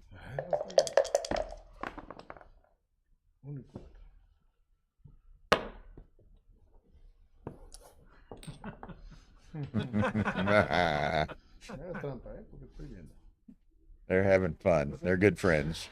And they're having fun. Difícil. Esta posición muy poderosa, pero también la de él.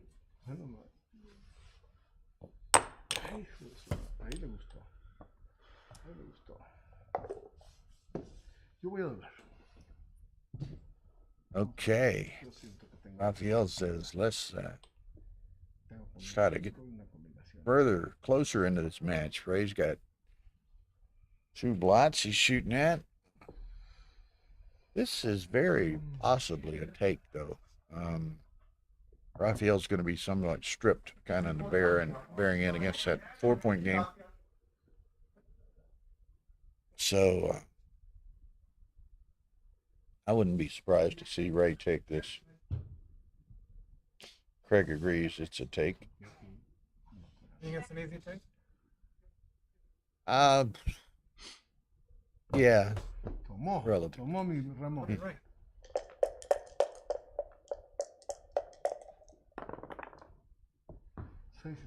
Okay. No pega. Goes to the 8. It's just going to be a little awkward No pega, pero clearing that. Unless he rolls a 2-3 or something.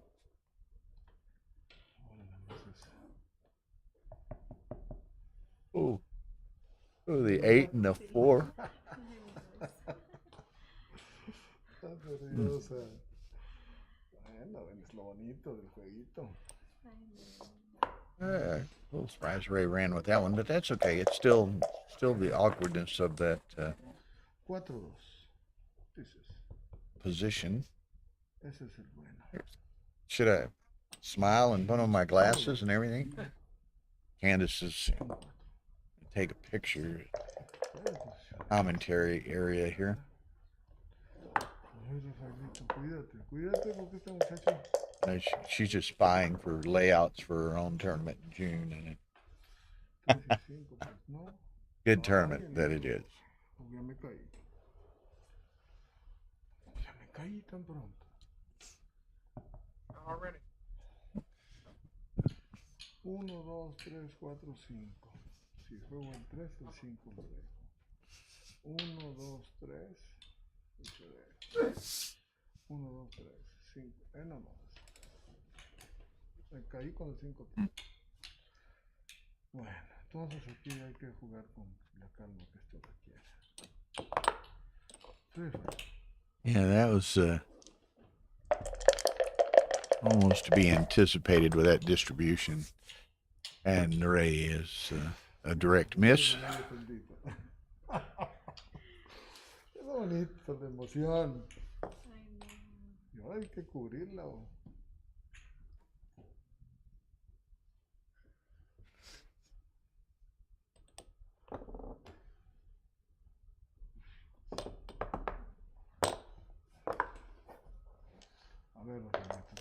And Mrs. Bubbles Genius playing at 8 p.m. here, which is what? 17. 5 a.m. for you? Oh.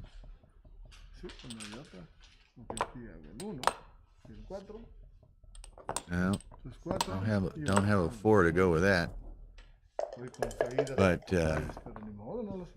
uh-oh. It's okay. Now. 5 y 1, ya la vi. I have 1. Ay, bueno. Okay. And Ray with Qué difícil. likely has to leave. He leaves, so vulnerable to double 5s, 5-2, 2-2. Pick and pass. 5, 1, 2, 3, 2. 1, 2, 3. A lot of numbers. Rafaelito debe sacar el tiro de magia. Se llama parte 5. 1, 2, 3, 4,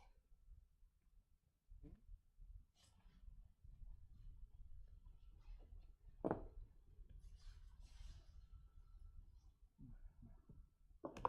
Tiro mágico, Rafael.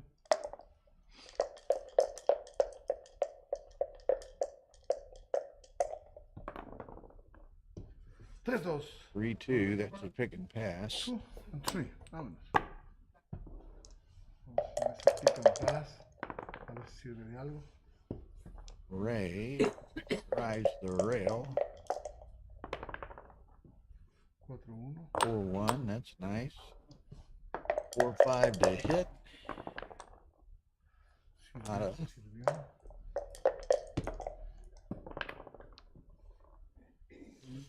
3-1 to the 5.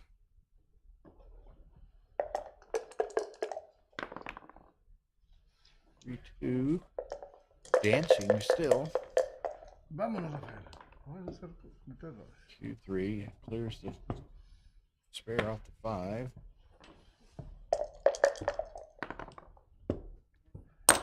Okay, he's in. Now, overall is 6-2. Aces will work.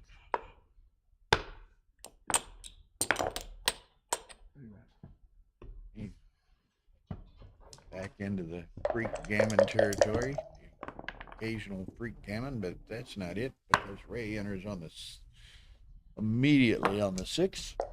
So 2 points for Rafael. 3.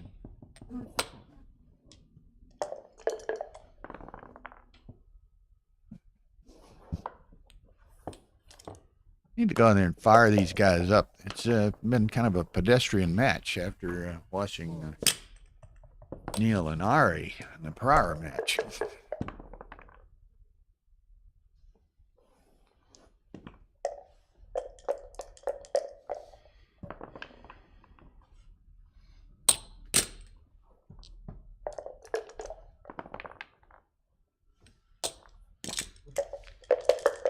As you'll notice, it's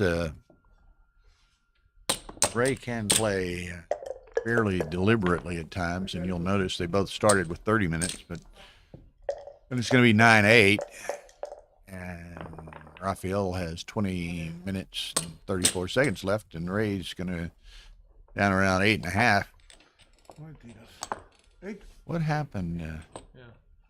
Okay, he pushed it. Okay. So 8.5 minutes for Ray. So Ray's used 21.5 minutes. And Rafael's only used 9.5. Now we saw, and it kind of illustrates the importance sometimes of time management. Ray and, not Ray, Neil and Ari played very long match, a lot of games. But both played relatively quickly, so that when they got down to that DMP game where there were some incredibly difficult decisions, they both had 7 or 8 minutes left. So time wasn't a consideration at all. Whereas, there's some players just by their nature, by their style, they almost try to time it so that they end a match with little or no time. And if you get into that kind of game that Ari and Neil played at the end, and if you're playing with no bank time, becomes extremely difficult. So time management is it's a skill. It's can be a very important factor in some of these long matches.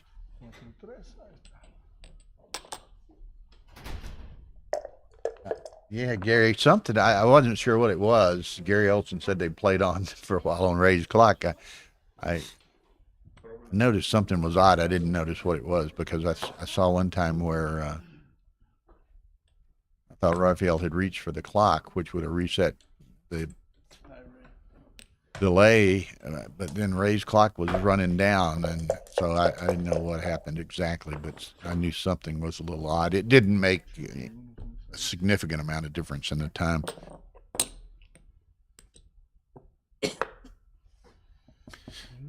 Okay, Rafael puts 2 in the air. Let's see. Ray only comes in with 1. Now, Rafael, he's not yet quite that frisky. And now, what's he going to do here? He probably points on the ace. But no, he's not going to point on the ace. He's just going to hit loose on you. Well, now, since he saw that he would give up his mid, he decides to make the ace point.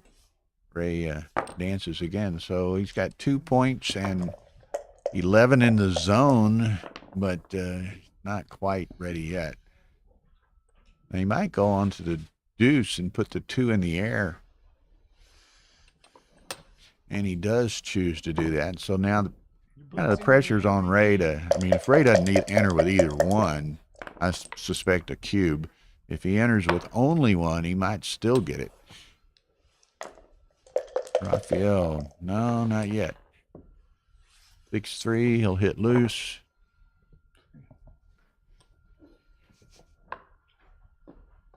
Now, Ray, once again, has to perform. Doesn't. Okay, now is it too good, or does Rafael cash? Ray disgustedly hits the clock. Rafael has decided to play on, and he's in great shape right now. Ray comes in with the 5. Rafael will attack that. Ace 3, 8, 10. Cover. 7 does not.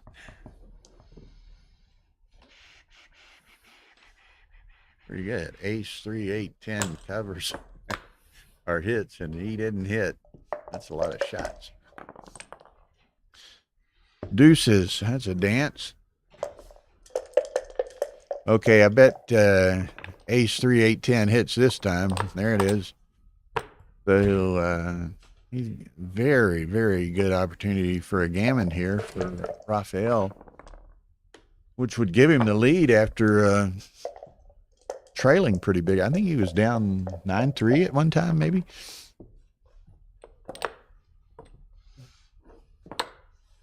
Rafael spreads them all out.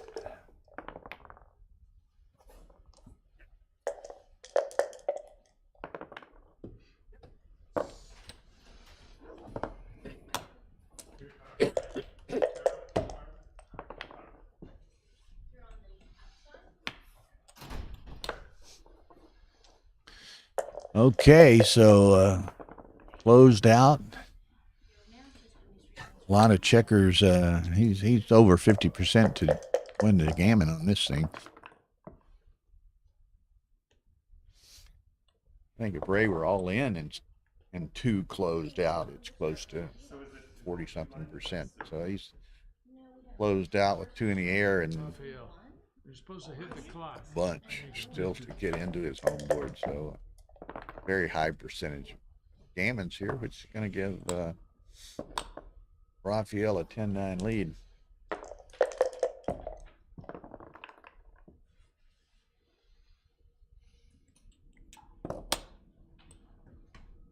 Oh, I'm not sure. Let's see. Tara might have the new one set up on stream too. It's going to be Rich Sweetman against Ari Noguera.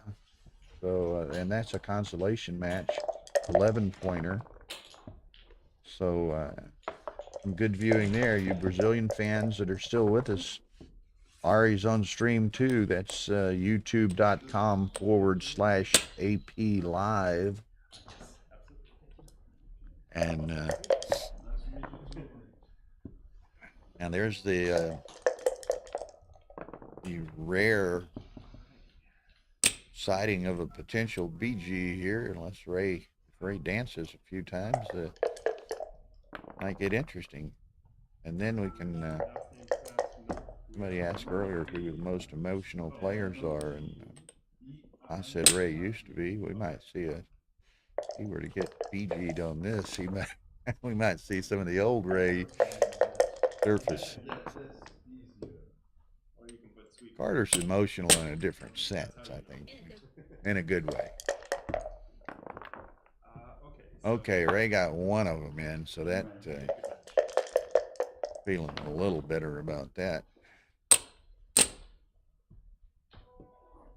And Rafael's odd with 7 checkers, so it'd be, there's a 3. So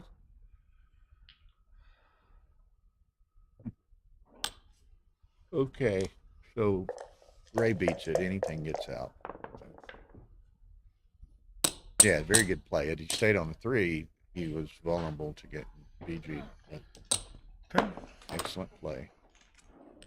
So 10-9. Qué difícil. Hice aparentemente malas cosas. 10-9 Rafael. Cómo se fue bloqueando su salida, ¿no? I'm gonna go to the restroom. Okay, you're gonna take a little break. It looks like. Is Ray gonna go get some water? There's a water station in the back of the room. Goes out the door. He's making a stop. Mr. Ray. It's easy riding the rail, huh? Said his PR was pretty low that game. Yeah, so you don't move any checkers at all, hardly. It's pretty easy to play well. Ramón es un muchacho muy aguerrido.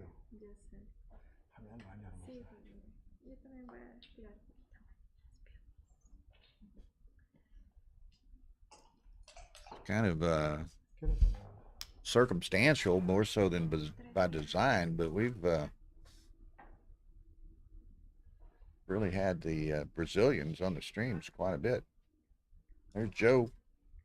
Did you do any good? Did you win? Oh, I'm out. No, sir. You're out? Out. 0-2.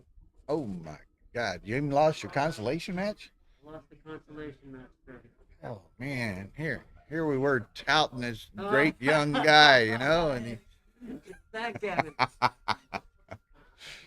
3-3 on the week.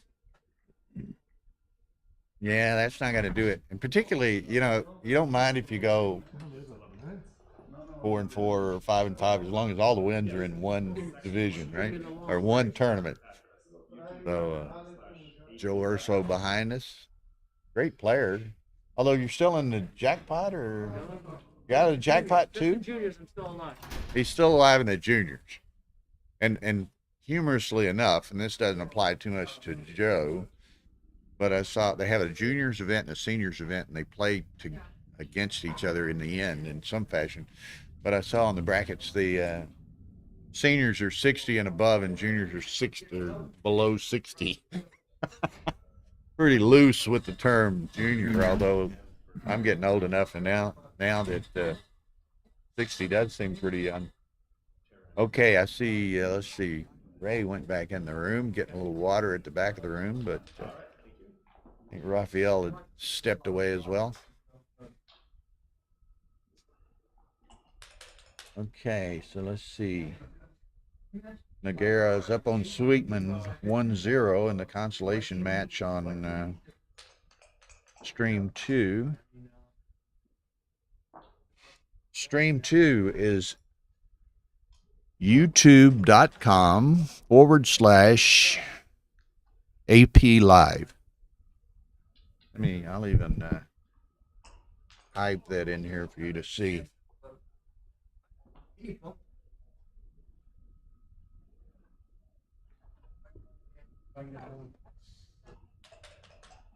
That's the Stream 2 location of Albert. Is that how you pronounce that? So you can go watch your Brazilian countryman Ari on the Stream 2 channel.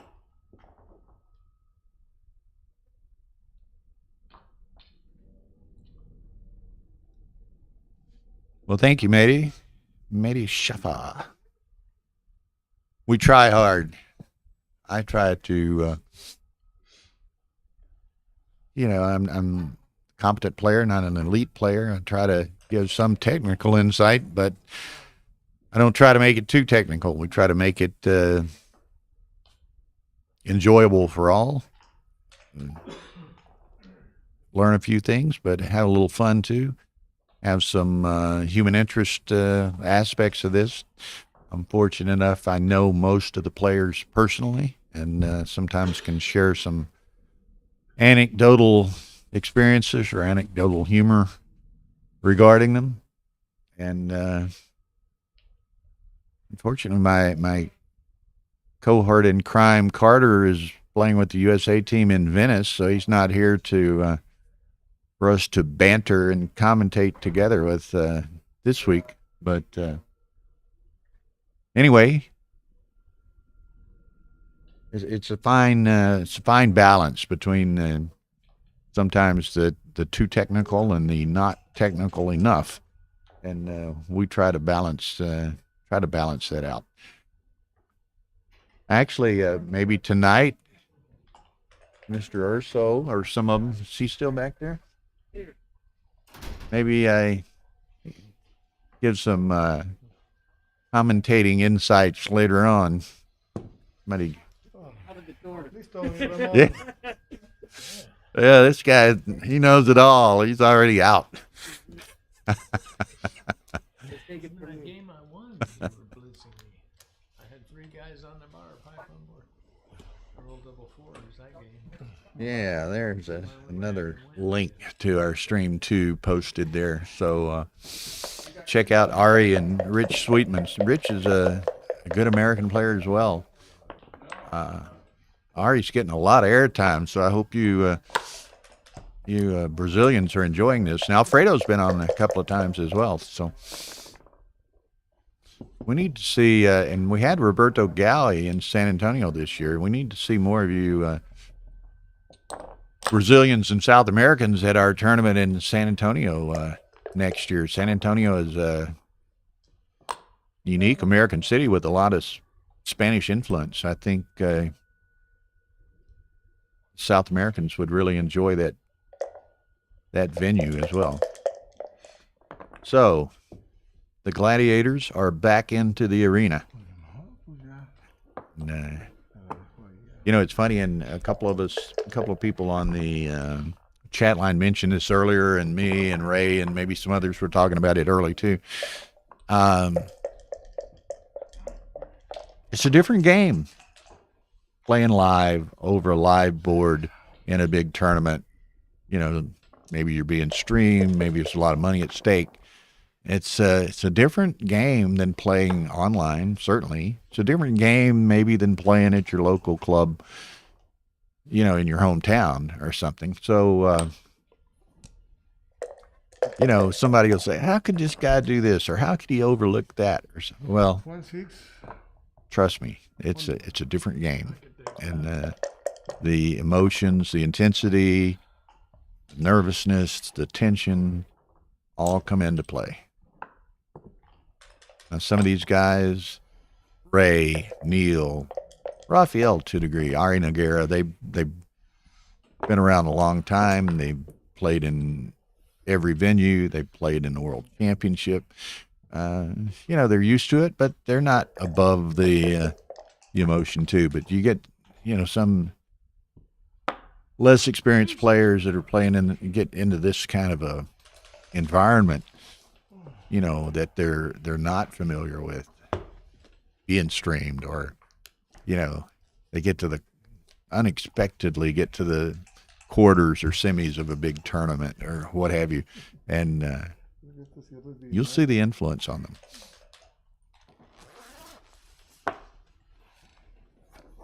You know, some, and you know, I'm not the player that many of these guys are, and I'm not played for quite as long as many of these players have, but you know, you get to the point where with the stream, as an example, I don't even notice it. I don't even think about it. It never crosses my mind. So you reach that point after a bit of experience, but it takes some time and exposure to get there. Come on, Ramon. Okay, so 3 times. Yeah, 3 Tres times. veces me ha tenido así, cubierto el 5-6. Rafael's letting us know he's danced twice there or something, or 2-point board, or what? They're having a little fun with the Rays pointing something out to him in good nature. Okay, so again, I think it was 9-3 at one time, Ray. So Rafael has really put on a rally here. Ray's going to have to stop the bleeding and turn this around. Fours. Okay, thank you.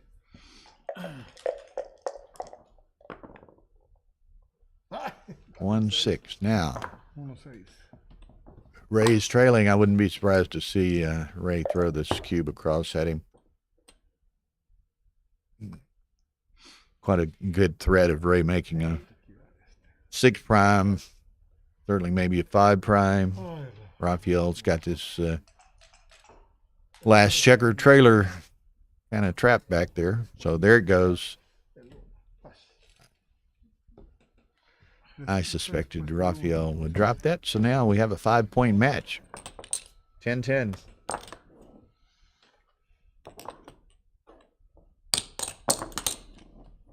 Mr. A soliciting some advice on Chrysloid sets. They've been around forever. A lot of people have them, enjoyed them. They're apparently fairly durable. They're fairly affordable.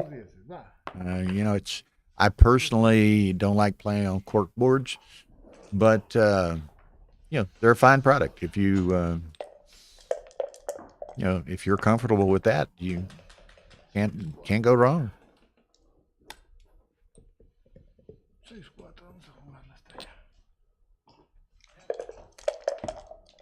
Yeah, fighting it out. How are you doing today, John? 1-1. A veces funciona y si le funciona ya me fregó. Vámonos. 5-6. Rafaelito. Ay, Rafaelito. Si mi novia hizo posición, yo no tengo nada. Okay.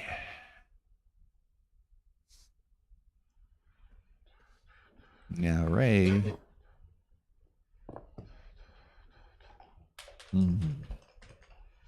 Ray's got those inner points 1 and 3. It's probably a pretty close race. Ray's counting it right now to see if, in fact, he does want to run. His other options make the 4-point, but apparently it's close enough. Or Ray's probably actually a little bit ahead, so he decides to go ahead and run.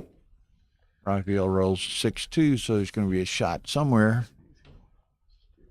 And Ray, of course, has the board advantage, 3 points to a single point.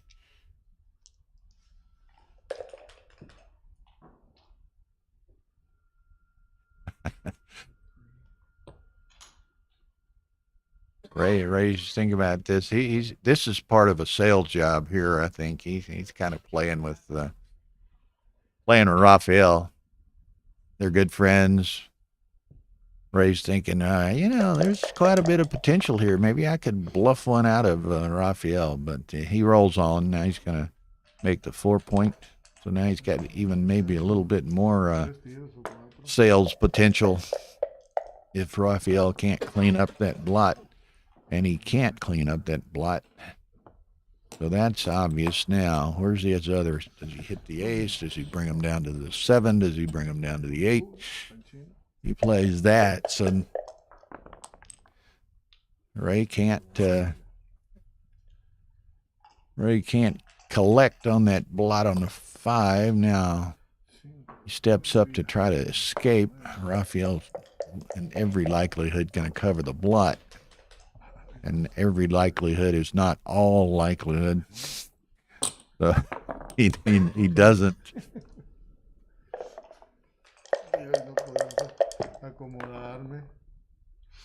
Fours. So that doesn't work either. So Ray's going to make the 5 and put a spare on the 4.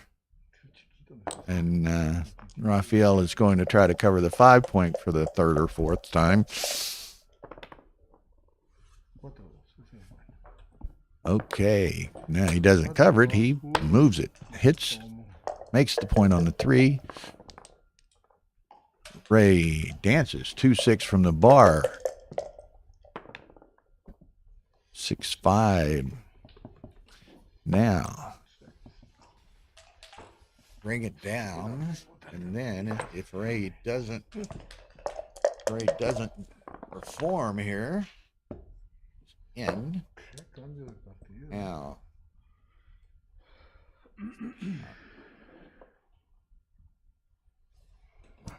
he's probably slightly ahead. Back here, back there. Ay, Rafael. 4-3. Así es. I'm sorry. I didn't. I just did it visually. I thought Ray was probably slightly ahead. But. Okay, now we're going to find out because Ray's going to have to decide whether to stay or run here based on the count, and he is running.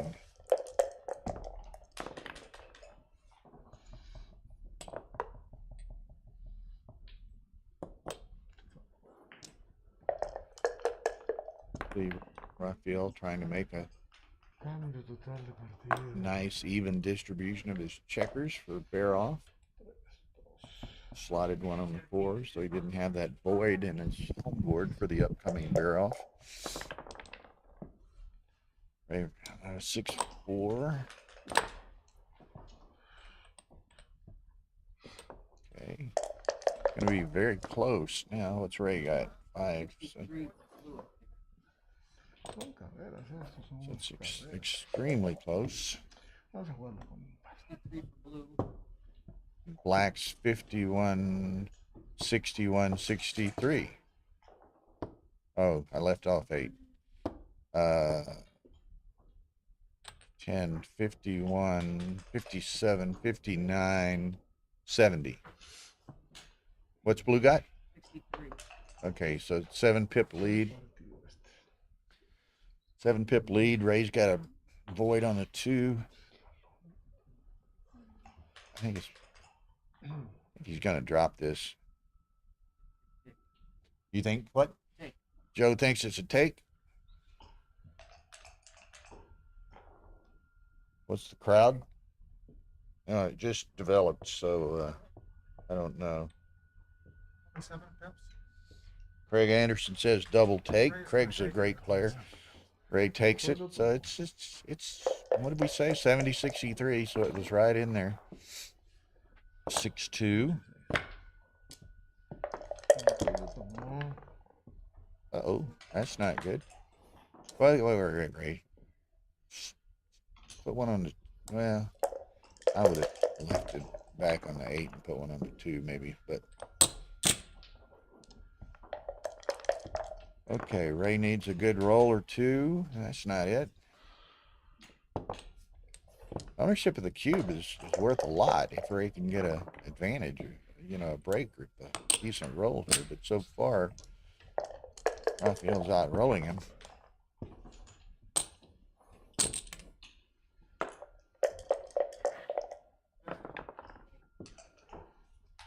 5-4. Ray's going to need a big set.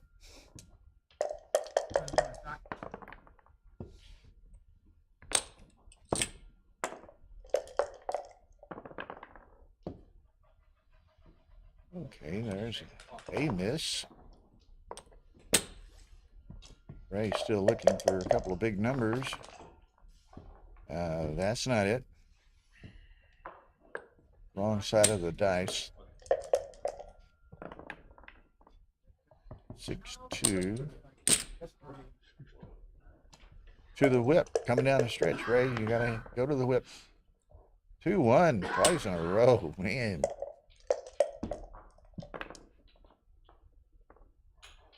Four, 2. Okay, Ray, it's now or never. Never wins.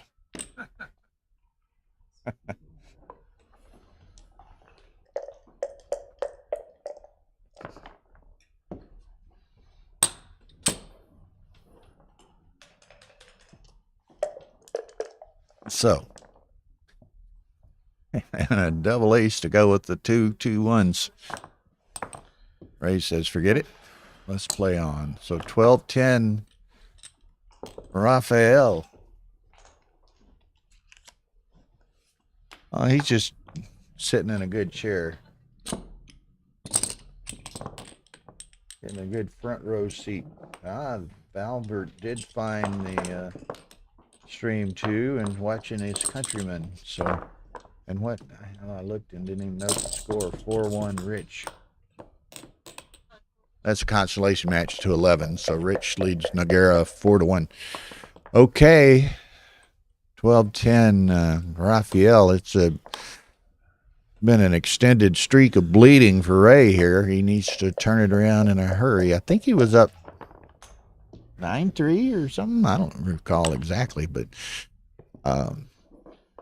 he hasn't scored much in a long time, and he's as well aware of that as I am. So he's got to make something happen. And trailing 12-10, you know, he's looking to have several more games here, and he's down to 548. So, you know, Rafael's got the score advantage, the time advantage, and let's see what happens.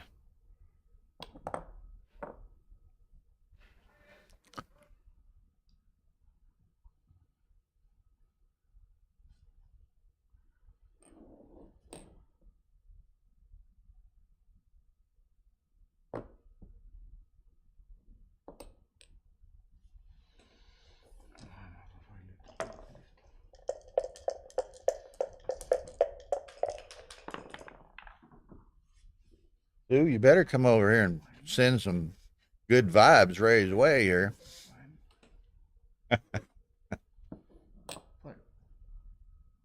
He's in an extended losing streak in this match.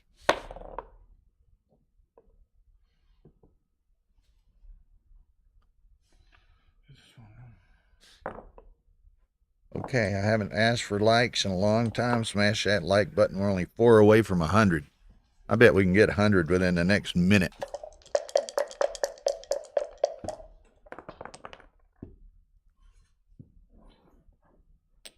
Okay, 98.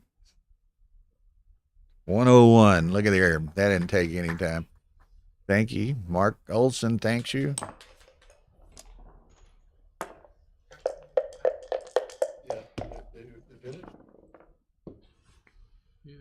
Okay. What do we do? 2 and a 5. Okay, Ray needs to make the 18 or 21. He's got a decent structure started here. He's counting the race to see where he stands. He's probably a touch behind with the 3 checkers back compared to Rafael's 2 checkers back. So what are we? 72, 90, 134, 160 for Ray.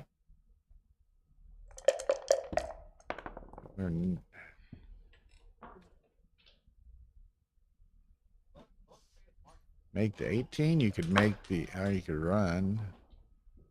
Okay, that's good.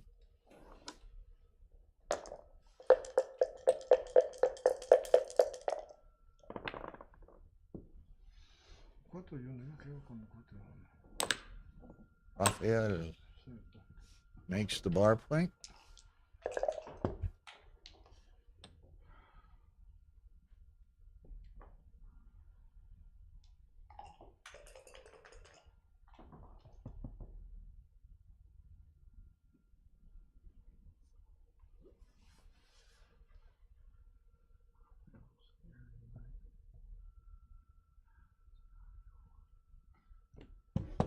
Okay. Ray trailing. That's he's got some good structure. I guess he's a bit ahead in the race. Bit of a double threes is a nice shake. Puts a little additional pressure on Rafael here. Yeah, it was a little, maybe a little early, a little optimistic cube, but then he gets the great roll immediately after the take, and here we sit. What's that, 4-1? Now, what's he do? He could hit 2.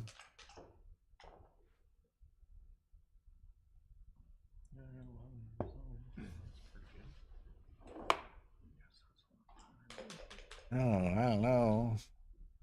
That's a G play.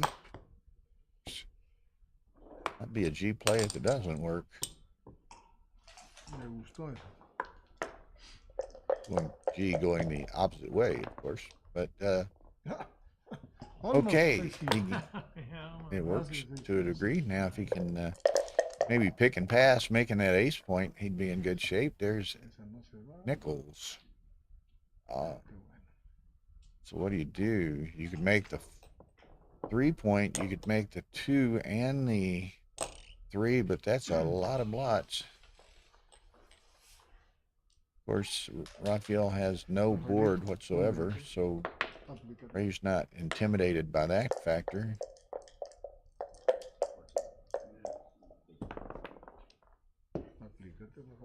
Ace deuce, yeah. Deuce of your choice, which is we'll go 6 heavy here. Now Ray's gonna hit if he can. So that's going to the ace point. I suspect he could make the bar.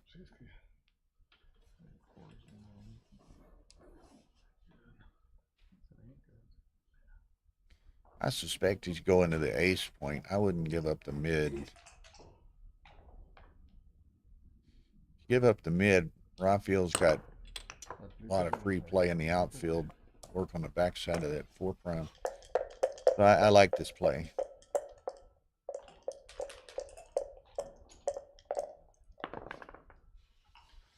4-3. There's the anchor. The 3 goes to the 3. Okay, so Rafael with the anchors in for the long haul here. What do? We step up and we come in. Pero hay que complicarlo. Now, Rafael doesn't have a whole lot of flexibility here. He's got a lot of strip points. Okay, he picks and passes. Look out. Here, boy, that's going to hurt. Y me come. As they say, that's going to leave a scar. Diríamos excelente para el 5. Okay. Which 5 does he want? I don't know. I mean, Bill's 1-4 away from being right back in this game, so I don't think Ray can get too frisky with all of those blots.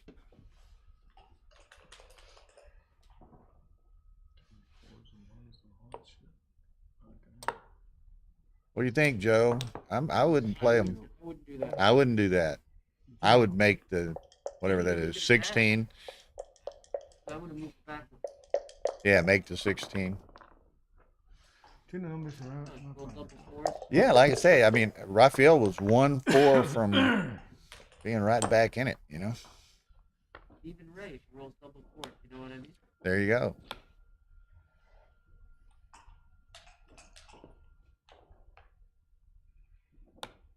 Yeah, and I would just one blot. Yeah, you got the substantial advantage. Don't give it away, you know? 4.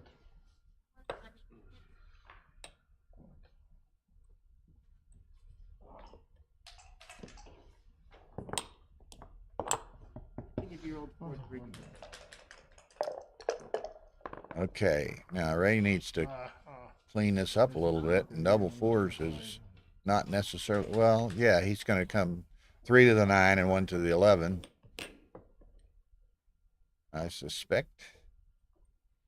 sevens and fours. Yep, 7s and 4s, and then what? 4s, 4-1, 4-2, 4-3 cover. Ese 5. Not what he had in mind. 3.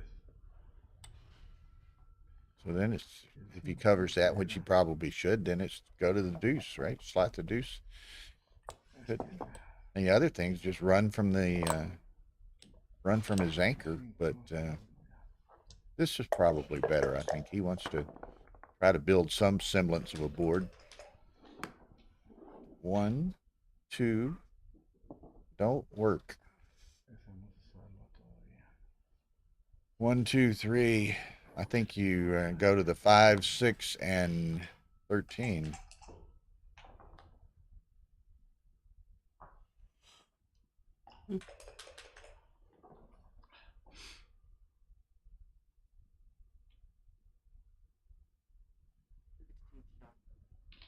Yeah, that's the play right there. I think.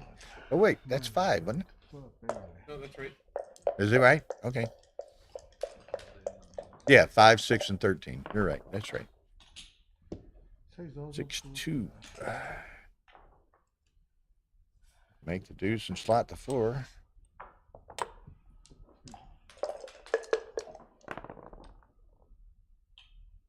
Oh. Uh-oh. Not so bad. He can live with it.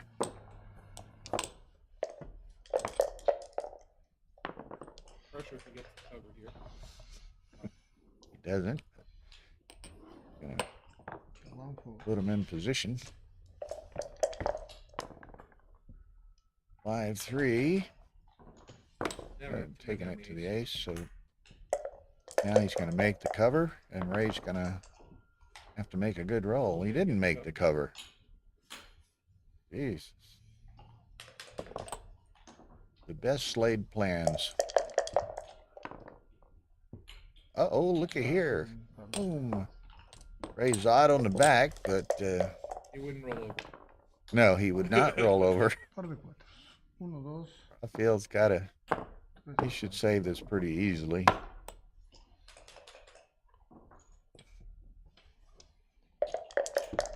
Ray's odd. He could roll 6, 5.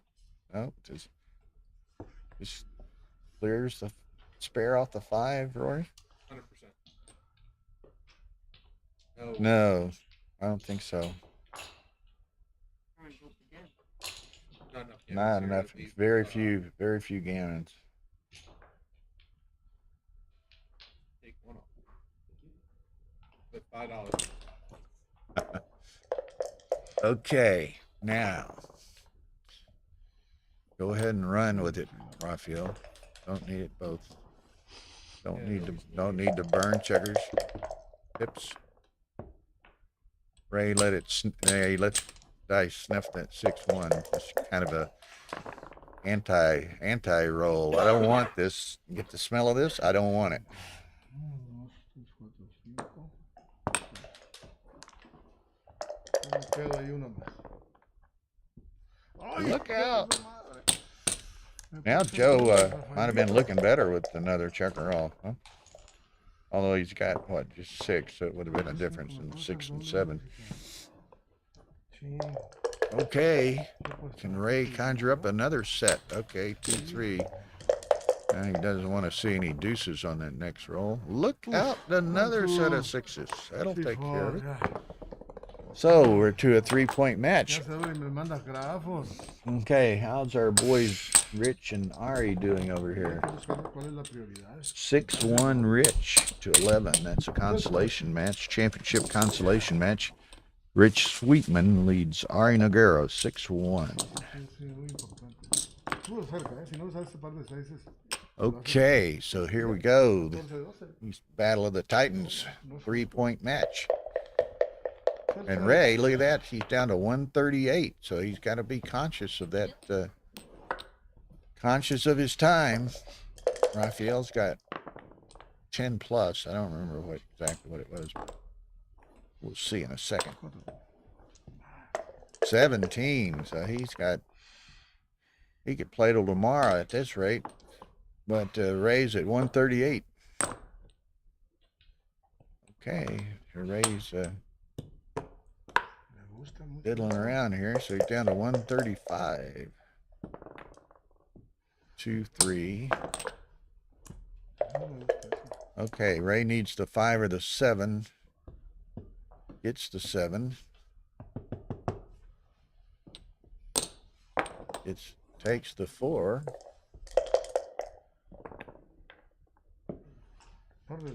Deuces. So that's the 9 and the 4.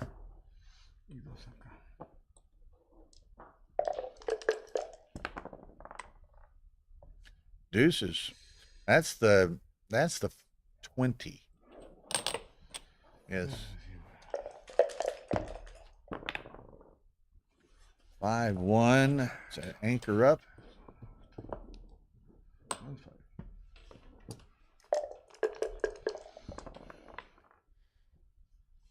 Okay, this is going to be interesting. Play the 8. I could make the ace. Doesn't like it, but you got to cover it sooner or later once you blot on it. 6-1.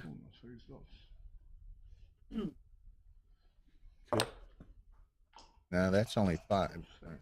That's wrong. That's illegal. Came from the 8. Now that's right.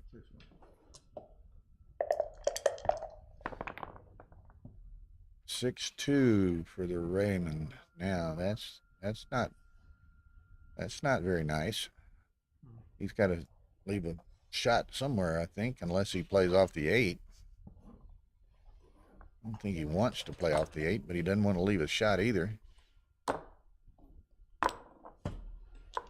Okay, so he makes the more natural sliding to 5. 5-3. That hits over here. No, 5-3 is blocked. It's 808. Okay, 5-3. Didn't I say that was blocked? Okay, so Ray's down to the 121 mark.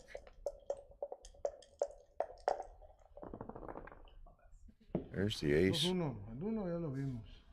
which is good and bad. I mean, El dos que yo now he's going to quiero. have to move one into shot range as well. He's already got a blot on the ace. And he could, I don't know, he could go 3-1 and leave one blot and leave the other two out of direct range. I don't know that that's right. No sé. 6-1. Got to go to the 6 again.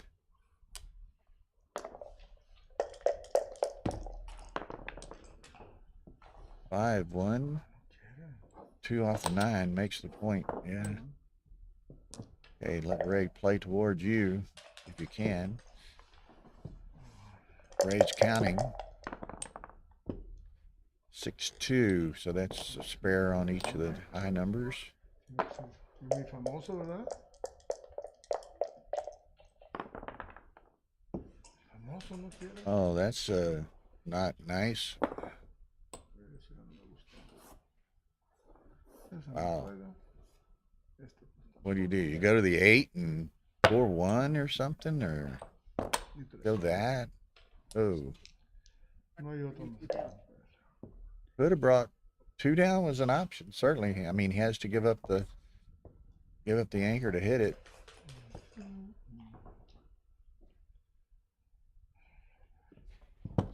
Look out!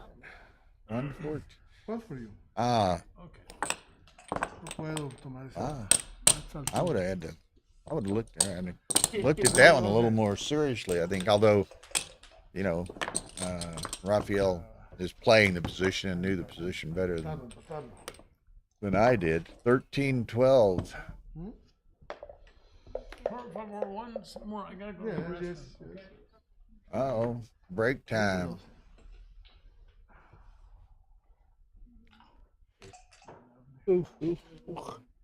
Rafael, tranquilo. Tú sabes. Tú sabes tirar pares de 6. ¿Por qué no los tiras? Ad break. Okay, do it. Ni una. No, I'm good. Clear take. I don't disagree with Michael. Rafael passed so quickly I didn't get a good chance to look at it as much as I'd like to, but I thought it deserved a little more consideration. 17 minutes. Yeah, and he's got all the time in the world that he could have thought about it. Frank would have had to sit there and did the same thing. He would have had to make a quick decision. Yeah.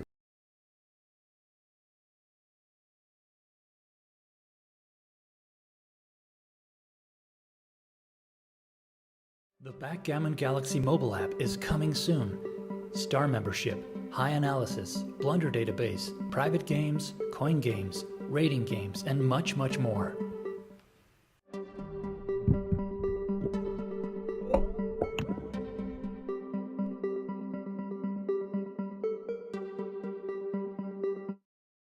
Improve your backgammon skills by reading the best books on the market. Available on Amazon. Links in the description below. You're welcome. Muchas gracias, Okay, Ramon, señor. they're back. They're ready to play. 5-4, Ramon. Okay. Okay, 2-way, 3-way Ray. Now, if you'll observe, Ray's at 1 minute and 14 seconds, so he doesn't have a lot of time to fool around. Eso así piénsalo, Rafaelito, que te cuesta. Rafael's got a comparative millennium over here on his clock.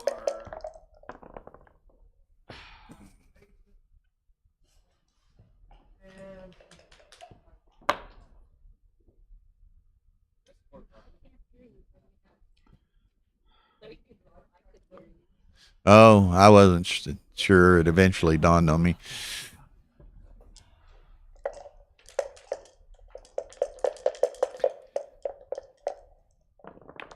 Okay, 5-2. Now you're going to make the 8-point and step up.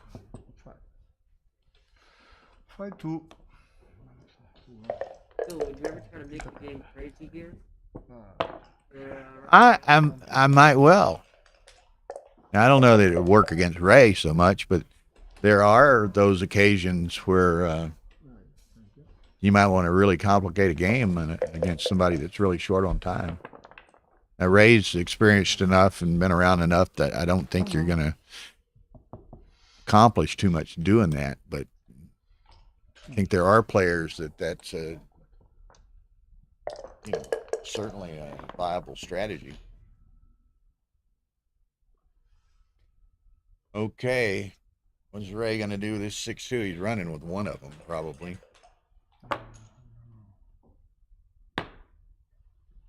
Can't keep them connected to either, regardless of which one he ran, but 6-1, so he's going to the 6 point.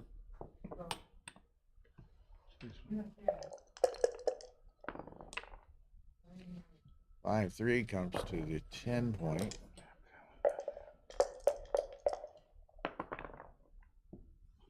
2-1. It's a decent roll. Let's see, Rafael's going to have a pretty itchy trigger finger here in a minute, I think.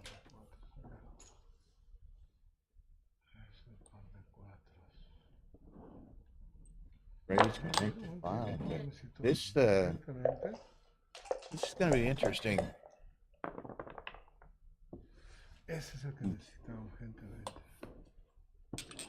But again, it's going to be,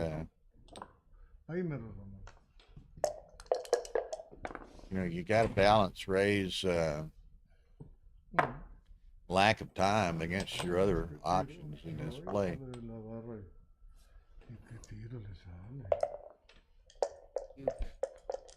I'm sorry. I wouldn't. I don't necessarily disagree. I'm not sure I would, but I think it's viable. What do you roll? What is that? 2-1? 2-2. Yeah. There's the 6 prime. Yeah, and any 5. Ray's just got to hit that.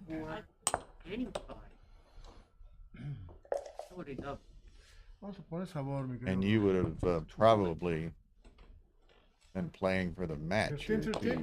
Yeah. You'd have been playing on with the G there. So You want to just flip a coin? on the cube. Okay. 2 point match. DMP. Now with these guys, certainly with Ray, and I suspect with Rafael, one of them's doubling almost immediately with first advantage.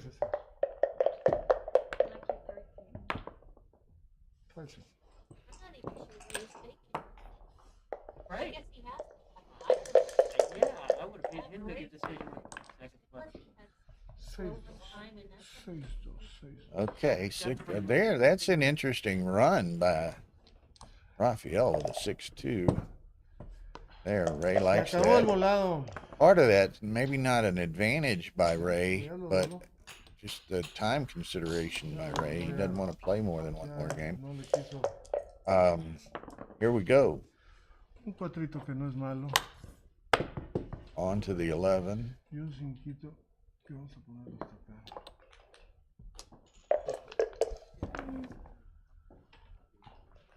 Gonna hit loose.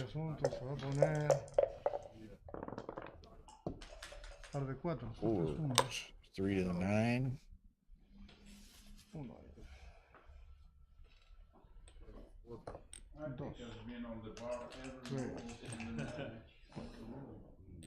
Well, we've been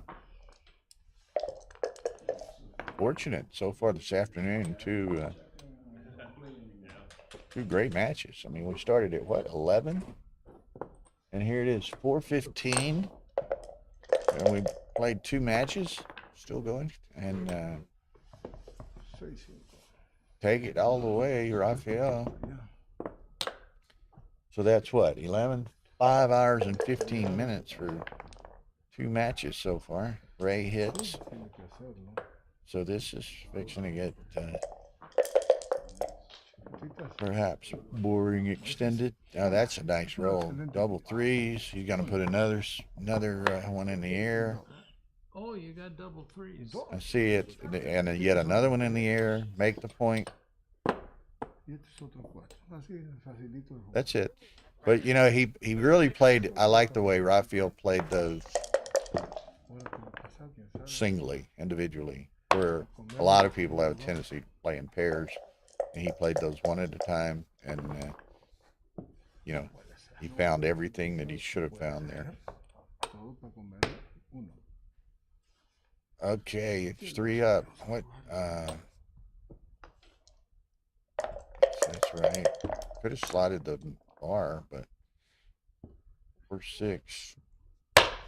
Ray is in serious trouble here. A ver, Rafael, ¿tienes todo? Alright, he knows. Yeah, his body language is kind of sunk down in a chair a little bit. Pues ni modo, es el 3. Pues ahí te hace. He better roll a 4. Pues ni modo, no salió lo correcto. An ace is okay, but I'd rather have a 4. Todavía, Rafael. Tienes que hacer una jugada magistral. Any anchor's better than no anchor, right? 5-3. Vamos a ver. Okay, Tu jugada magistral es what do you este got? 5, Hit him, right? Play to the 8. y este 3. Oh, he's going all out. Esa es la jugada magistral. Wow. I agree. Do you agree? Okay. Jugué. Well, that Sí, güey. precludes him Sí, from Rafael. making, Vámonos. makes it harder for him to make an anchor. 6-3. 6-3, that goes on.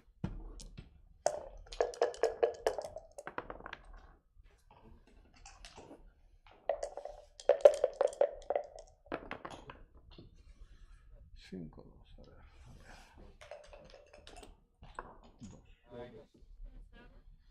ver. 2. Spread them all out. No. That's it. Ray, Gotta wait. now he can make anything. As long as he doesn't roll a 1, he can make the 4-point. Yeah. 6-2. God. Oh no. Man, I don't agree. Okay, now he's hitting him this time, I'll guarantee you. Well, can't reach it. Step up. 3-1. Very happy that he's got 3 chances to make. Yeah. 2-6 from the bar. No. Okay. 5-3. He's hitting him this time. Go to the 5. Ray, this is it, son. Oh, 2-6 from the 2-6 in the bar. bar. Can't seem to get a break. Of course, Ray mentioned that. Dance. Whoa, look out now. Ray. He gets a deuce. We got us a game here. Gets a deuce. Look out. Se me puede complicar. No, that all stems from him before not hitting him on the 8. Exactly right. Look there. 2 double 6 dances in a row. Ahorita no los tires. No los tires ahora. 45. Better find some more deuces here, Ray. Estoy nervioso. Estoy nervioso. Yeah, he's At this point, I don't think he cares too much. more than happy to have a point. Yeah, I got it. ¿Ya? Un poquito más. Ah, ni lo digo, nomás dice porque Oh, dijiste. I lost a die. Yeah. Okay. Ay, Rafael, ¿cómo es posible? 5-3. Okay, Mr. Ray. Eso sale No deuces to be found. cuando era muy bueno que hubiera salido antes. 5. No, go to the 9. That's okay.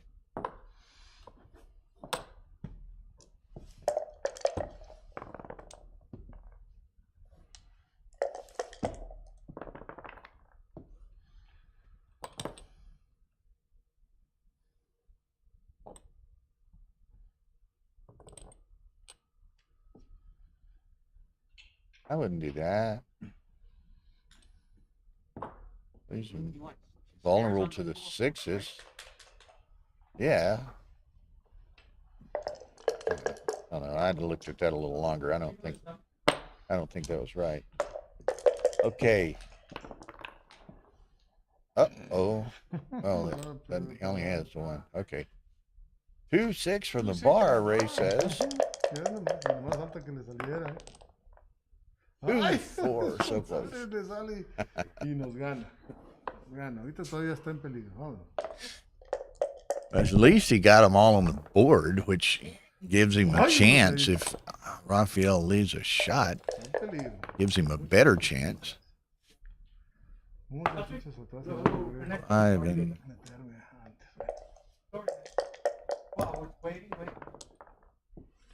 threes. 1, 2, 3, 4. Don't roll another set of threes, Rafael. 5-2. Make the point. No, he's just gonna. If he does get a shot, he's spreading everything out for containment. 3-1. Take 2 off.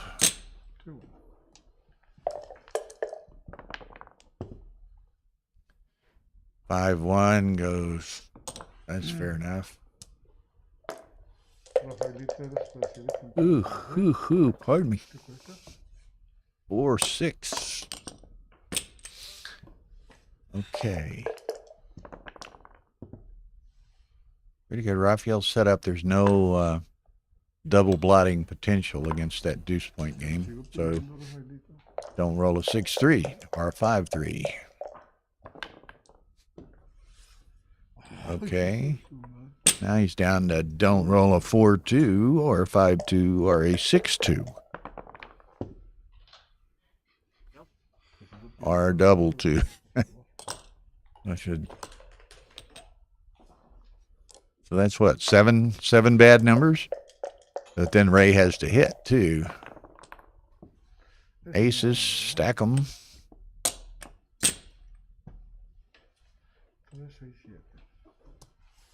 4, 7, odd number.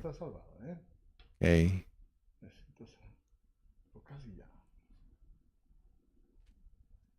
You don't leave yet. I don't know.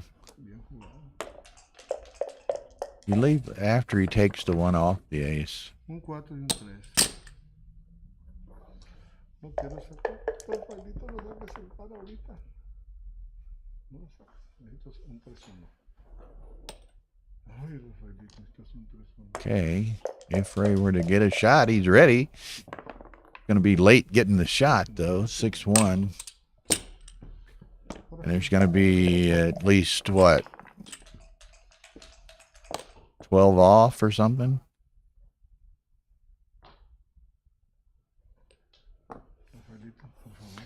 It's tall order. Very tall order. I mean, you got to get a shot, you got to hit it, and then you got to win. Okay, so there'll be 15 off, or 14 off if he gets a shot. Motion gets one checker.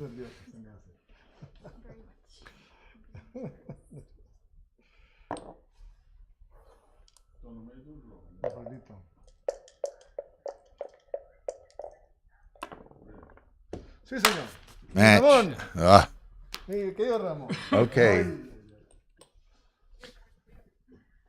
Yeah, likely stream 1, we're going to shut it down until 8 p.m. when we have Matt Kungar and Mays Petrosian in the Masters, and we'll have another one of the Masters matches on stream 2. Stream 2 is still running for the moment, and where are we there? 8-2, Sweetman leading Nagara, 2-cube in play. That's a consolation match to 11. So anyway, we'll see y'all back on stream 1 at 8 p.m. MCG, the Genius, against Mays Petrosian. So catch up with you in a bit.